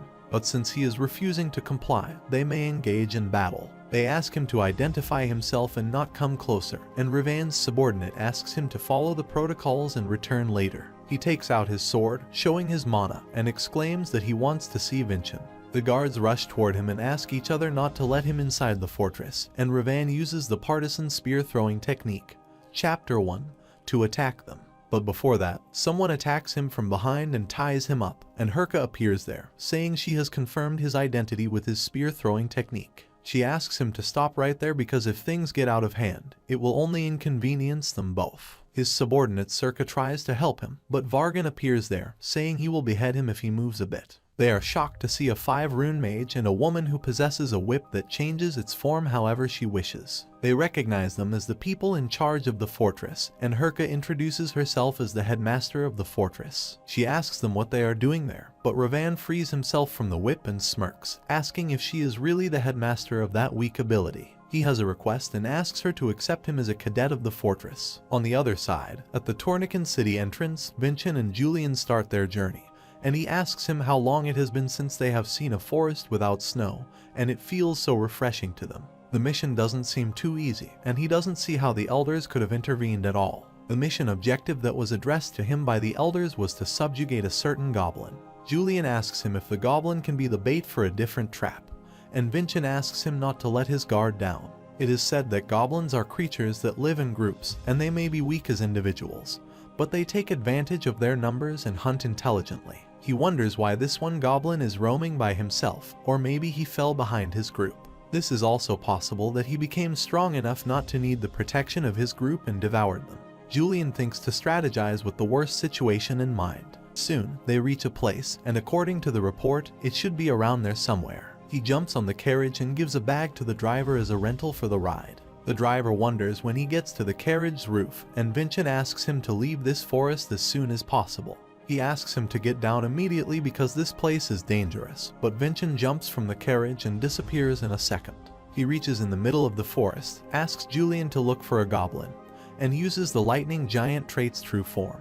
He thinks the blue lightning lacks force, it will spread out far and wide, and he will cover this entire region with the tiniest amount of lightning and detect all movements. Suddenly, he detects someone moving in the forest, and he wonders if this is the goblin. And soon, he reaches him and thinks it is bigger than a goblin. He has strange markers on his body, and he wonders about what it is. Julian predicts it can be a chimera that has been created using dark mages. Vincent cannot fathom its combat abilities based on its completion level, and he must approach him cautiously. Suddenly, he feels something has entered the trap he set up with his lightning. He wonders if he is an assassin sent by the elders and someone attacked him from behind with the spear. Ravan appears behind him, exclaims he barely managed to catch up, and greets him, saying this is the first time they see each other. He has come there to challenge him and to see who is victorious among them, and Vincent is shocked to see him that he wants to challenge him. He wears a worn fortress uniform and badge, indicating him rank 9 cadet, but he is surprised at how he can miss a rank 9 cadet. In the meantime, the goblin appears there, and Vincent is shocked because the goblin has discovered them. Ravan is also shocked to see that creature and asks him if it is a goblin, and Vincent asks him to watch out because it can be a chimera. The goblin now turns toward Ravan, and Vincent is worried about him seeing it change its target to that child. However, when the goblin tries to attack him, Ravan uses his spear and hits its head, saying he may not know the details, but he understands that the goblin needs to be defeated first. On the other side, Herka is relieved that the annoying boy has left the fortress, and Vargan asks her if she did that on purpose. She rushed the entrance procedure and had Raven chase after Vincent. It would be too much, even for the Adinka elders, to touch the descendant of Vardakan, the third powerhouse. Moreover, Raven, who is showing interest in Vincent, will become a great reinforcement and insurance, but she refuses by saying she doesn't know what he is talking about. She asks Vargan if she has left with some vacation days. At the same time, Raven fights with the goblin bravely and does not give him any opening. After a while, he successfully stabs his spear into the goblin's body and injures him. Vincent is watching them fighting from the tree branch and thinks there is no room for him to jump in. He wonders who this boy is, and he doesn't even compare to the martial artists of his age and is on the same level as Kagan and his. He uses the blessing of a spear that pierces every trait and penetrates it into the goblin's body. Julian and Vincent are shocked to see that he has defeated it, but the part he sliced is regenerating again. The goblin is again ready to attack him.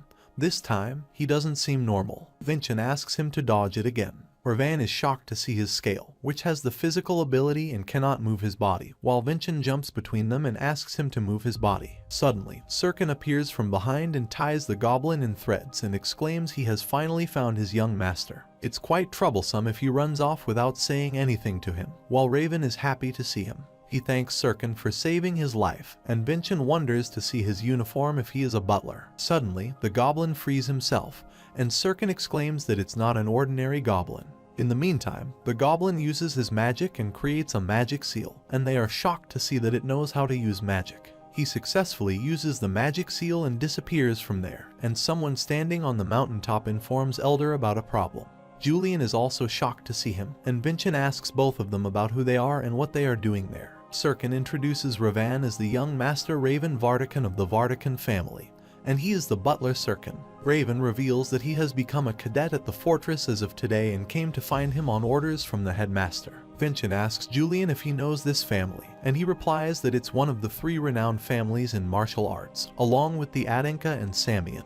He is the son of Vertican, the renowned family of spear arts, and Vincent thinks this is why he had such martial prowess. Julian reveals the patriarch Pontianus Vardican is known to have only one child, meaning that this is the only child of the Vardicans and their future. Vincent wonders what is the only son of the Vardicans doing at the Crimson Fortress of the Adankas. Julian asks him to join them for now because it seems a good idea because no one can touch the sole child of the Vardicans. If they were to join parties with Raven while they have no idea what the elders will throw at them, he would become a good shield for them.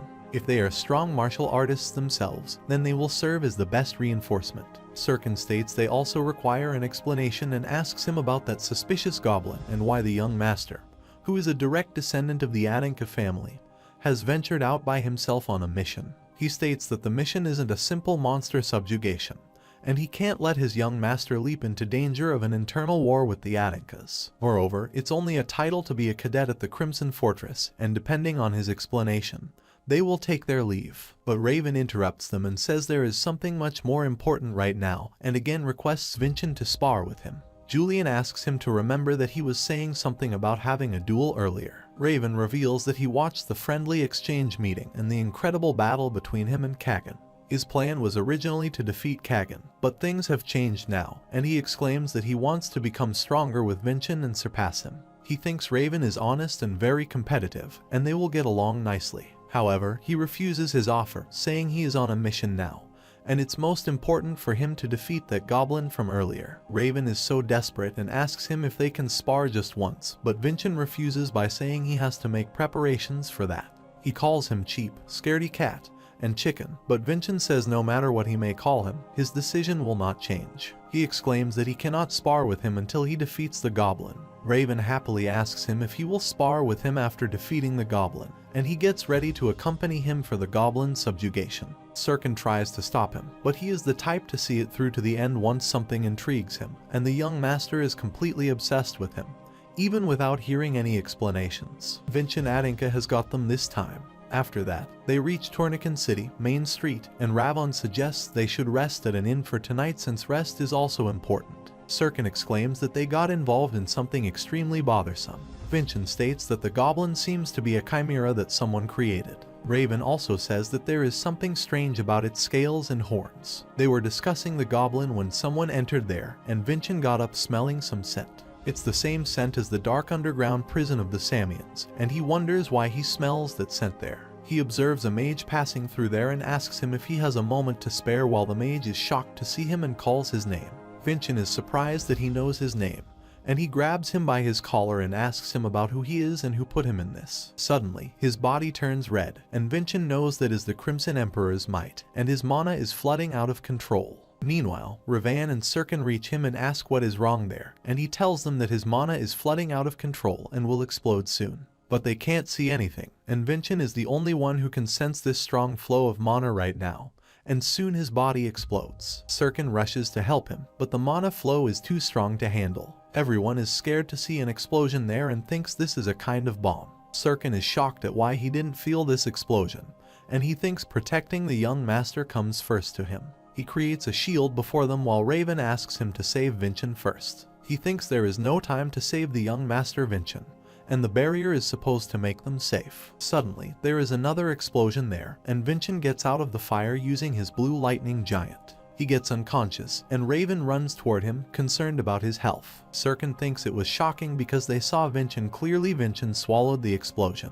They wonder how he can do this with his strange swordsmanship. However, when he gets conscious, Raven supports taking him to a room, and Vincent thinks it is quite dangerous because he uses the unique sword style 3 times. Raven takes him to a room and asks if he needs a priest, but he refuses by saying he has just small cuts. However, he needs to meditate urgently and wants them to protect him. Serkan asks him how he can trust them when it's the first time they have seen each other, and perhaps they hide evil intentions. Vincent exclaims if he believes his intuition. Serkan, the personal butler, is at least a 7-star warrior, and it seems that whether he meditates or not, it won't make much difference if he harbors evil intentions. After that, he starts meditating, and Raven asks Serkan how he managed to stay alive earlier. He replies that he doesn't know anything about it either, but it seems that he avoided the explosion. Raven asks him if he can do this, and he replies that it is possible to some extent, but even he can't confirm it. Moreover, it seems like this man is the cause of the explosion. Although he is no longer breathing, his body is still relatively intact. It turns out as if the explosion never happened. Suddenly, they are shocked to see that his body has turned to dust, and Serkan thinks there are many things he doesn't know. Raven exclaims that Vincent is an astonishing person,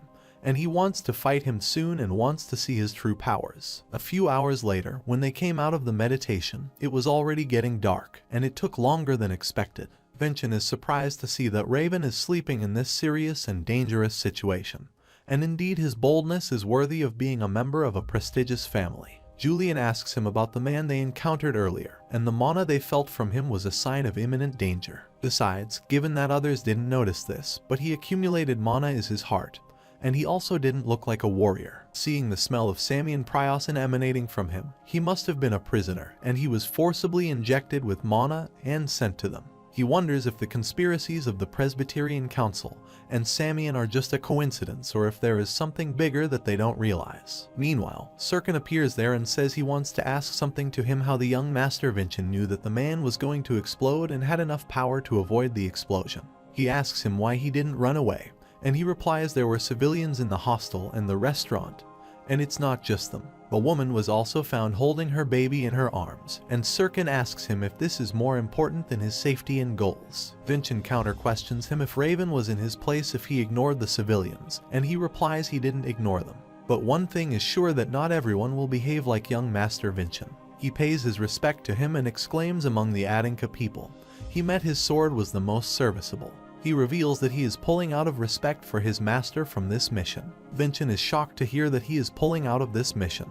On the other side, a strange man is pulling the goblin and asks him to stop making a fuss and follow him calmly. If it waits a little longer, he will let him devour Vincent Adinka, and for dessert, he will offer him the heir of the Vartican too. The next morning, Raven and Vincent set out for goblin hunting, and he is too excited about this, and Julian tells him that Serkan is not following them. He made that declaration last night, and he asked him what he meant by he would not be participating in the subjugation. He replied that his objective was the safety of young Master Raven, and he would have slayed the goblin earlier today if things went south. But it would have interfered with his achievements, and he wanted to see how far he could get with his righteous sword beyond his family's interference. He promised him that he would not touch the hair of that goblin, and Vincent thinks it is a joyous occasion to have such a strong martial artist cheering him on. If they knew things would turn out like this, they should have healed the internal mana injuries and come back in a few days. Suddenly, Raven stops and asks them where they are going and if he is leading the way without thinking. Vincent replies they are going to the location where they encountered the goblin, but nothing has been caught by him lightning so far. In that case, his base isn't around there, and it's probably further away, and he was most likely sent there using the same method he used to disappear. They should now change the search method, and Vincent thinks the traditional method might work in this case. Raven says they can't track him down unless they have a special trait, but Vincent exclaims they don't need this because he is much larger than the forest's ecosystem, meaning he would have left tracks like footprints, evidence of hunts and excretion. It's not difficult to find tracks that seem out of place. He honed this tracking method over the years, hunting down demonic monsters in his previous life, and he asks them to come along because they are going to track the scent of blood first. Soon, they find its footsteps, and Raven finds it incredible that even without a trait for tracking, he can track down a monster. Vincent says the tracks are too seamless and uniform, and thanks to that, they haven't gotten lost once or confused. Monster tracking isn't supposed to be this simple, and it looks like they are being guided to someplace. Suddenly, he keeps his foot on a magical mine, and much mana explodes before him. Julian says the entire field is strange because the reeds are supposed to grow where it's damp and sunny, which means this is a very strange place to have reeds. He uses his trait, Giant Thunderstorm, and he finds a mana barrier at some distance. Victon exclaims these are the people who called them there, and a person gets out of it, saying he is very smart to realize this magical trap. He introduces himself as Carvel and thanks them for obliging his invitation. Vincent asks him if the Adanka elders order him, and he reveals that the elders offered him 100 million luden for killing him. He is telling him all this so easily means he doesn't plan on letting them live. Vincent and Raven attack him together using the Amalune Mist Sword technique and Vartican Spear art respectively. But the goblin appears there and reflects all of their attacks, and at the same time, Carvel also prepares another track saying they don't need to forget him. They are surrounded by the goblin and the mage Carvel from both sides, and they jump toward a side to dodge them. Raven asks him if he is alright, and he still feels the after effects of using the absolute sword slash. It was too much to recover from his meditating for one night, and Carven asks them if they can defeat both of them at the same time. He laughs and exclaims this is impossible and they will die there. Meanwhile, Vincent smiles and asks him to leave the goblin to him while Sirkin appears there from behind and attacks him using his threads. He tears his body in just a moment and jumps forward, emitting a large amount of mana. He is surprised that he is concealing his presence, but Vincent still notices him. He figures out that he wouldn't send Raven by himself, and Sirkin exclaims he merely slashed the villain attacking young Master Raven. Suddenly, Raven calls them and tells them that Carvel's corpse has disappeared. Only the clothes have been torn, and there is nobody in sight. Carvel regenerates his body and gets up, saying he remembers the name Sirkin, the renowned assassin of the Vartican past that uses thread. He calls him the King of Assassins and the Murder King, and Sirkin laughs and says his name is still well known. He uses his threads and asks him why he hasn't run away yet, while Carvel exclaims he has changed his plans. With all of their dead bodies, he is going to create an even more perfect chimera, and Sirkin asks Vincent to leave the sorcerer to him and take care of the goblin. He jumps toward him and uses an absolute sword slash first, but the goblin blocks his weird skill, and it's as if his entire being rejects mana. At the same time, Carvel attacks Sirkin and asks him not to overdo himself since his specialty is assassination, not all-out wars. Sermon replies that he doesn't seem like the most talented tamer either, and he reveals that it's his special trait, Leash, enabling the monsters to obey him and transport them by force. Suddenly, the goblin turns his direction towards Sirkin and jumps upon to attack him, and there is a huge explosion there. Luckily, the three of them are alright, and Raven does not doubt that the goblin has the scales of a dragon species. Vincent is shocked because they are an extinct species, and they may look like ordinary humans, but once they activate their abilities, their bodies are enveloped in highly mana-resistant scales, like real dragons. Meanwhile, Carvel starts beating his goblin, saying if he gets caught up in the attack, he will stop them. The goblin gets angry about this and tries to defy him, but Carvel attacks him again. He warns him, saying he will never escape from his trait if he loses his temper again. He threatens him, saying he will drain him of the dragon species and dispose of him. Sirkin tells Vincent that he seems to be controlling that goblin with his trait, and he tells both of them that he has a plan. After a while, when Carvel looks for them, he is shocked to see that they have disappeared and wonders if they have run away. Suddenly, they appear from different directions and attack him using their traits, the blessing of the spear that pierces everything. Carvel thinks he can't block those attacks, but that's nothing for the dragon species scales. Raven stabs the spear in his body, but it doesn't affect him and makes him fall to the ground. Carvel smirks and exclaims these skills are useless against him, but Vincent and Sirkin target him purposely and successfully land an attack on him. Carvel laughs and says that was a good attempt, but it doesn't change the fact that the odds are against him. He orders the goblin to attack those guys, but he doesn't listen to him and is ready to attack him this time. Vincent reveals he was not trying to attack him initially, but he targeted the trait oppressing the goblin.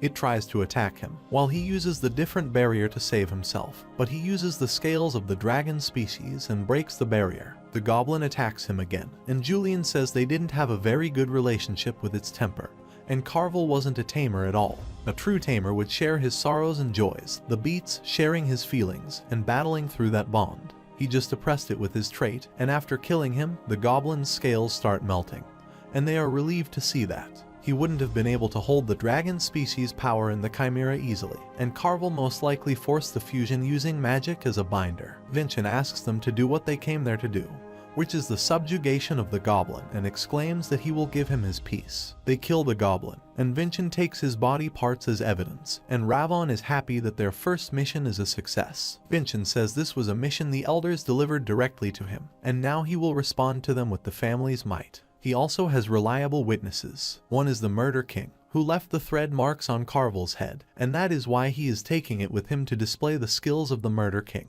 He thanks Sirkin because it will all be easy thanks to him, while he is not happy because he has gotten involved in something bothersome again. Suddenly, Herka appears there and appreciates them for the mission, and the butler certainly takes a heavy blow. She exclaims that she has run into them coincidentally on her day off, and now she will wrap up his mission as a success. She asks him to show the body parts of the goblin and Carvel, and Vincent asks her if she recognizes them. She laughs and says this is her first time seeing them, but he agrees with their statement. This is something that the family should deal with because something definitely smells fishy here. She reveals that there was an elder who assisted Kagan during the friendly exchange meeting, Holloman Salmon, and he was responsible for cheating on the Samian side. Moreover, the person responsible for targeting him is Elder Tilavan, and this is also a coincidence that they are longtime friends. After that, she sends a message to Vargan that she acknowledged Vincent's mission as a success and let him go home since there is some stuff to take care of. Vargan is unhappy because he doesn't want to work on his off day,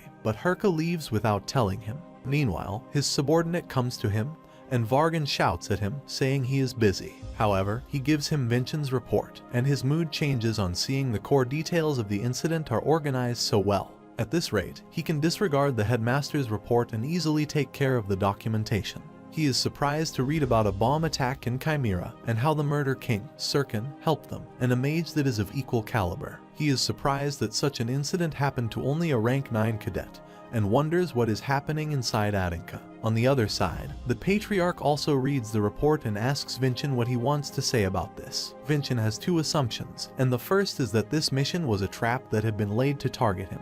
The Patriarch says it will be disappointing if an issue of this caliber is problematic to him. Vincent assures him that it is not problematic since he is standing before him, after successfully completing the mission. The only matter is that they have detected the Samians' involvement in this mission, and it's a joyous matter for the Elder of Adinka to test out the successor with the power of Adinka. But it is unacceptable to involve the power of Samian in order to test him. He also tells him that Elder Holloman and Elder Tilavan are apparently very good friends, and the Patriarch asks him what his second assumption is. The second assumption is that the incompetent elders have found out nothing in regard to this incident. If he were to acknowledge the suspicion, he would deem himself a coward. If he were to deny it, he would become incompetent. The Patriarch asks him directly which side he is leaning towards, and Vincent replies it's a latter, and it would be better if he were incompetent rather than a coward. Suddenly, his mother rushes into the room and informs them about an emergency. She reveals that Tilavan Adinka has just killed himself and stabbed himself in the heart.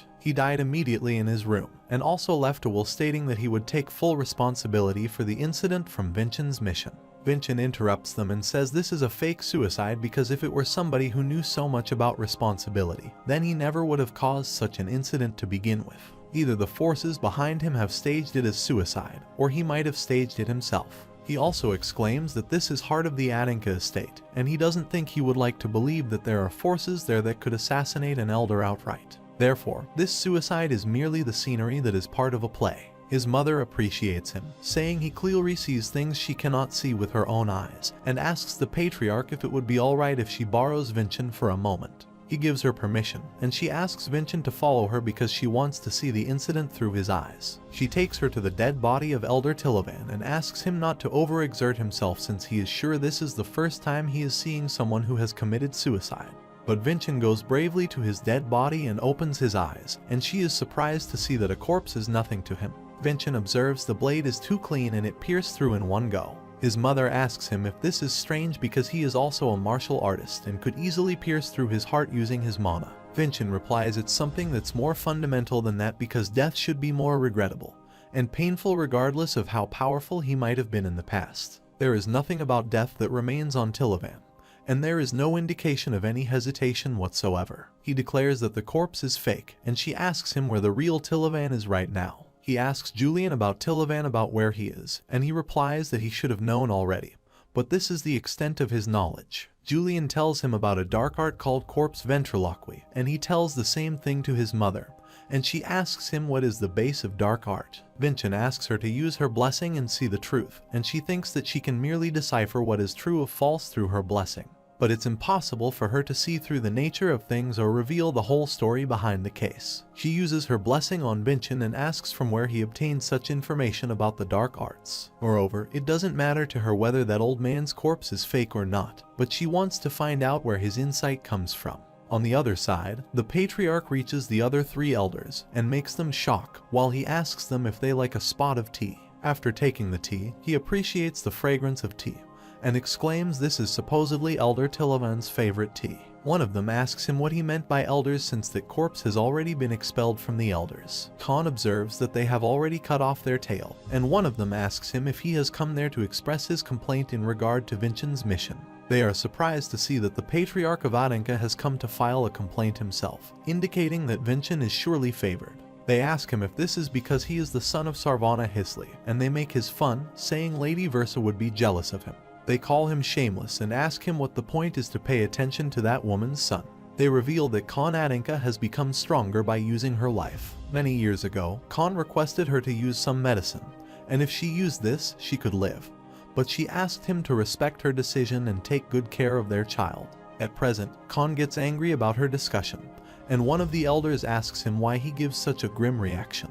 She asks him if he thought that no one would know that he accomplished an incredible deal after her death and came to be referred to as the Adanka. The fact that her death had something to do with his opportunities, while everyone in the family grieved her death. She states there is no one as grievous as the person who had to kill her off with their own 2 hands. At this, Khan takes out his sword and points toward her. A huge amount of mana gets out of the castle. It is so vast that they are unable to bear its pressure, and after a while, everything turns to normal again, and it looks like nothing happened. The elders are still shocked at what it is, and he creates a hallucination created by the murderous intent of his drawing his sword. That is the maximum cultivation level a human has the potential to achieve. He is a 9-star, and he asks Elder Fidanel to remember that her name is Sarvana Adanka. At the same time, Versa grabs Vincent and asks him where he got such information about the dark arts. Julian is also worried and asks him what they should answer now because they can't lie, and after a while, he tells her that he can see it. She doubts that he can see the spell name of the dark magic, and Vincent replies he doesn't know anything, just from what he senses. She uses the Eye of Truth, and the only solution that he can use against that skill is that he tells her that he receives revelations. Versa gets confused and asks him if this is the same revelation he told her about during the Assembly of True Swords. Vincent exclaims when he observes, according to his senses, he receives revelations, and he also finds out about the spell name of this dark magic through a revelation. Versa believes him and refrains him from not telling anyone else about this because it's not a skill that will prove helpful if others find out about it. Julian is shocked that his lie worked, and she asks him what his god tells him about Tillavan or if he informs him of his location. Vincent calls his god and asks him to give him his revelation, and Julian replies if Mother wasn't able to sense anything, then they probably would have used a high level of dark magic. He assumes that he used up a great deal of his life force, and Vincent tells everything to Adanka and asks what the probability of a third party's assistance is. He replies that there is a low probability of anyone controlling him since he has little to no value after being framed and deserted. Tillavan, who would have been pushed to his physical limit with nobody there to help him, is still hiding in this room somewhere. Vincent asks her for a request and asks her permission to behead Tillavan with his own hands. Versa replies he is to be executed immediately, and it doesn't matter who beheads him. However, he is an elder of the Adankas, and she asks him if he possesses the power to behead him, and Vincent exclaims this is why he needs her help. He will force him to come out of his hiding place, and there will be one powerful attack, and he asks her to just block that for him. Versa agrees and asks him to leave this to him, and Vincent uses the skill of a giant thunderstorm, and soon he finds him behind a mana barrier. He gets up from his place and jumps upon him with his sword, but Versa blocks his attack with just her bare hand. After that, she presses her finger and cuts the sword, and exclaims he has become a dog of the Samians since he is using the Crimson Emperor's might. He is shocked to see Versa there, and if it weren't for her, he would have managed to escape already. She laughs and says he can never escape from there when Vincent appears from behind her, following his sword path, and beheads him in just one slash of his sword. But Versa is shocked to see that Vincent becomes unconscious as soon as he attacks him and starts crying in pain. She runs toward him and asks what is happening to him, and Vincent thinks right after he used an absolute sword slash, he suddenly felt excruciating pain. Julian calls him and tells him that his fingernail is disappearing, and Vincent thinks the destruction of the heavenly exoskeleton has started. Ursa rushes to summon a priest immediately, while Julian thinks he should still have many years before the heavenly exoskeleton is destroyed. However, it doesn't surprise him that it's been destroyed because they have accomplished so much unimaginable with the body of the good-for-nothing Vinchin and have defeated opponents stronger than them many times. They also have used power beyond their capacity numerous times, and the expected recoil might have just returned to them. Vinchin is in extreme pain and wonders if he has failed again in this life, but Julian exclaims he will never let him fail. His methods were always reckless and abnormal, but he disagreed with them, and if it weren't for him, it would have been impossible to be acknowledged by father, mother, and everyone else. Like when he received the blessing of the lightning giant, Julian used his divine powers to maintain his heavenly exoskeleton, and will do this time again to save him. Vinchin tries to stop him because if he keeps doing this, with time, he will disappear. He smiles and says before his existence is completely gone, he will find a way to repair the heavenly exoskeleton. Suddenly, Julian disappears from his sight, and a butterfly falls on his hand. Vinchin determines that no matter what, he will find a way to repair this. Meanwhile, the priest appears there and inquires about his health, and Vinchin is shocked to see that he is Priest Dullen. On the other side, Herka accompanies Serkin and Raven to the Vartican family, and the elders call Serkin for notary, while they both are waiting for him outside the room, and impatient waiting for him. After a while, Merlin appears there, and Herka surprisingly asks him if he has come all the way there from the fortress at this hour. He states that he was concerned about Vinchin after receiving the report, and she asks him not to worry because he is with his father right now. After some time, Sermon comes outside, apologizes to them for being too late, and exclaims that he has wrapped up everything. Suddenly, he sees toward Merlin, and they both emit murderous intents toward each other. Herka surprisingly asks them if they know each other, and Serkin replies he was the one who gave him that scar on his face. Merlin is so furious that he takes out his sword, and Serkin also takes out his threads to attack him back. Herka and Raven shout at them to stop them there. On the other side, Priest Dullen is treating Vinchin and asks how he can do this to his body. This would have been disastrous if he hadn't come there after receiving news of Elder Tillavan. He also instructs him to take care of himself because this treatment is not all powerful, and he may look fine. But that doesn't mean his inside is fine. Vinchin smiles and thinks he has heard something similar before from the priest of the fortress, and he remembers Priest Dullen may help him. He asks him if he knows something about the heavenly exoskeleton and tells him the whole story that the god of his blessing is currently protecting that special skeleton right now. Vinchin asks him if there is any way to repair him because he doesn't have much time left, and he replies that this is his first time hearing of it. However, there is a way to protect his god that he would have to start training to use divine power. In other words, he has to become a priest, and this is one of the methods, but that wouldn't be easy, especially if he is short of time. He reveals that there is a place called the Divine King's Grave close to the Temple of Gaia, and the Divine King is a legendary disciple who built the temple.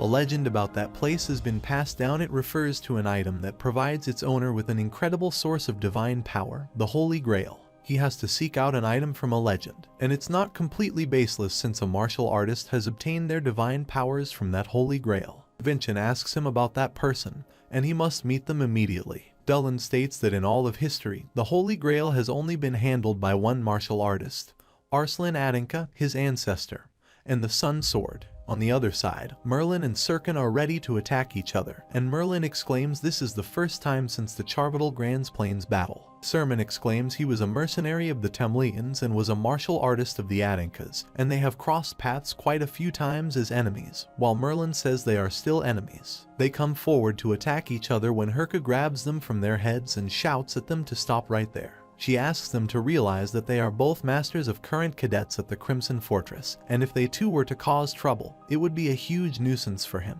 They can continue their battle after Vinchin and Raven have left the fortress and warn them, saying she will them by her hands if something like this happens again. Suddenly, they hear noise from a distance where Priest Dullen is trying to stop Vinchin and tells him that it can be dangerous for him. Vinchin asks him why he is stopping him when he is the one who told him about it and asks him to accompany him to the Divine King's grave. They all hear their conversation, and Serkin says it seems young Master Vinchin is about to stir up trouble again.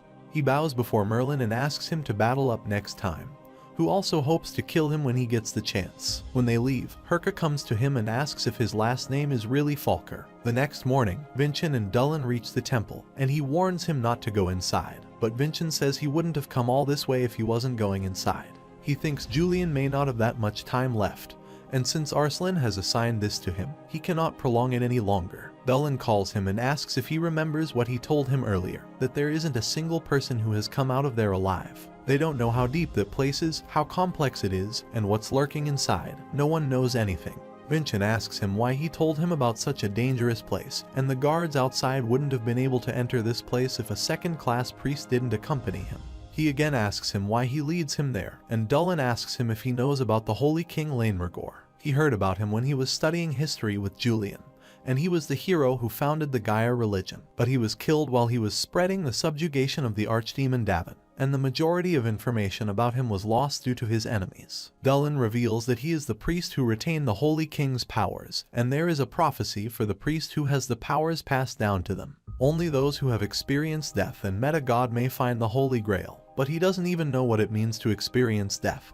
But he can sense the Holy King's power, indicating that person is Vincent. He is the person the prophecy has foretold, but he was concerned about him when he was about to enter the grave. Vincent asks him not to worry because he is the person selected by the Holy King and enters the grave. Dullin is outside and says he will keep praying for him until he returns. There is darkness everywhere on the grave, and he walks on the stairs down to the grave. He has come a long way down, but there is nothing there. Everything is too dark, and his senses have been dulled. He calls Julian and asks him if he has figured out anything yet, but then remembers that he can't hear him yet. He thinks humans are so cunning because he was imprisoned for 10 years by himself, yet after one day, he feels alone and misses Julian. However, the path is strange, and he doesn't see an end to it, and he wonders if he missed something in the dark. Suddenly, he hears a voice saying he can't look back, and if he does this, he will lose his sense of direction and roam this grave for all eternity. He takes out his sword and asks the person who he is, and a lot of shadows appear there, saying they are the Shadow Assassins from the Shadow Clan. A man introduces himself as Melanin, and he has been waiting for him for so long and calls him the one who seeks truth. Vincent is shocked to hear this and remembers Arslan's lines that he asked him to surpass the Samians and face the truth. They have been left there to protect that will and have protected the place for 500 years. Melanin asks him to prove that he is the one who seeks the truth and liberates them. Vincent asks him how he should prove himself, and he asks him to liberate them by using his swordsmanship, and his mana will be proof enough. Vincent says he will liberate them all using the swordsmanship of the Atticas. He learned swordsmanship from his master and cut out their shadows, saying he is the descendant of Arslan Falker,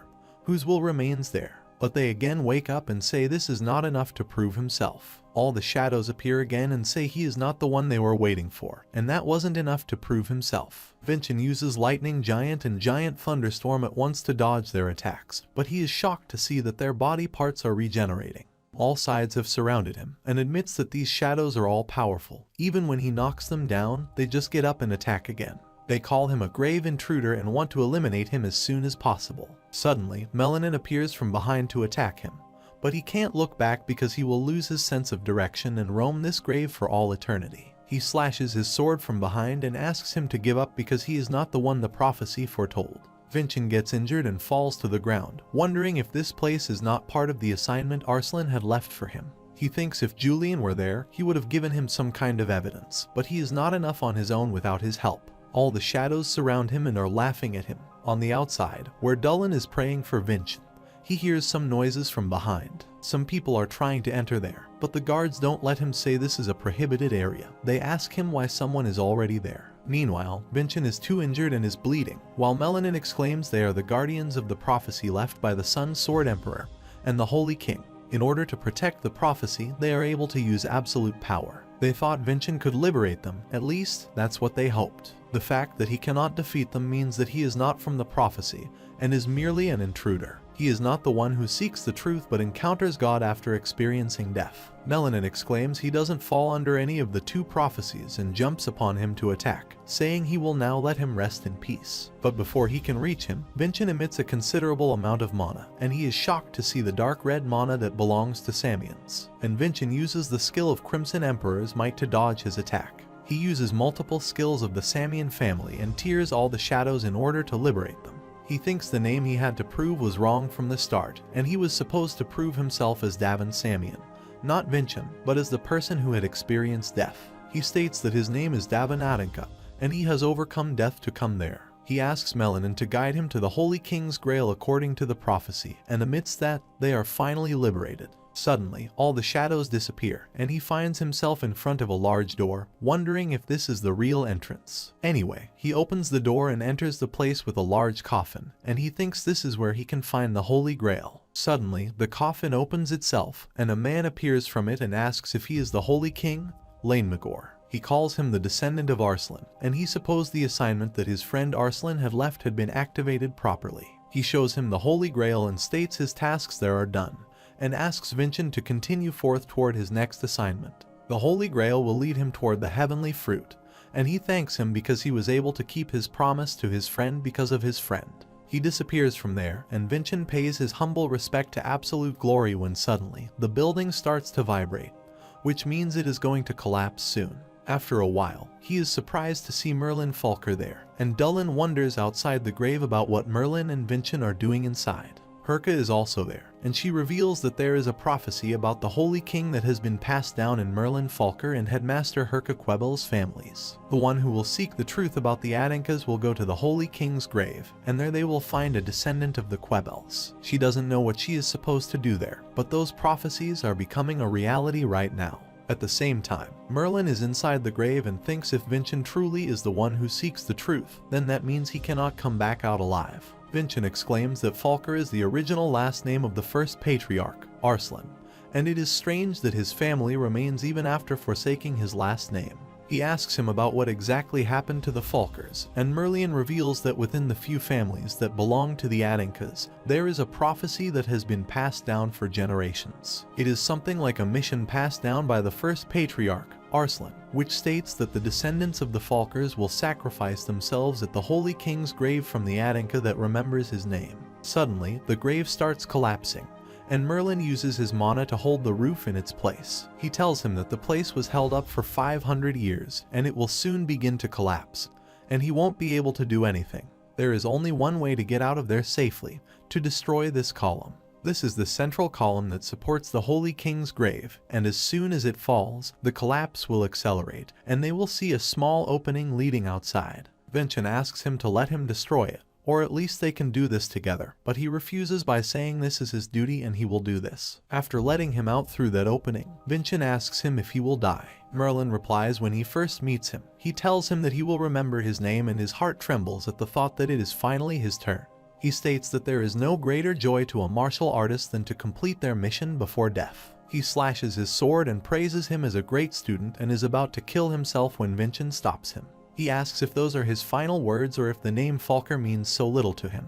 If it were the Arslan that he knows, the Falker that he knows, he would never try to sacrifice himself in order to accomplish his mission. He states that Arslan was a pure child, the child who shed tears for the injustice he endured, and he would never get rid of his descendants as if they were mere tools. Merlin shouts at him and asks him to run away because if they are going to keep standing there like this, they both will die soon. Vincent tells him that they both can live, and Merlin has planned on using all of his strength in order to pave a path for him.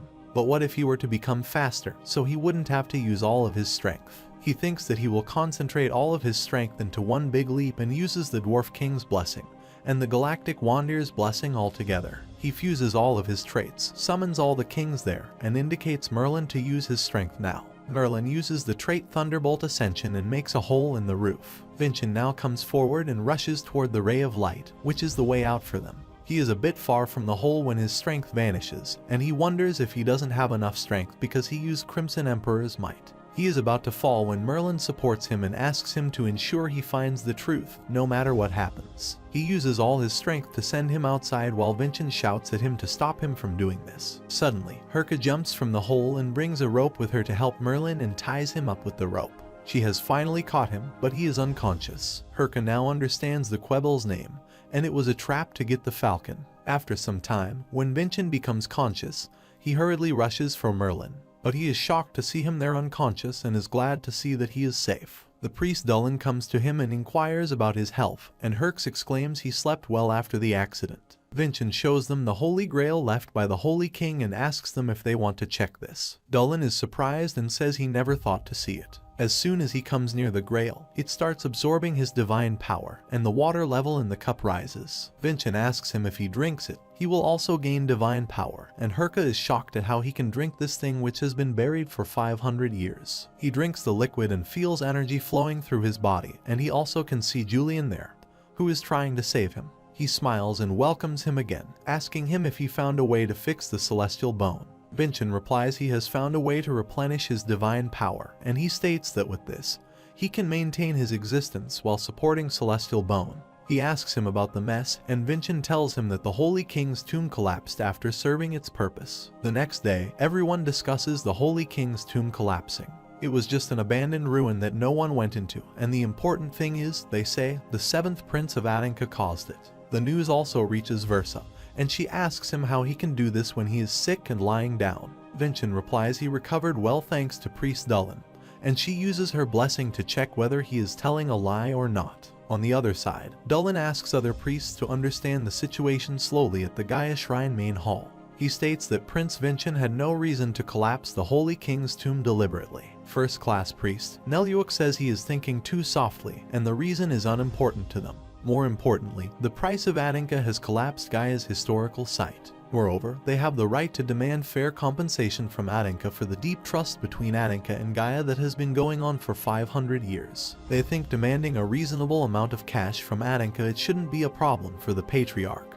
And all the other priests agree with him, saying this is an opportunity to expand the power of their order. Dulin is unhappy with their decision because they will demand money to put into their pockets. Meanwhile, one of the elders enters there and says they deeply regret Prince Vincent's behavior at the elders' meeting. In honor of the tarnished Holy King, they must hold him accountable for his actions, and he will offer his left arm to the priest's committee. Simultaneously, Versa says Vincent doesn't know how much trouble he has caused. He has destroyed a major relic that Gaia protected for 500 years. The Gain Temple and their Adanka have been allies since the war with the Great Demon. Moreover, the political ramifications of breaking this alliance are beyond imagination, and she also heard that they are sending a protest delegation from the temple. They will probably demand outrageous things to maintain the friendly relationship, and Vincent replies he will skip the usual report since she seems to know already. But she is shocked to hear that there is an unusual report, too, and Riesla enters the room and shows him the Holy Grail Vincent found in the grave. Versa surprisingly says this is just a cup, so why is he so excited about this? Riesla tells her that its value is immense. However, she doesn't take an interest in it and says this is irrelevant to this case, and Gaia's precepts will also want to protect their interests. She asks Vincent how he will take responsibility for this incident,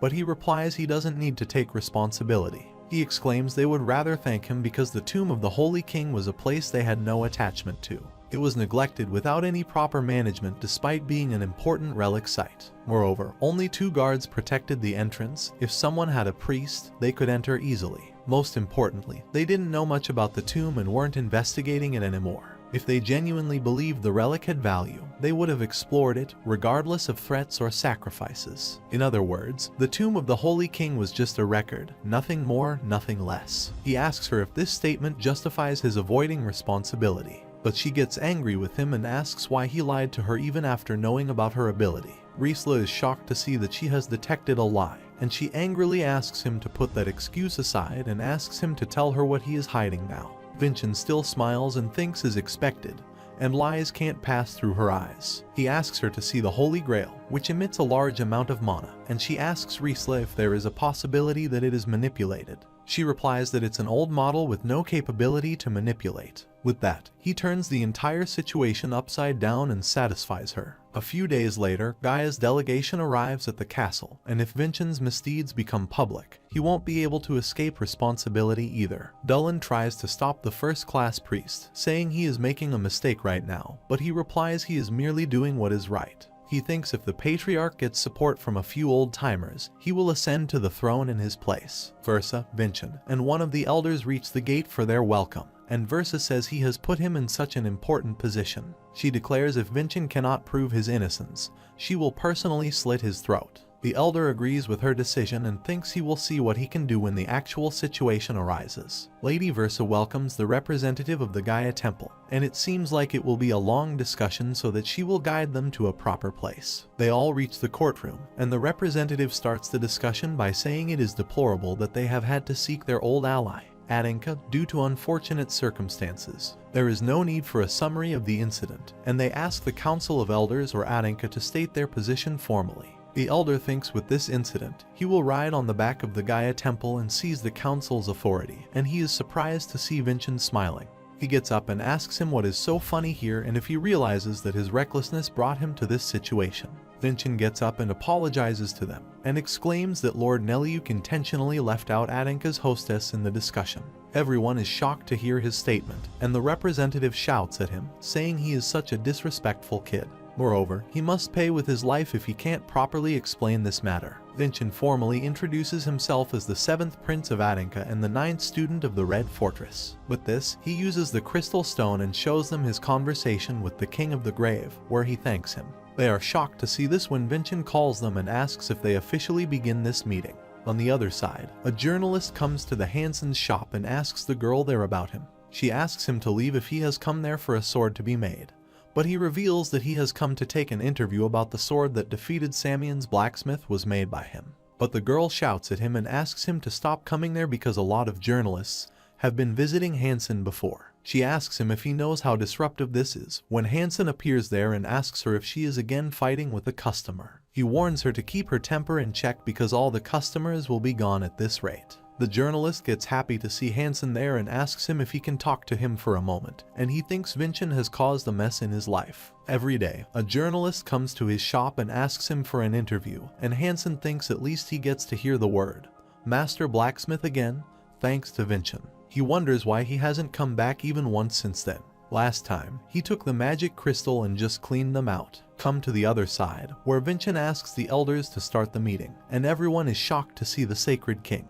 Moreover, his tomb fulfilled its purpose and collapsed independently, while Vincent thinks the mana crystal gifted by Master Blacksmith Hansen is instrumental. Meanwhile, the representative gets up and shouts, saying it's a fabrication and it's a fake video created to cover up his own crimes. One of the elders states that it is not possible to fabricate with a mana crystal like this. Vincent asks them to take a look at the sacred relic left to him by the Sacred King, the Holy Grail. This time, the elder is also shocked to see the Sacred King's Holy Grail, while the representative asks him if he claims this random antique, whose origin is unknown, is the Holy Grail. He exclaims he is rather smearing the name of the Sacred King, and Vincent reveals that regarding a series of incidents, Merlin, a knight of the Imperial Dragon Army, stakes his neck on the authenticity. He is shocked to hear about Merlin, one of the 12 swords of Adanka, and a man of his stature staked his life. Meanwhile, Priest Dullen comes forward and declares that he will testify as well with the power of the Sacred King within him and his life on the line. He declares the Holy Grail is authentic, and he angrily asks him which side he is in. Versa gets up and asks if they will raise the stakes because a son's accountability is also a mother's responsibility. She stakes her right arm on the truth that Vincent spoke, and Elder Dalbach can see the situation getting out of his hand. She asks him to welcome to stake his right arm especially, and he wonders what he should do because they all are so confident. However, he stakes his left arm on the statement that Vincent's words are lies, and Vincent says from the moment he entered there, he had already staked his neck. He then turns toward Priest Neliuk and says he is the only one who hasn't stakes anything, and asks him to match what Priest Dullen and he has stakes with their lives and his mother's arm. He thinks there is no way that is the real Holy Grail, and Vincent is just bluffing right now. He laughs and exclaims he will not be scared just because they are all in, and stakes his neck as well. Similarly, all the other priests stake their necks too, and Vincent asks Priest Dullen to prove that the Holy Grail is real. Dullen touches the grail, and it starts absorbing his divine energy, and soon it fills with the liquid. He states that is the power of the Holy Grail which absorbs his miracle and produces holy water. All of them are shocked to see that, and Vincent asks Neliuk that what he will do now. He asks if he acknowledges that this is the real grail, but before him, another priest shouts and says he cannot accept it and what the big deal is about some water gathering. But Lady Versa comes forward and cuts his neck with one slash of her sword. Elder Dalbach is shocked and asks her what she is doing, but she turns toward him and cuts his left arm with her sword. She declares that she, Versa Helheim, as a mother of Adanka, respects the true honor of his son, Vincent. Vincent is also surprised because he couldn't see her movements when she beheaded them, and she is the person known as the Giant of Adinkas, Versa Helheim.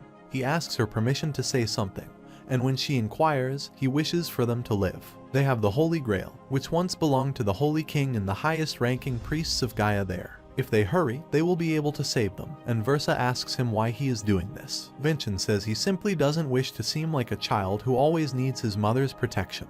He asks her permission to take his honor, and Versa happily allows him. Vincent asks the priest Dulin to get hurry and accompany him, and he asks other priests to gather their powers. They all start working and gather their powers, and Julian tells him that everything has gone his way, and he looks forward to seeing what he will do next. After some time, all the dead people, including Neliauk, get alive again, and he is shocked at what just happened because he remembers that he was beheaded. Dulin comes forward and congratulates him for living again, and he is unhappy knowing that he saved him. He then asks Elder Dalbec to come over there, and he will reattack his arm before it's too late. But Vincent gets in their way and states Elder Dalbec will not be able to get his arm reattached. Moreover, unlike the priests, he is an honorable martial artist of the Adinkas. He would not want to recover his arm that he had wagered voluntarily. Otherwise, his honor would become completely worthless. Elder Dalbec wants to kill him, but he controls his emotions and says he doesn't want his arm because this is evidence of his truth. Vincent smirks and says he will always remember his strong resolution, and he hopes to follow in his footsteps. Versa says everything is in order now,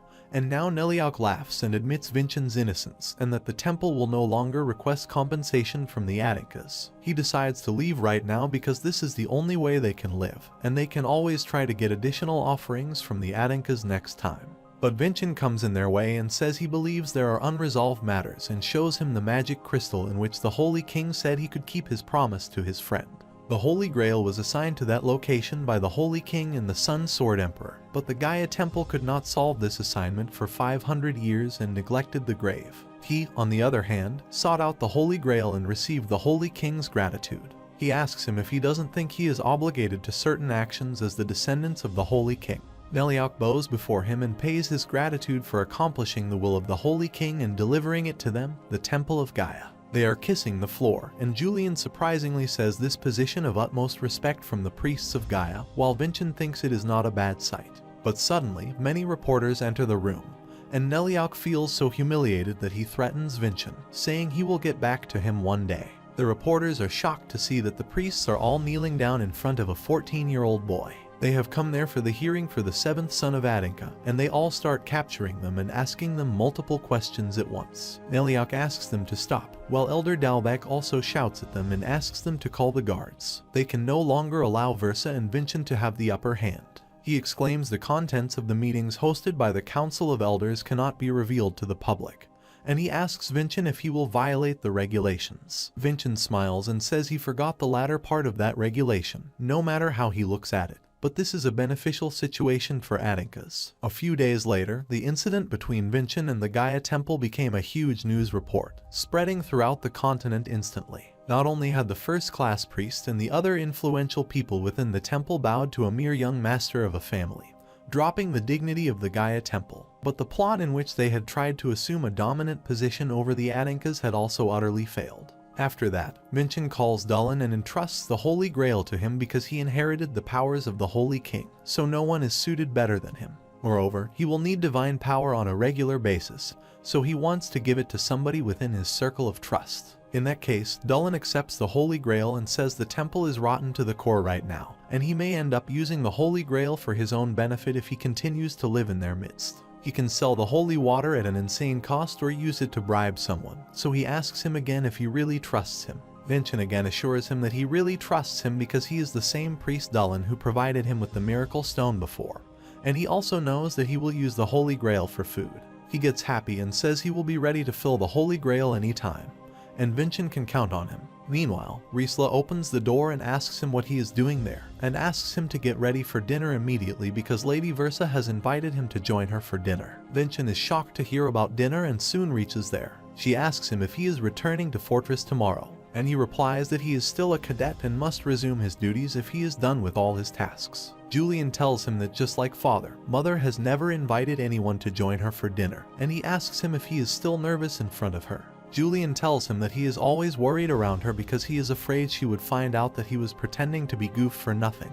but Vincent says he does not need to worry. After a while, she tells him why she called him there is to give him a gift because he uncovered the corruption of the elders and gained them the upper hand against the Gaia Temple. She acknowledges his achievements and would like to reward him, and asks him what he wants. Vincent asks her for a moment to think about it, and after a little thinking, he tells her that he has decided on the gift. He wants the opportunity to take the advancement exam as the cadet of the Crimson Fortress. She laughs and says she believes that he is underestimating the influence of his mother. She is the mistress of Adanka, and she can turn him into a cadet of any rank she desires. But Vincent exclaims he is satisfied with it because this is the right thing to do right now. Usually, the advancement exam is held twice a year, and not only is it tough, but the number of people who can take it is also limited.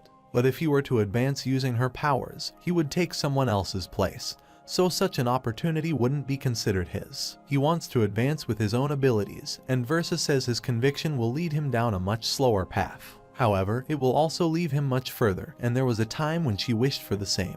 But she has gotten too old to chase after such things, and she also has far more responsibilities at the moment. She also reveals that once he returns to the fortress, he will receive a mission assignment, which will be considered his rank 8 advancement exam. After dinner, she cheers him on for his conviction, and Vincent thanks her. When he leaves the castle the following day, Versa asks Raelsa to prepare, and she will write up Vincent's mission assignment. She inquires about the mission, and she replies that Vincent has to go to Maeltomb.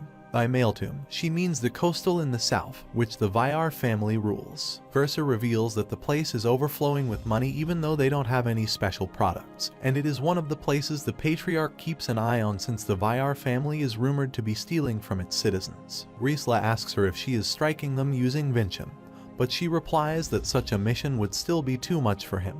Even if he is exceptional, he will be tasked to accompany the Gaia priest that is dispatched there. But Riesla is shocked to hear this and says it's only been a few days since young Master Vincent has shamed the Gaia Temple. She says that the Patriarch of the Vyar family is extremely greedy, and the Gaia Temple tries to bribe the Beer family to harm Vincent. Versa admits that he will be in danger, and there are countless ways to make it look like an accident, but she believes that Vincent will always opt for the right path, putting himself in constant danger. But this is why it's called an exam. On the other side, when Vincent returns to Fortress, Herka welcomes him warmly and congratulates him for his accomplishment. Vincent exclaims she seems to be in quite a happy mood, and she is happy because he took care of Elder Tilavan.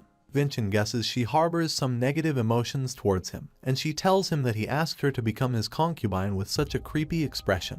However, she gives him his next mission, and he will be leaving in 3 days. Vincent asks her about the location and place he is heading, and Vargan replies he is going to the southernmost city on the continent, Maeltomb. Vincent thinks if they didn't change the location's name within the last 500 years, then he knows the place. Suddenly, Salbara appears there, and she is so excited to hear the name of Maeltomb City. She asks Vincent to take her with him. Later, she gives him all the details about the city and says the Vyar family currently rules it and is quite famous for its barrier. Besides, even though it borders the Helheim family's territory, they have not had absolutely no conflict, despite there being no records of anyone paying tributes. Many hypotheses are associated with this, and even in his family, the Helheim family was closely related to Maeltomb. Helheim is the family of his mother, Versa Helheim, and he thinks this mission definitely serves her a purpose. Salbara says the remnants of the sea from 200 years ago and tells him many things about this when Vincent interrupts and says she really seems interested in history. She replies that it is her dream to actually not become a martial artist but to become a historian.